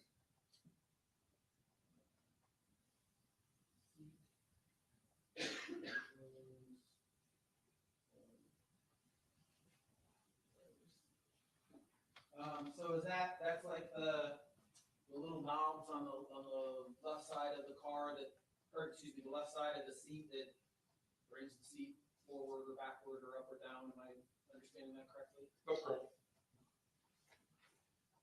DNA 4, can you tell the jury please where those swabs came from? This is from the driver's seat itself, the back part of the seat. So just you take a swab and do the whole seat then? Yes, sir. Can you please tell the jury where DNA 5 came from? This is from the headrest of the driver's seat, just the headrest part by itself. Headrest of the driver's seat? Yes, sir. Okay. Can you tell us where DNA 6 came from, please? This is the top of the center console lid. This is the lid itself.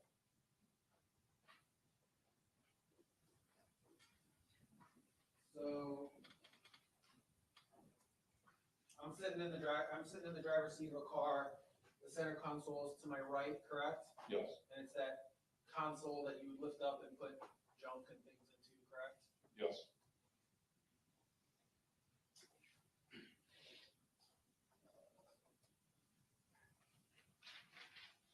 Tell us please where you swabbed to obtain DNA 7. 7 is the gear selector.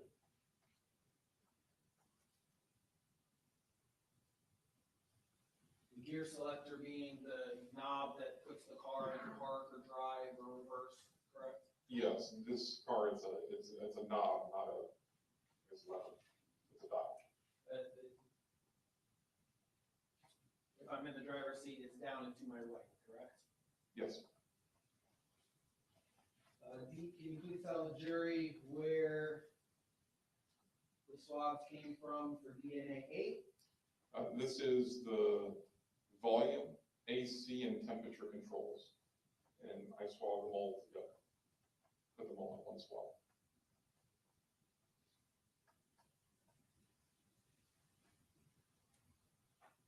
Why did you do that? These are areas that the driver or front seat passenger have control over, but it's one geographic area. So I'd like to get more DNA than less on those areas. When you're going for something very, very small, you're cutting back on the amount of DNA that you could theoretically get. If there is DNA there, there's not going to be a lot. So you increase those odds by swabbing more areas, which is okay as long as it's within the same immediate area. Can you tell the jury, please, where DNA 9 came from? These are the seat controls for the front passenger seat.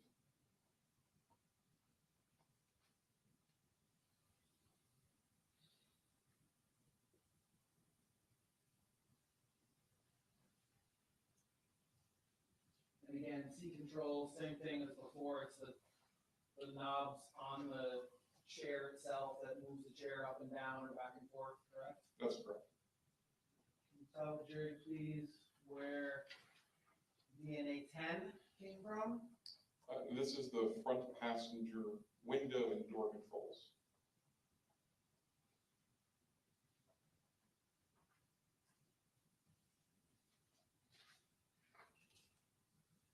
When you say door control, what do you mean by that? The door lever. The door level and the lock unlock button. So the buttons on the door and the thing that you pull to open the door, correct? From the inside, yes. Can you tell the jury, please, where DNA 11 came from? This car was involved in a crash, so the airbags deployed. 11 is from the passenger curtain airbag on the front passenger side.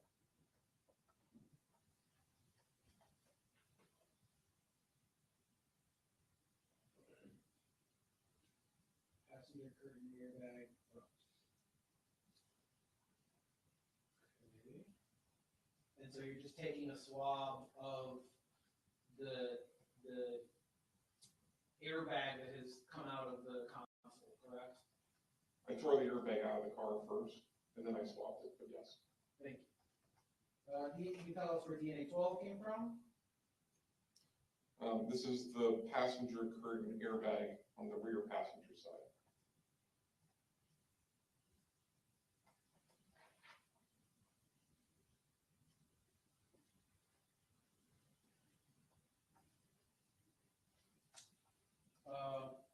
When you say rear passenger side, you mean like one of the back seats? Passenger side, rear seat. Can you tell the jury, please, where DNA 13 came from? Swab of the front passenger headrest.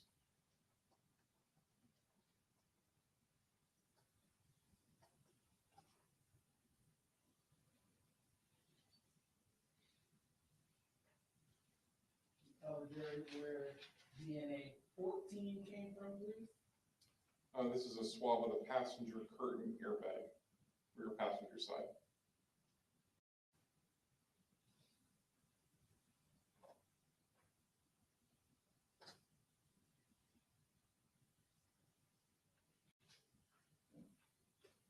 Can you tell the jury where DNA 15 came from, please? This is the rear passenger side headrest. Rear passenger, the rear passenger headrest. No, rear passenger side. So on the passenger side, the guy in the back. Gotcha.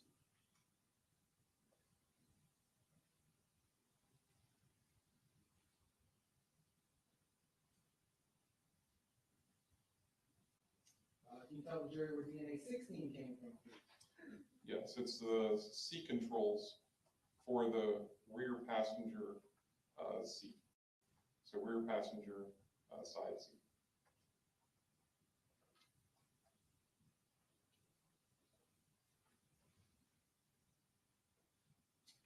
And can you tell the jury where DNA 17 came from, please? These are the window controls for that same rear passenger.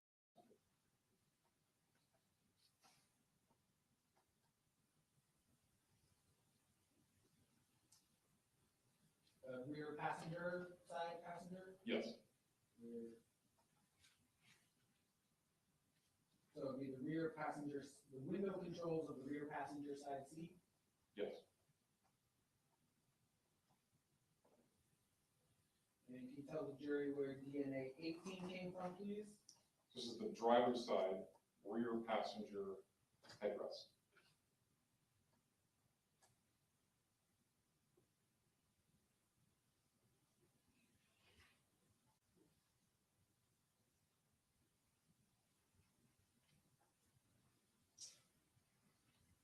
Can you tell the jury where DNA 19 came from, please? This is the driver's side window controls of the rear passenger. Driver's side window controls, rear passenger. Have that correct? Yes. And can you tell us where DNA 20 came from, please? This is the seat controls for the rear driver's side passenger.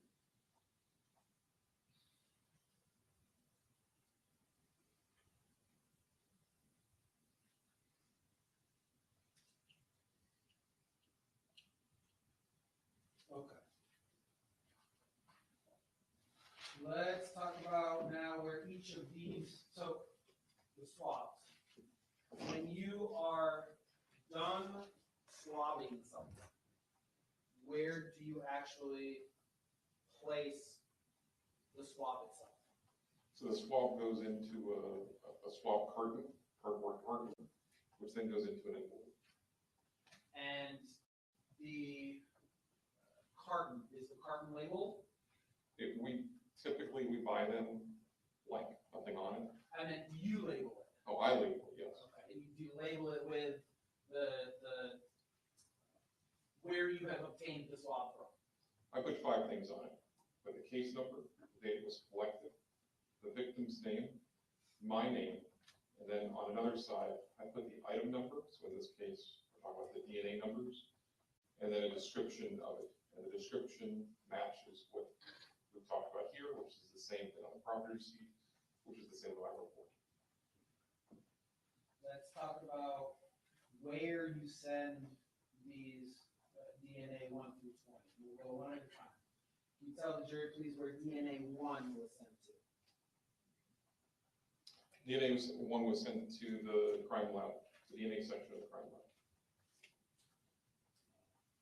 Can you tell the jury where DNA 2 was sent to? To the crime lab. Can you tell the jury where DNA 3 was sent to? The warehouse.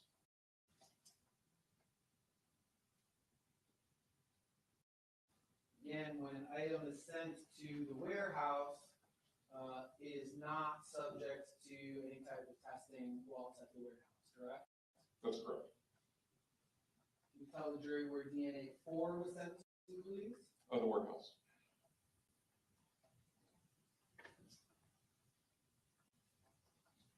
Tell the jury where DNA 5 was sent to. The warehouse.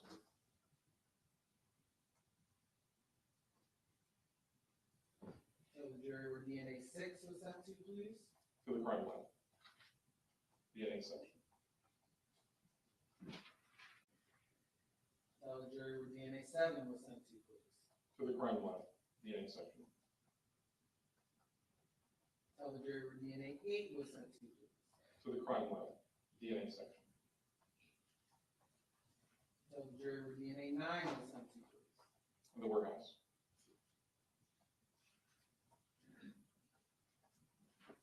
Tell the jury where DNA 10 was sent to, please. The crime lab. DNA section. Tell the jury where DNA 11 was sent to, please. The warehouse.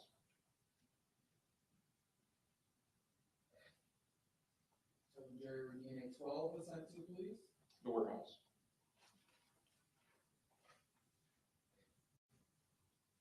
Tell the jury where DNA 13 was sent to, please. The warehouse.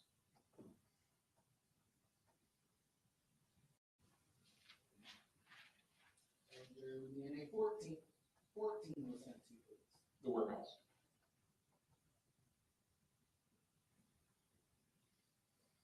Tell the jury where DNA 15 was sent to, please. The warehouse.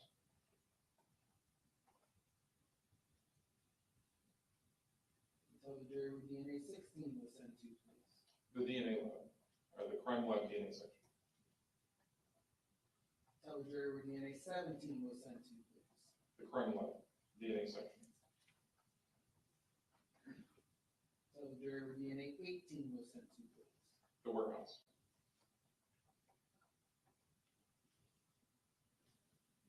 Tell the jury where DNA 19 was sent to, please.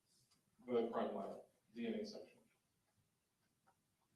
Thank you. Tell the jury where DNA 20 was sent to, please. The warehouse.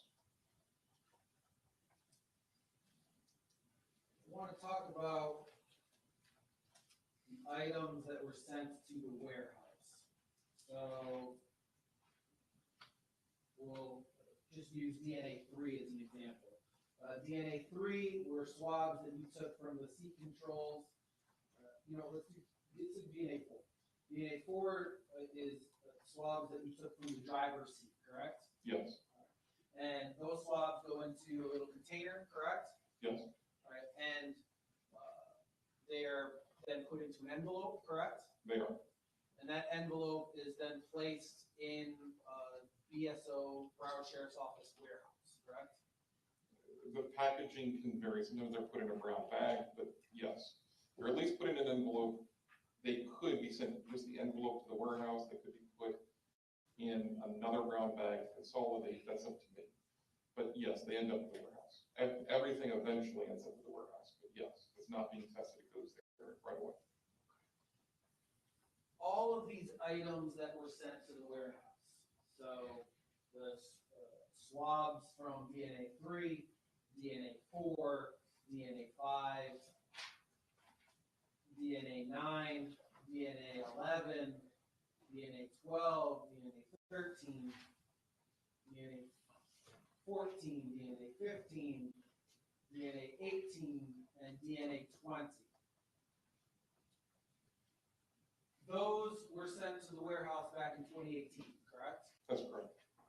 At any time between 2018 and today, were any of those, was a decision ever made that any of those items should be brought to the lab for further testing? No. Those swabs remain at the warehouse today, correct? Yes, they do. I'm showing you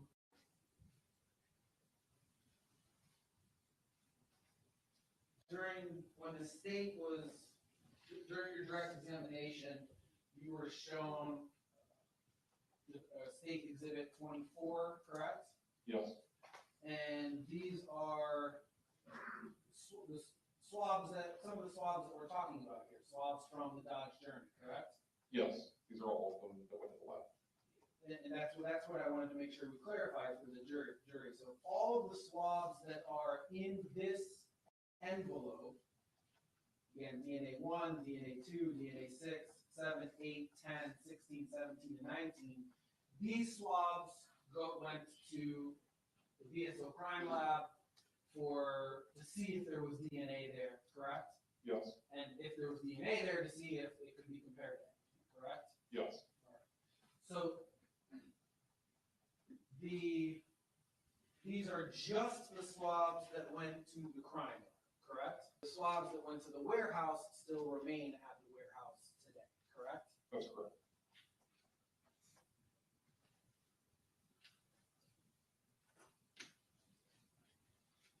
Now, for those items that go to the crime lab, you don't have anything to do with it once it gets to the crime lab, correct? That's correct. So the decision about which of those items to analyze, that's not your decision, correct? Well, if we're sending it to the crime lab, it's going to be analyzed. That's why it's going there. Okay, so so you send it to the crime lab specifically to be analyzed, Yes. correct? But you don't do any of the analysis. I do not.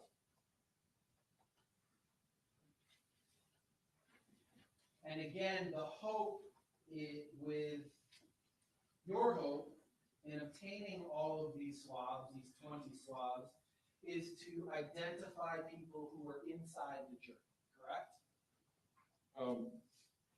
Yes.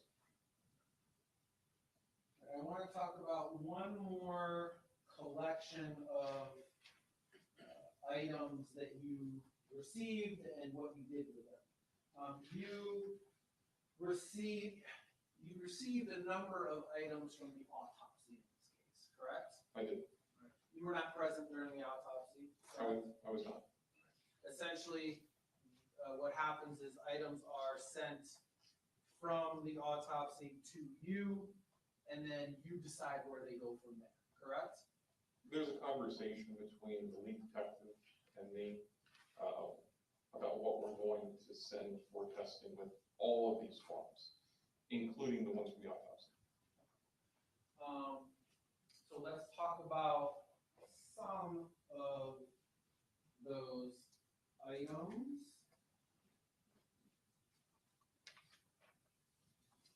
I want to talk about NEO3 and these letters. How do you develop what the letters are going to be? So the medical examiner frequently uses for their item numbers just a number, just 1, 2, 3, and so on and so forth.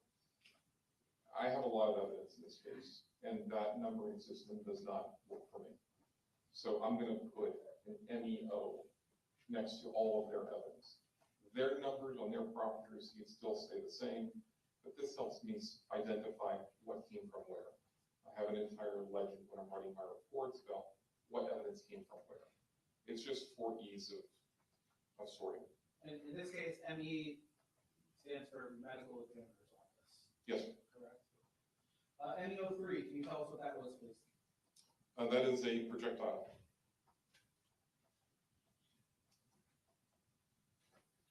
Recovered from the autopsy itself, correct? Yes.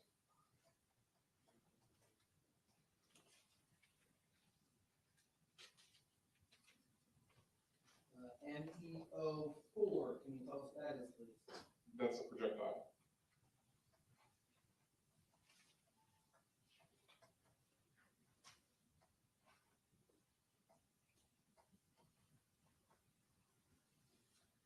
Can you tell us what NEO5 is, please? A swab of the victim's right fingernails reflected in the autopsy.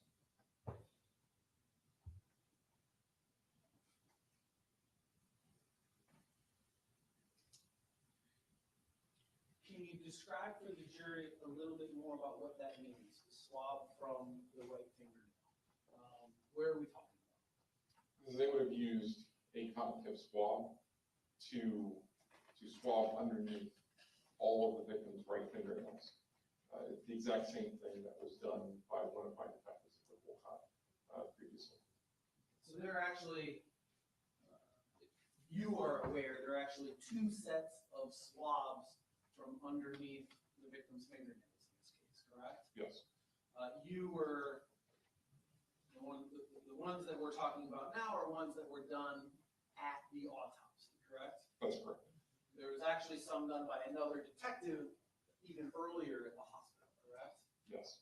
And we can talk to that detective about those, correct? I'm sure he'll be able to, yes. So MEO5, swab of right fingernails. Can you tell me please what MEO6 is? A swab of the victim's left fingernails.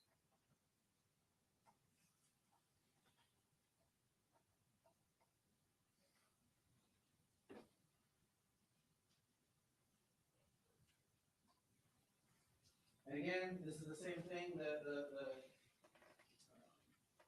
pathologist, the person performing the autopsy, is just taking a swab and going underneath their fingernails, correct? Yes.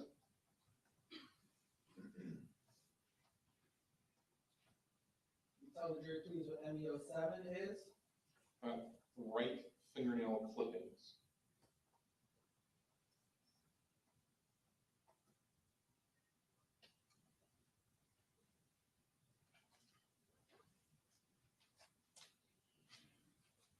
And that's something that we actually saw as states 32 in evidence, correct? Yes.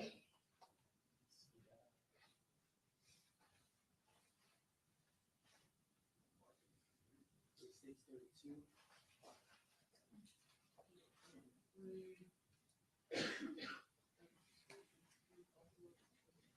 I got you.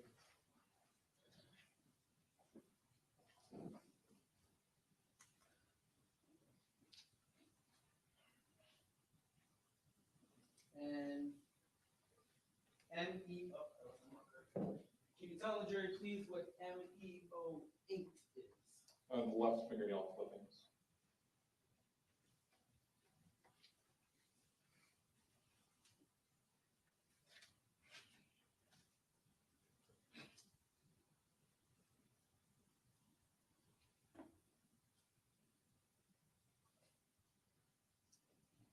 And this is again just the person that is performing the autopsy actually clips like the excess part of the individual's fingernails. Is that correct?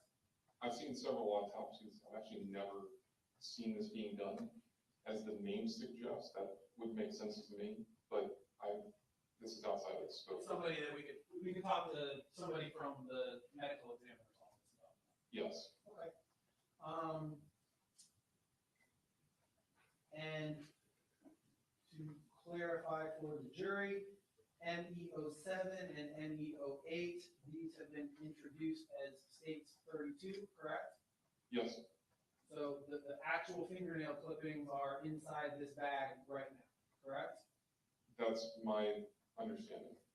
I've never opened the envelope, but that's what's been told me as a yes. Let's talk about where these items are. MEO3, can you tell the jury please where the projectile from the autopsy was sent to? It was sent to the crime lab firearms section. MEO4, can you tell the jury where that was sent to, please? To the crime lab firearms section.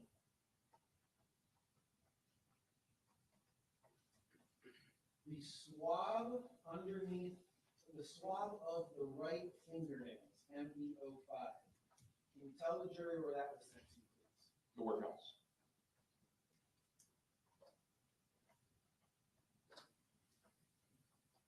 MEO6, swab of left fingernails. Can you tell the jury where that was sent to, please?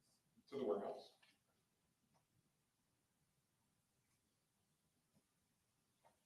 MEO5 and MEO6, the swabs of both the right and left fingernails. They were sent to the warehouse in 2018? Yes. Between 2018 and today, has a decision ever been made to send those items to the lab for any type of testing? No, they're still at the warehouse. They remain there the whole time. The swabs of the right fingernails and left fingernails have remain at the warehouse today, correct? Yes.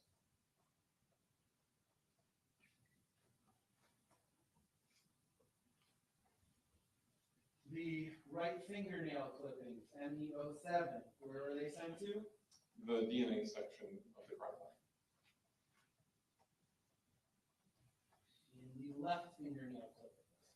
The crime lab, DNA section. So, again, looking at states 32, you send these fingernail clippings for the purpose of them being analyzed at the crime, correct? Yes, You don't have anything to do with the actual analysis. I do not.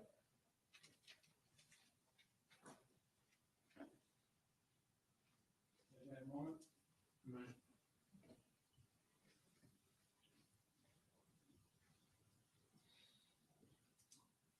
Should have nothing. On behalf of Mr. Newsom. Thank you, Judge.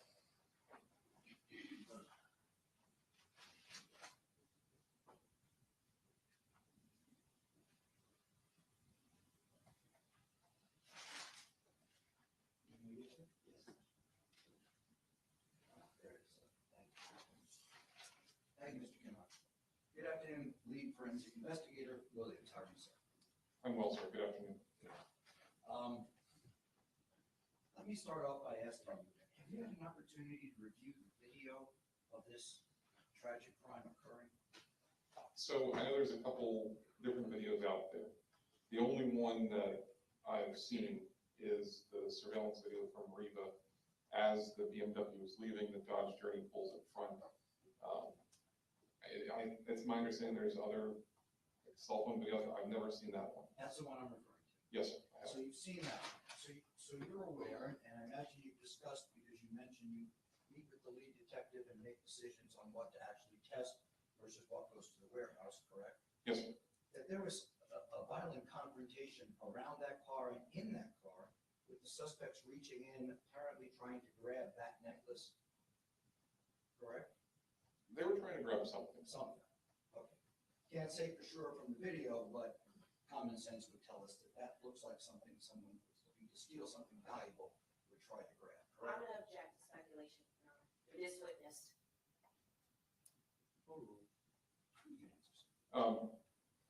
There's also a bag full of money. I'm just saying that would be, good too. Someone could have tried to steal the car too. It's a very valuable vehicle, right? Oh, yeah, sure. Okay. Now, when fingernails are swabbed, you're looking for evidence either that the nails were involved either in trying to grab something, where you might have the perpetrator get DNA from the person they're trying to steal from under their nails, or also the person might be defending themselves using their bare hands to push away someone trying to grab something. You could get DNA under their fingernails that way too, correct? Yes. Sure. So that's why it's important to do all the things we've seen with the fingernails in this particular case, or any case where something like this has occurred. Yes, it's one thing that we're interested in. Okay, absolutely. Let me just divert for a second, and if I might approach, Your Honor, I'm going to show you this bag and ask you if you're familiar with what's inside. I am familiar with what's inside. I was asked to put this together at your request. Thank you, and I appreciate you doing that for us. The reason I asked you to do that is because some of the swabs in this case are packaged in such a manner that the state did not want to open them in front of the jury. There may be some biohazard attached to that, correct? That would be fair. And you prefer not to open them yourself because of that reason. That's fair. Okay. Can you illustrate for the jurors what you actually use, what these swabs really look like, and how you perform that with the items you brought in at my request? And thank you so much.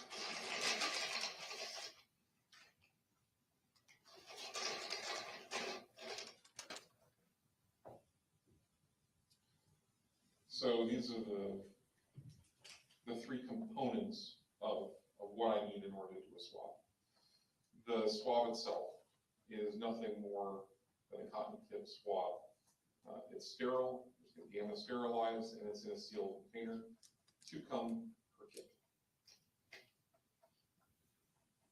The cotton, or the cardboard box comes just like this. Distilled water comes in a sealed tube. As long as it's sealed, it's also sterile. we'll always work to keep the tip of this sterile by not letting it touch anything. Should I continue? Thank you very much, that's fine. Appreciate it very much. And these things are all kept sterile because DNA there's a potential to be contaminated with another third party's DNA if you touch it or your DNA somehow gets on it, correct? Yes. Now, when you're swabbing for DNA, are you also careful not to be too close with your mouth or breathing hard near those objects because DNA can be found in saliva as well, and we naturally expel some measure of saliva when we're speaking or coughing or anything of that nature. Yes. So, let me divert again. Items such as clothing. This clothing here was not tested for DNA, correct? That's correct. Have you tested items of clothing for DNA in the past? Yes. And there have been times when you're able to locate DNA on a particular item, correct? Yes. Now, I think you also made the statement that the larger the surface, the more likely there may be transferred DNA from skin cells if someone is touching it or trying to grab it. Fair statement? Size and texture are what I'm interested in, yes. So without illustrating, I wear a very small chain.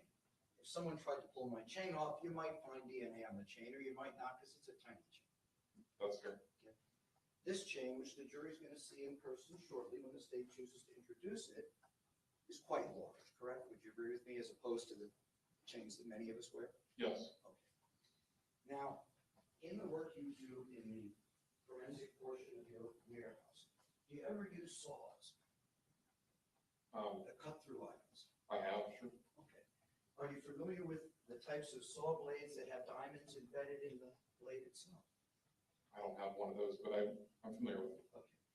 And so you're aware that the reason that diamonds are sometimes used on these saws when they need to cut through something very, very hard is because diamonds are, number one, very, very hard themselves, but also very abrasive and contain very many sharp little points when they're in small sections. Yes, that's true. Sure. And the jury will soon see and have an opportunity to inspect, and as you pointed out, appears to have diamonds all over the surface of it. That's what it looks like to me. And you'd agree with me that the way this necklace would be worn is with the diamonds out, facing forward. Yes.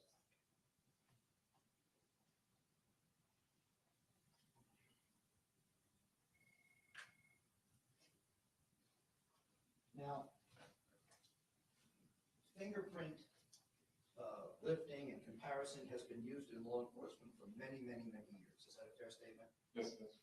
And as part of your training, both as a law enforcement officer when you worked on the street and now your specific training to work in a forensic capacity, you're well aware of that. This is something that's standard in law enforcement. Yes, I did it on road patrol and DNA is much newer. yes. Let's say in the last 30 years or so, DNA technology has taken leaps and bounds, hasn't it? Yes. And you continue to receive training on new aspects of DNA technology, such as how small, tiny, microscopic samples of DNA can be amplified and tested, whereabouts in the past you weren't able to do that even when you had DNA testing. That would be fair. There's been a significant growth in the past 3-4 years on both the collection side, what I do, and the analysis side, which is lab stuff. And at this point, with DNA, if there's a significant enough sample to be tested, science can identify the number of different people that may have contributed to that sample, correct? Sometimes, and with limitations, but yes. So jurors often hear that a sample contains the DNA from one person, but may also contain the DNA from other people who are either identified or unidentified based on the testing that you do and the standards you have to compare it to. But I'm going to object to some questions. It's actually outside the scope of this particular witness drama and outside the scope of direct. How long can I take notes? Thank you, Charlie. It's possible.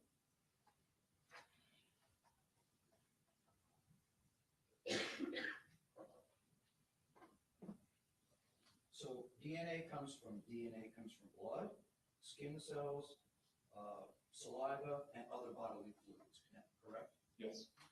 Now, fingerprints are generally from the fingers, as it implies, correct? We also, tells most of the story, but also palms. Palms can be compared to a lot of rich detail on the palms and knuckles. We refer to that all probably inaccurately as fingerprints. I've also heard of foot impressions that can be similarly compared. You're aware of that in law enforcement? Yes, and that is not true. Sure. But that's two very limited parts of the human body. DNA comes from everywhere in the human body, doesn't it? Yes.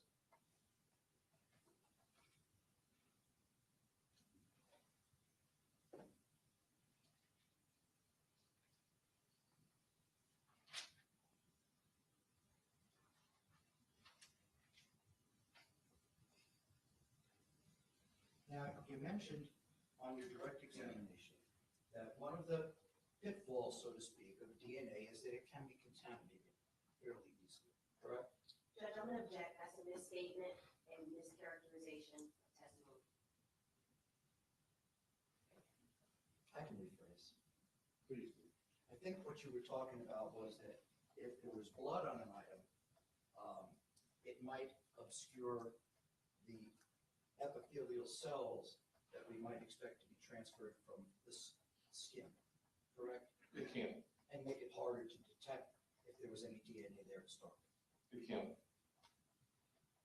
Aren't there tests that can tell you if an item has been exposed to blood or not?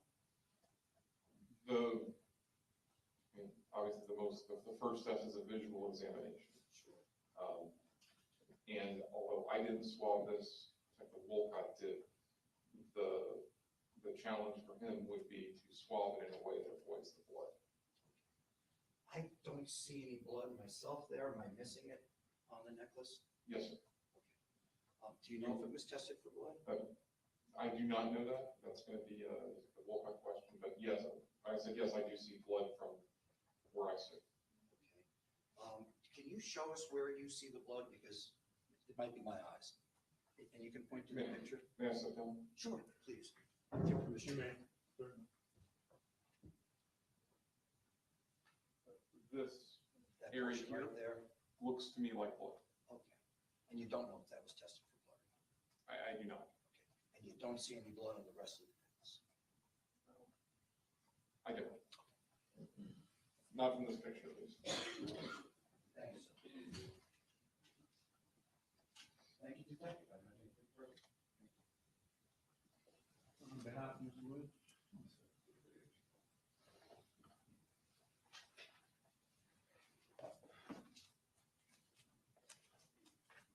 Good afternoon. Good afternoon. You mentioned on direct examination, I believe, that you said something to the effect of, I consider that a win. Isn't that what it's about for you, winning? It's about collecting evidence, getting it tested. And when we get results, whether they be from a suspect, whether they exclude, if I'm getting results back, that's going to be a win, sure. Would you agree with me that if you were to be successful and convict my client, that you would consider this a win? I have no vested interest in this case. So you're telling this jury that if you're successful and you find my client guilty, that you will not high-five the prosecutor and go to a happy hour and consider it a win?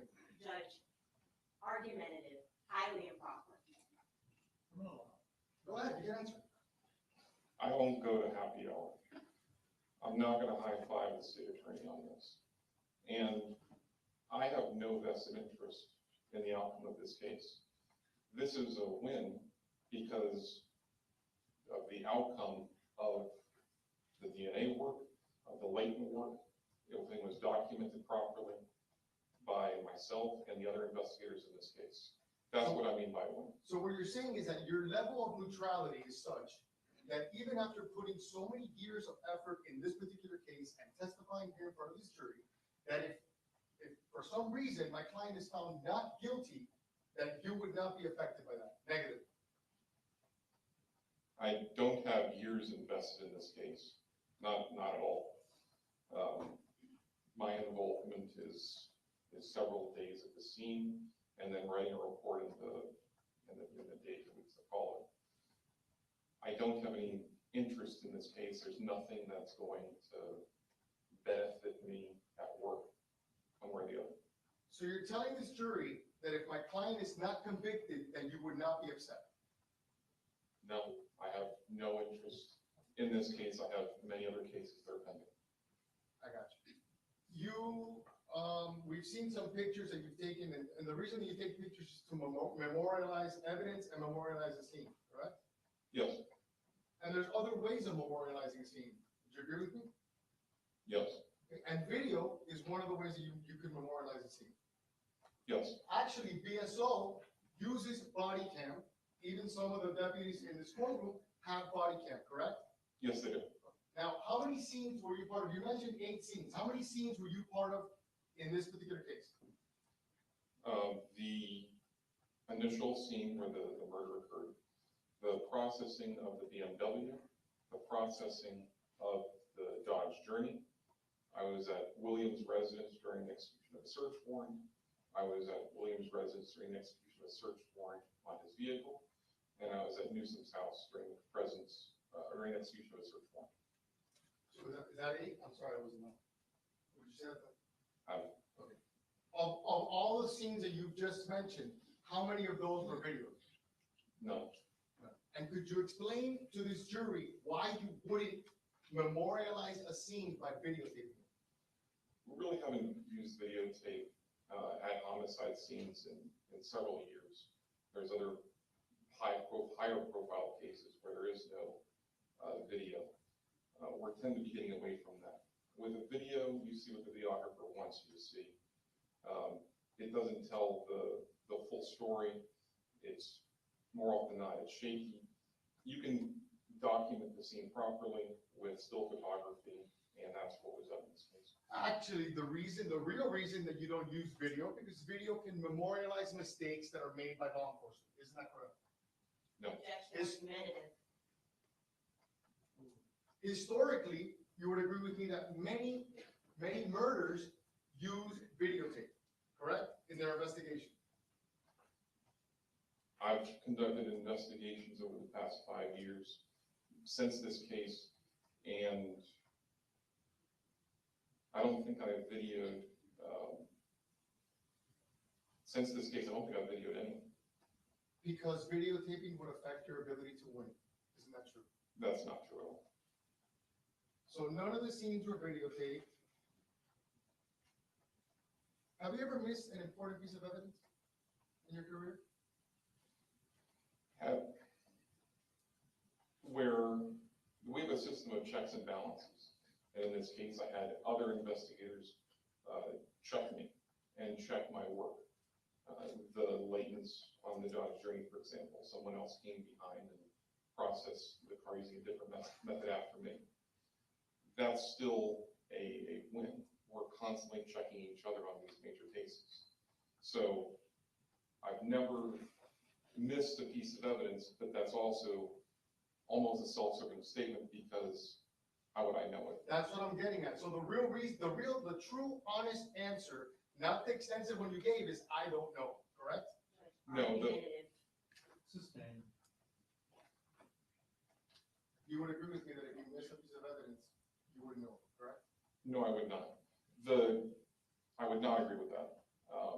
If I miss it, I have on scene, I have my supervisor.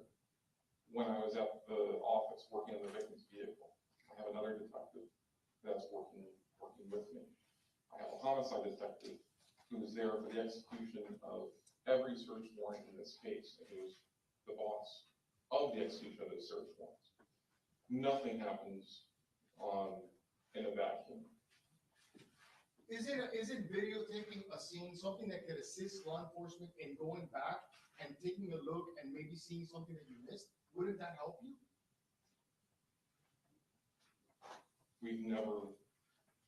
It's never been helpful to me in that regard, and we have gotten away from video.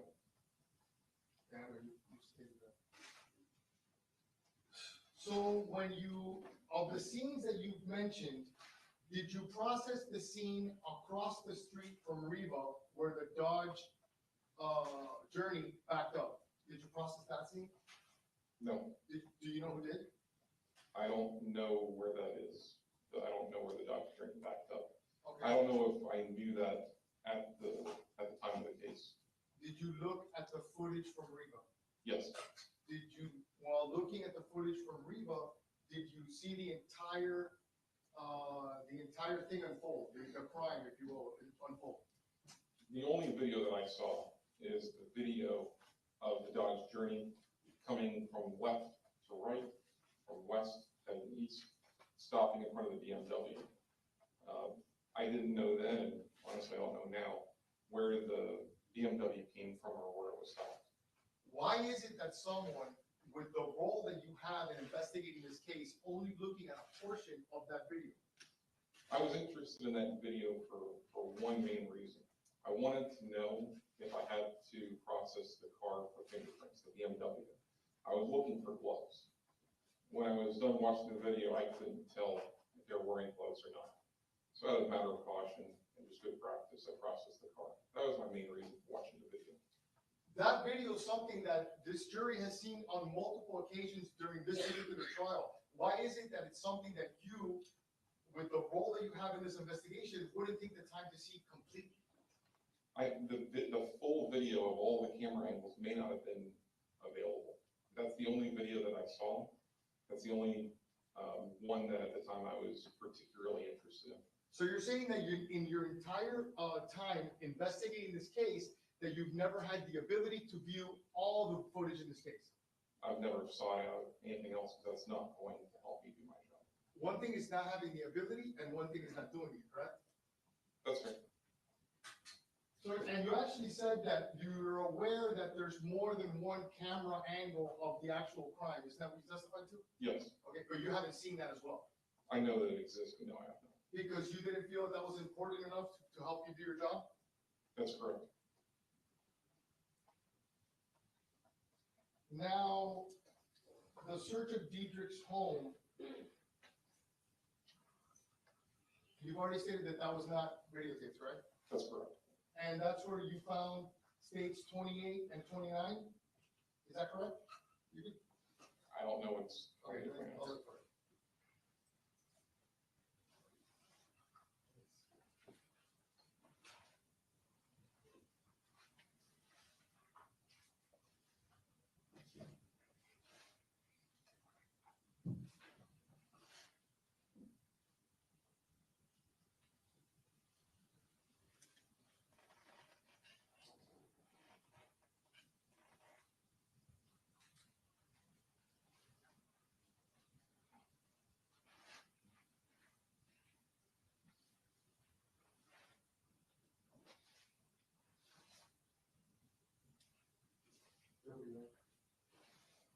You know me here? I don't know that. Sorry.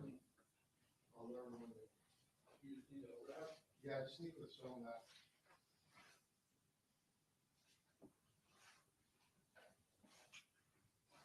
That's states 28, correct? Yes, I did recover that from Williams. You recovered it? And do you know where, did it go to the lab or did it go to the warehouse? To the lab. To the lab. And the same question applies to this. It's 29. You Yes. found that? That went to the lab as well? Yes.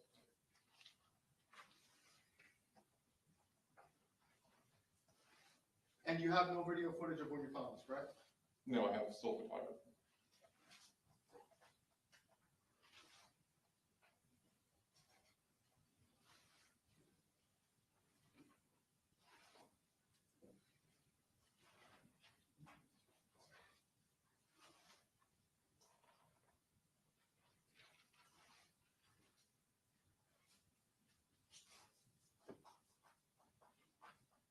Did you take part in canvassing the area across the street from Riva to find any alternate video angles?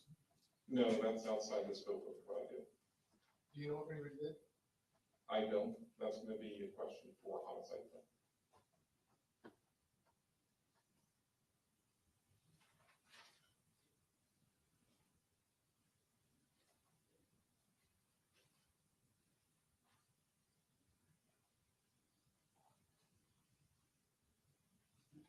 One second, Judge, second.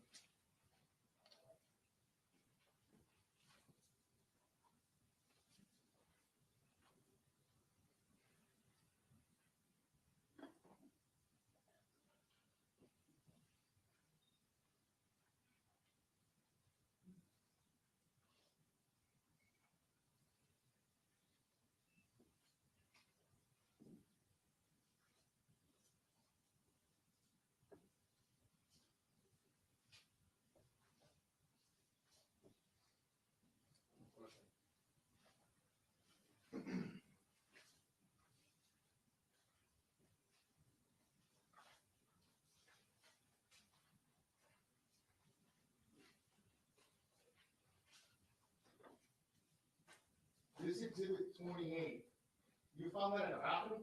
Yes, Where in the bathroom? in the vanity mirror. When you open up the vanity, it was on one of the shelves. Like a little peep tape or something? You've never, this has nothing to do with this crime, correct? Over here? I don't believe it does. No further questions.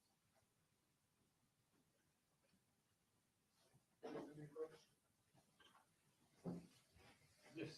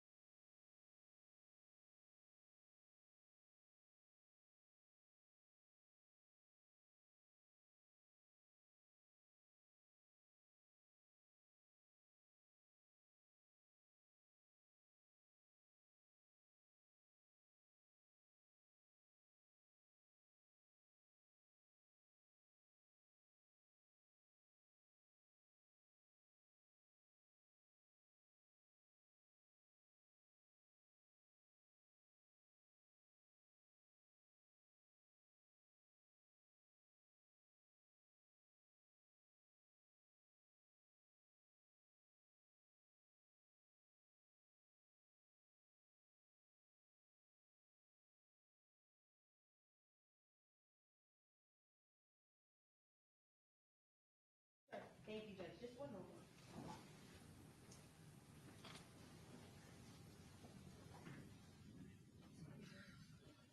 Okay.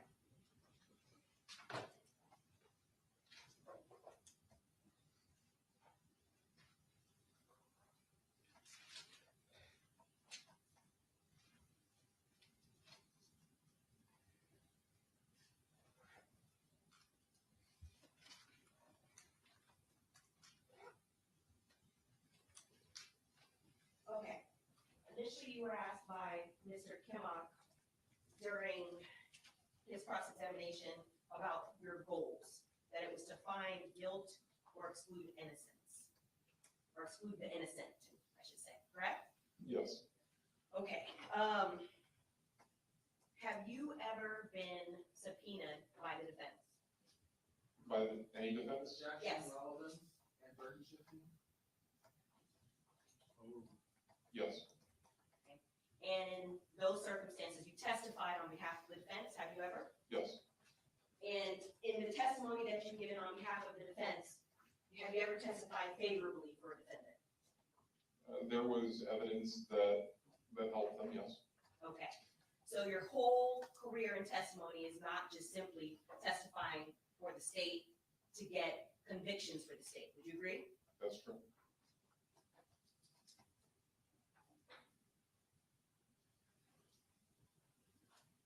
You've never met any of the three defendants, correct? I processed one just briefly to take pictures and collect DNA, but met them, no. Okay. So you didn't arrest them. You don't have any personal stake as to these three defendants? I do not.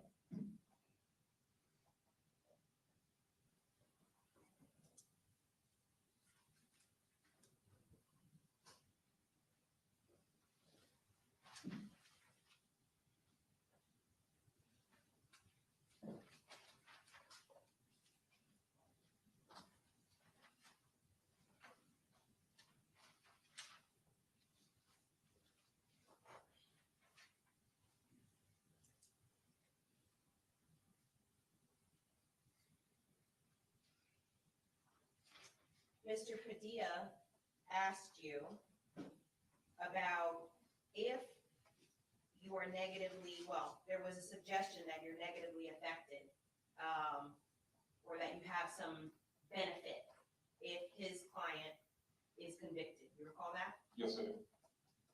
Well, first of all, have you ever been to happy hour with me after trial? I've never been drinking happy hour with any state or federal prosecutor. Okay. And specifically me, we've never high-fived after a conviction, have we? We have not. Okay. We never went and celebrated with drinks after a conviction, have we? We have not. And you've actually been to trial with me before, correct? I have. Where there was a result at the trial, a guilty verdict, correct? Yes. And even then, those times that you and I worked together, we didn't do that type of behavior that we didn't do that type of behavior that Mr. Padilla suggested, correct? That's correct. In fact, you remained professional during and after, correct? Yes. Do you get, what if any stars do you get on your uniform if there's a guilty conviction? None. How about some stripes or accommodations? None. How much do you get in raise for a paycheck for a conviction? None. How about slaps on the back from your supervisor? None. Does it go in your HR file that you get a conviction? No. Do you move up in rank from detective to say sergeant based on how many convictions you get? No. Do you get demoted if you get a not guilty? No. How about the fact if you end up, if there's a not guilty by a particular defendant based on evidence that you collected, are you shunned by your coworkers? No. Are you treated negatively at all from your agency in the, how many years have you been a detective? Or how many years with BSO? I have 18 with the agency. I've been doing crime scene work for about 8 years. What, if any, out of those 18 years that you've been a law enforcement officer happens to you if there is a acquittal of a defendant? Tell us. What happens? Nothing. There's no negative consequence. What happens if there's a conviction of a defendant? Surely there must be some type of party. Is there? There's a meeting. Not that I've ever been invited to or am aware of, no. Because there is none. Correct? That's correct.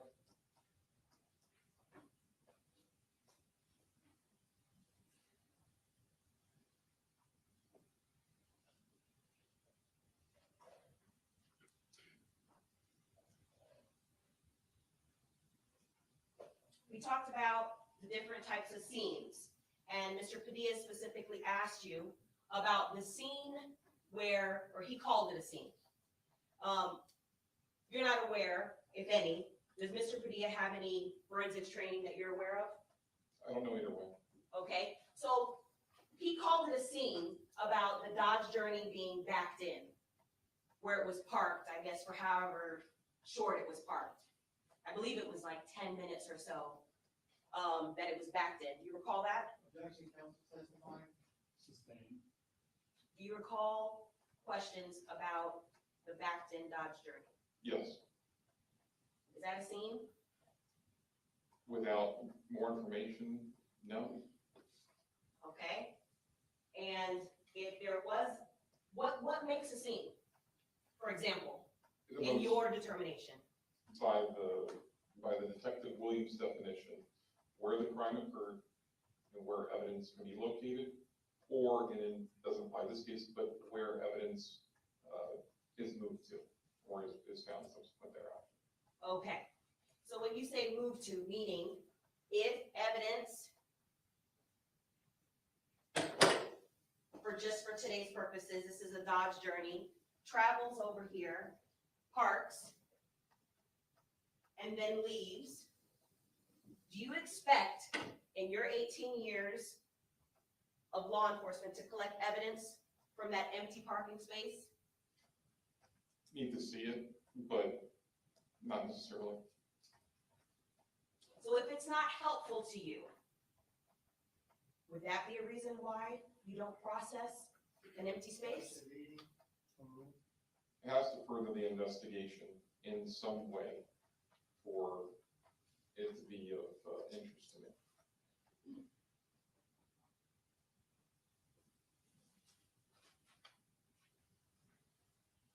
Mr. Padilla asked you about historical things that have happened in murder cases, videotapes. Okay. First of all, are videotapes even used, VHS, in your investigations? No, we don't use VHS or any type of tactical tape anymore. Okay, how long would you say was the last time that was used? It's been a while, maybe 5 or 6 years, six. Okay. Or more, at least 6 to 7 years. In forensics, in your field, things are constantly evolving. Do you agree? Yes. Yes. If something isn't used anymore, if a technique or a method isn't used anymore, why on earth would you use it still, if it's outdated? We don't. If something's outdated, would that be a reason for you not to use it in your current investigation? You can answer. If something's outdated, hasn't been used in several years, would that be a reason to not use it anymore? Yes. And in your 18 years in law enforcement, because you collected evidence on the road, correct? I did. You don't have to get into specifics. Are there several techniques that are outdated and just simply old and not used anymore? Yes. Those classes that you indicated that you're certified and you're up on your certification, correct? I am, yes. And is the purpose of that, tell us what the purpose is. Is it for new collection stuff or outdated things that happened years ago? No, the certification is to demonstrate that I'm competent at a universally accepted standard within the crime scene community.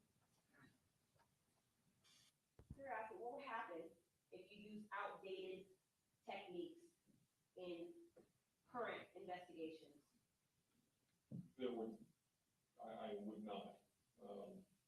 Our supervisors are constantly keeping, are constantly paying attention to what is coming up, and we're always doing research and looking into what's next.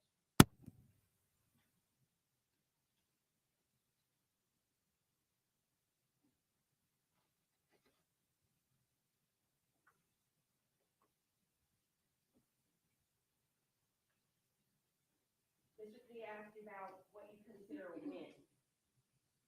Evidence that you collected that was processed, that gave a result, and exonerated someone. Is that a win still?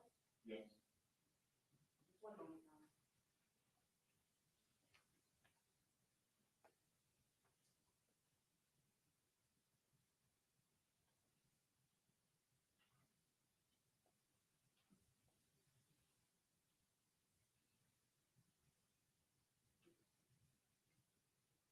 If we could just, at this time, I think, subject to the court's scheduling, we'll stop at this point.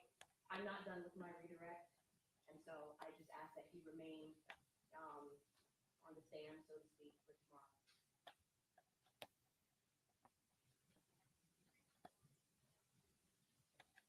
We go sidebar, Your Honor needs to.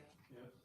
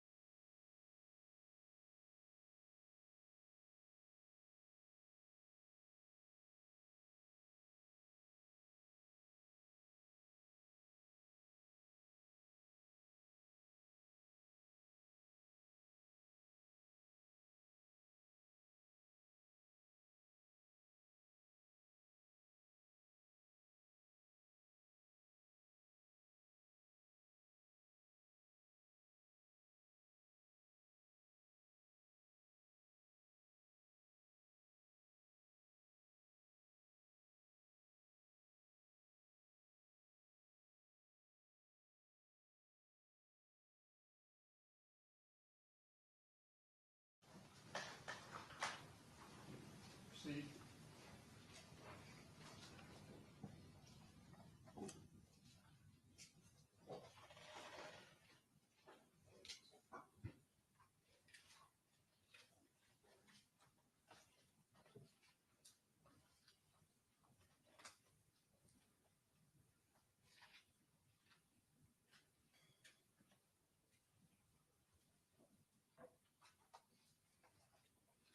Now, you were asked on cross-examination, I believe it was by Mr. Ramirez, regarding the procedure for swabbing a particular item, correct? Yes.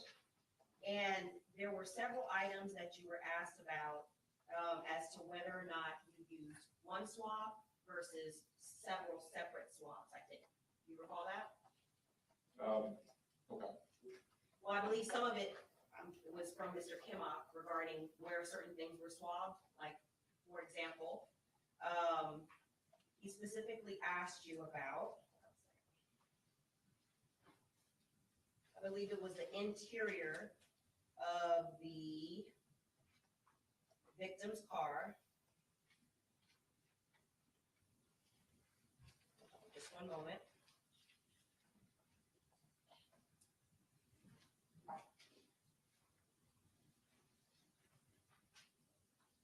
and it was the interior of the Dodge. I believe it was the gear shift, or excuse me, DNA 8, the volume, the AC, and the temperature controls. Do you recall that? Yes.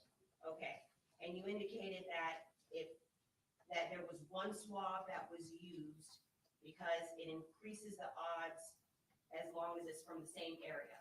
I was referring to composite.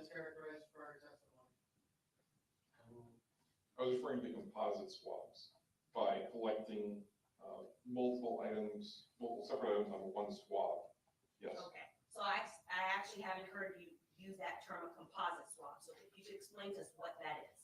Exactly that. When you have multiple items you're putting on one swab, you need to exercise caution when doing this because it increases the possibility of multiple contributors. But when they're from the same immediate area, it is a good practice. Okay.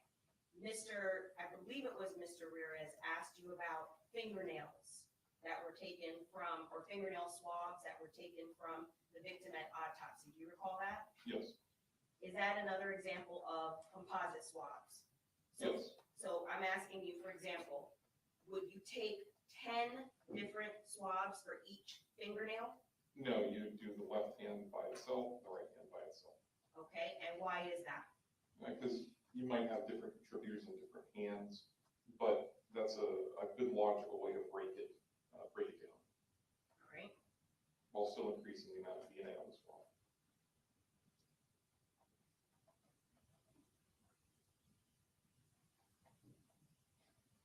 And what's the difference then, for example, you testified about, and this was, I believe, during Mr. Kimmock's testimony or cross-examination about the swab of the steering wheel, DNA 2, versus the swab of the seat controls of the driver's side, DNA 3.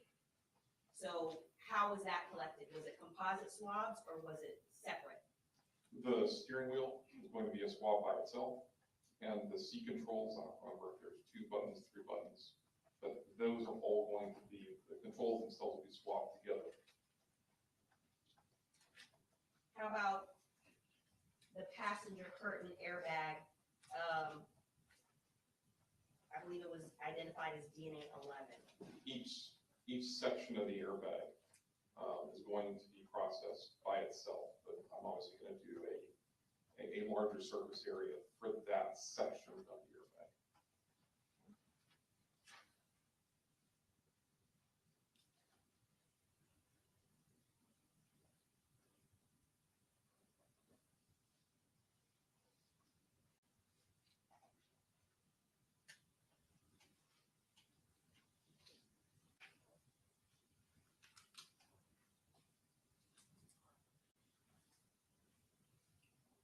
Once the evidence is collected, who is responsible for maintaining the evidence? For example, evidence at the warehouse. There's people that work there full-time, evidence control unit.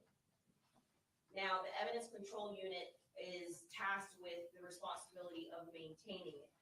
Who has access to that from BSO? The only people that have access to it are sworn employees, so my rank or higher.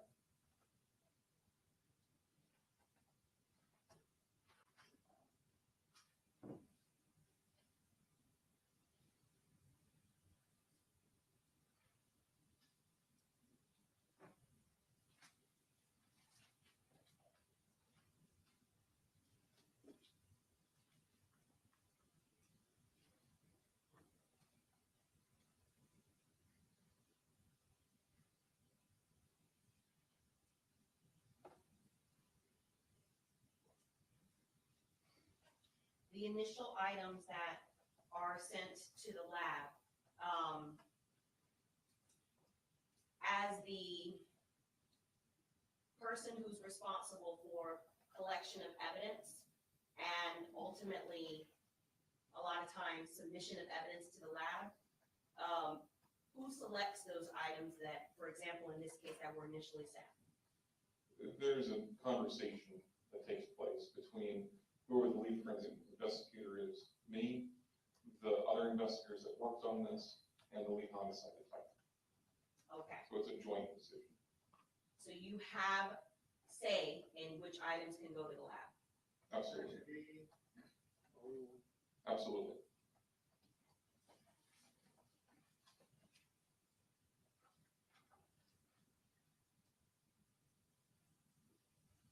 And for example,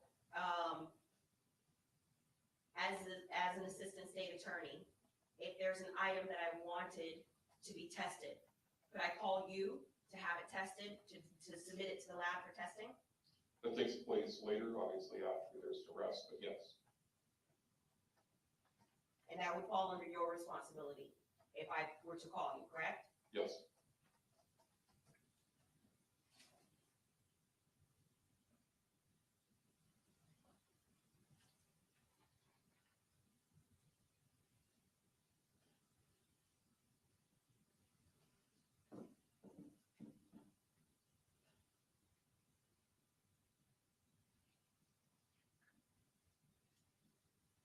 Now, some of the items that were referenced by Mr. Kimmock with respect to items that are at the warehouse, are you able to tell from any preliminary testing what items will have a high propensity for example, a result? There actually calls for speculation. I'm relying on experience for what items I want or I want to recommend to the team that we submit. And we will send in a batch of swabs, get it tested, and we'll see what comes back. But the investigation is not working in a vacuum, like I said before. And while I'm doing my work, homicide detectives are meeting with victims, they're doing the work with the cell phones. And when we get the results back, I don't know what they've been working on. So that's why the initial submission, we're all pretty much on the same page as what we need back from DNA. What we want tested is almost always a given. By the time that lab report comes back to us, the first submission is done. Now we have homicide has done their work, and that will guide any future submissions. So it really depends on how the investigation is going for second submissions. Okay.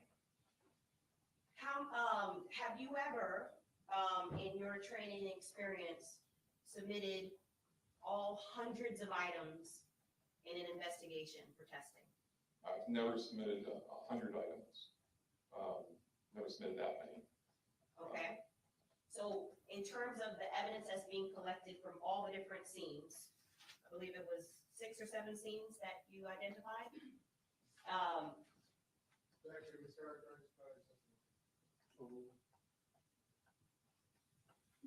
Have you ever submitted all the evidence in all the scenes to be tested at in one particular case? I've had smaller homicides that did not involve so much evidence, where we do an initial batch, we don't get any results. Homicide comes up with nothing. It's a whodunit homicide of an unsolved murder, and we will submit more and more and more. I've never had a case with a large number of swabs that has been unsolved. That has been unsolved? That's been unsolved. We weren't able to get enough evidence to make an arrest in the case.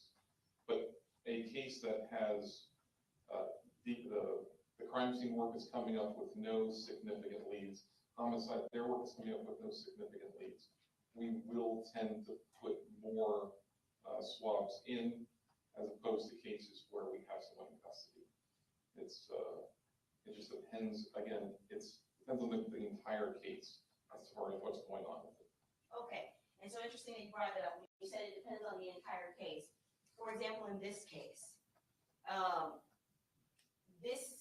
has evidence beyond forensic evidence, correct? That's my understanding. Okay, you've actually seen some of the evidence. There's surveillance evidence, Yes. witness testimony.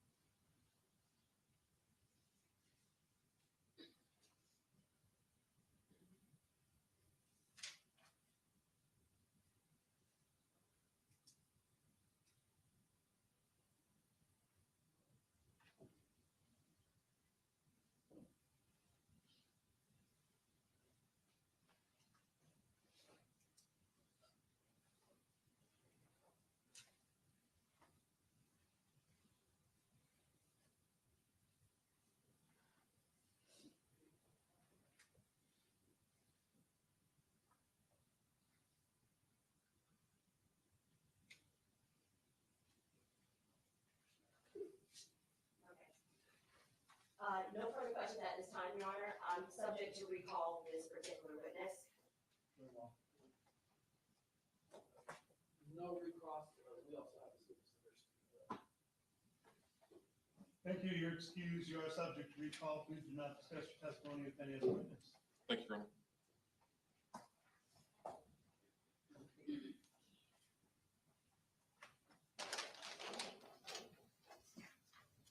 And then, point to this, can you do a quick sidebar, please? While he's packing up, can you please do a quick sidebar?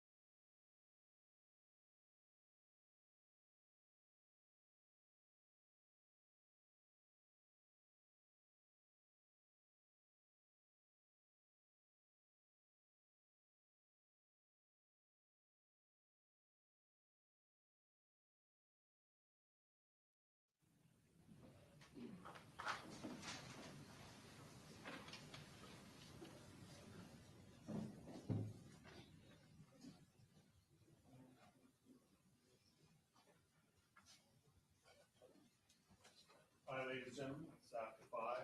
We will recess for the evening. As with each time we break, I will remind you not to form any definite or fixed opinions in various cases. Please, all the others are used counsel instructions of the law by me. Until that time, you must not discuss the case even among yourselves. During the course of the trial, court takes regular recesses during which you separate go by personal affairs. During these recesses, you will not discuss the case with anyone, nor permit anyone to say anything to you in your presence, anyone who attempts to.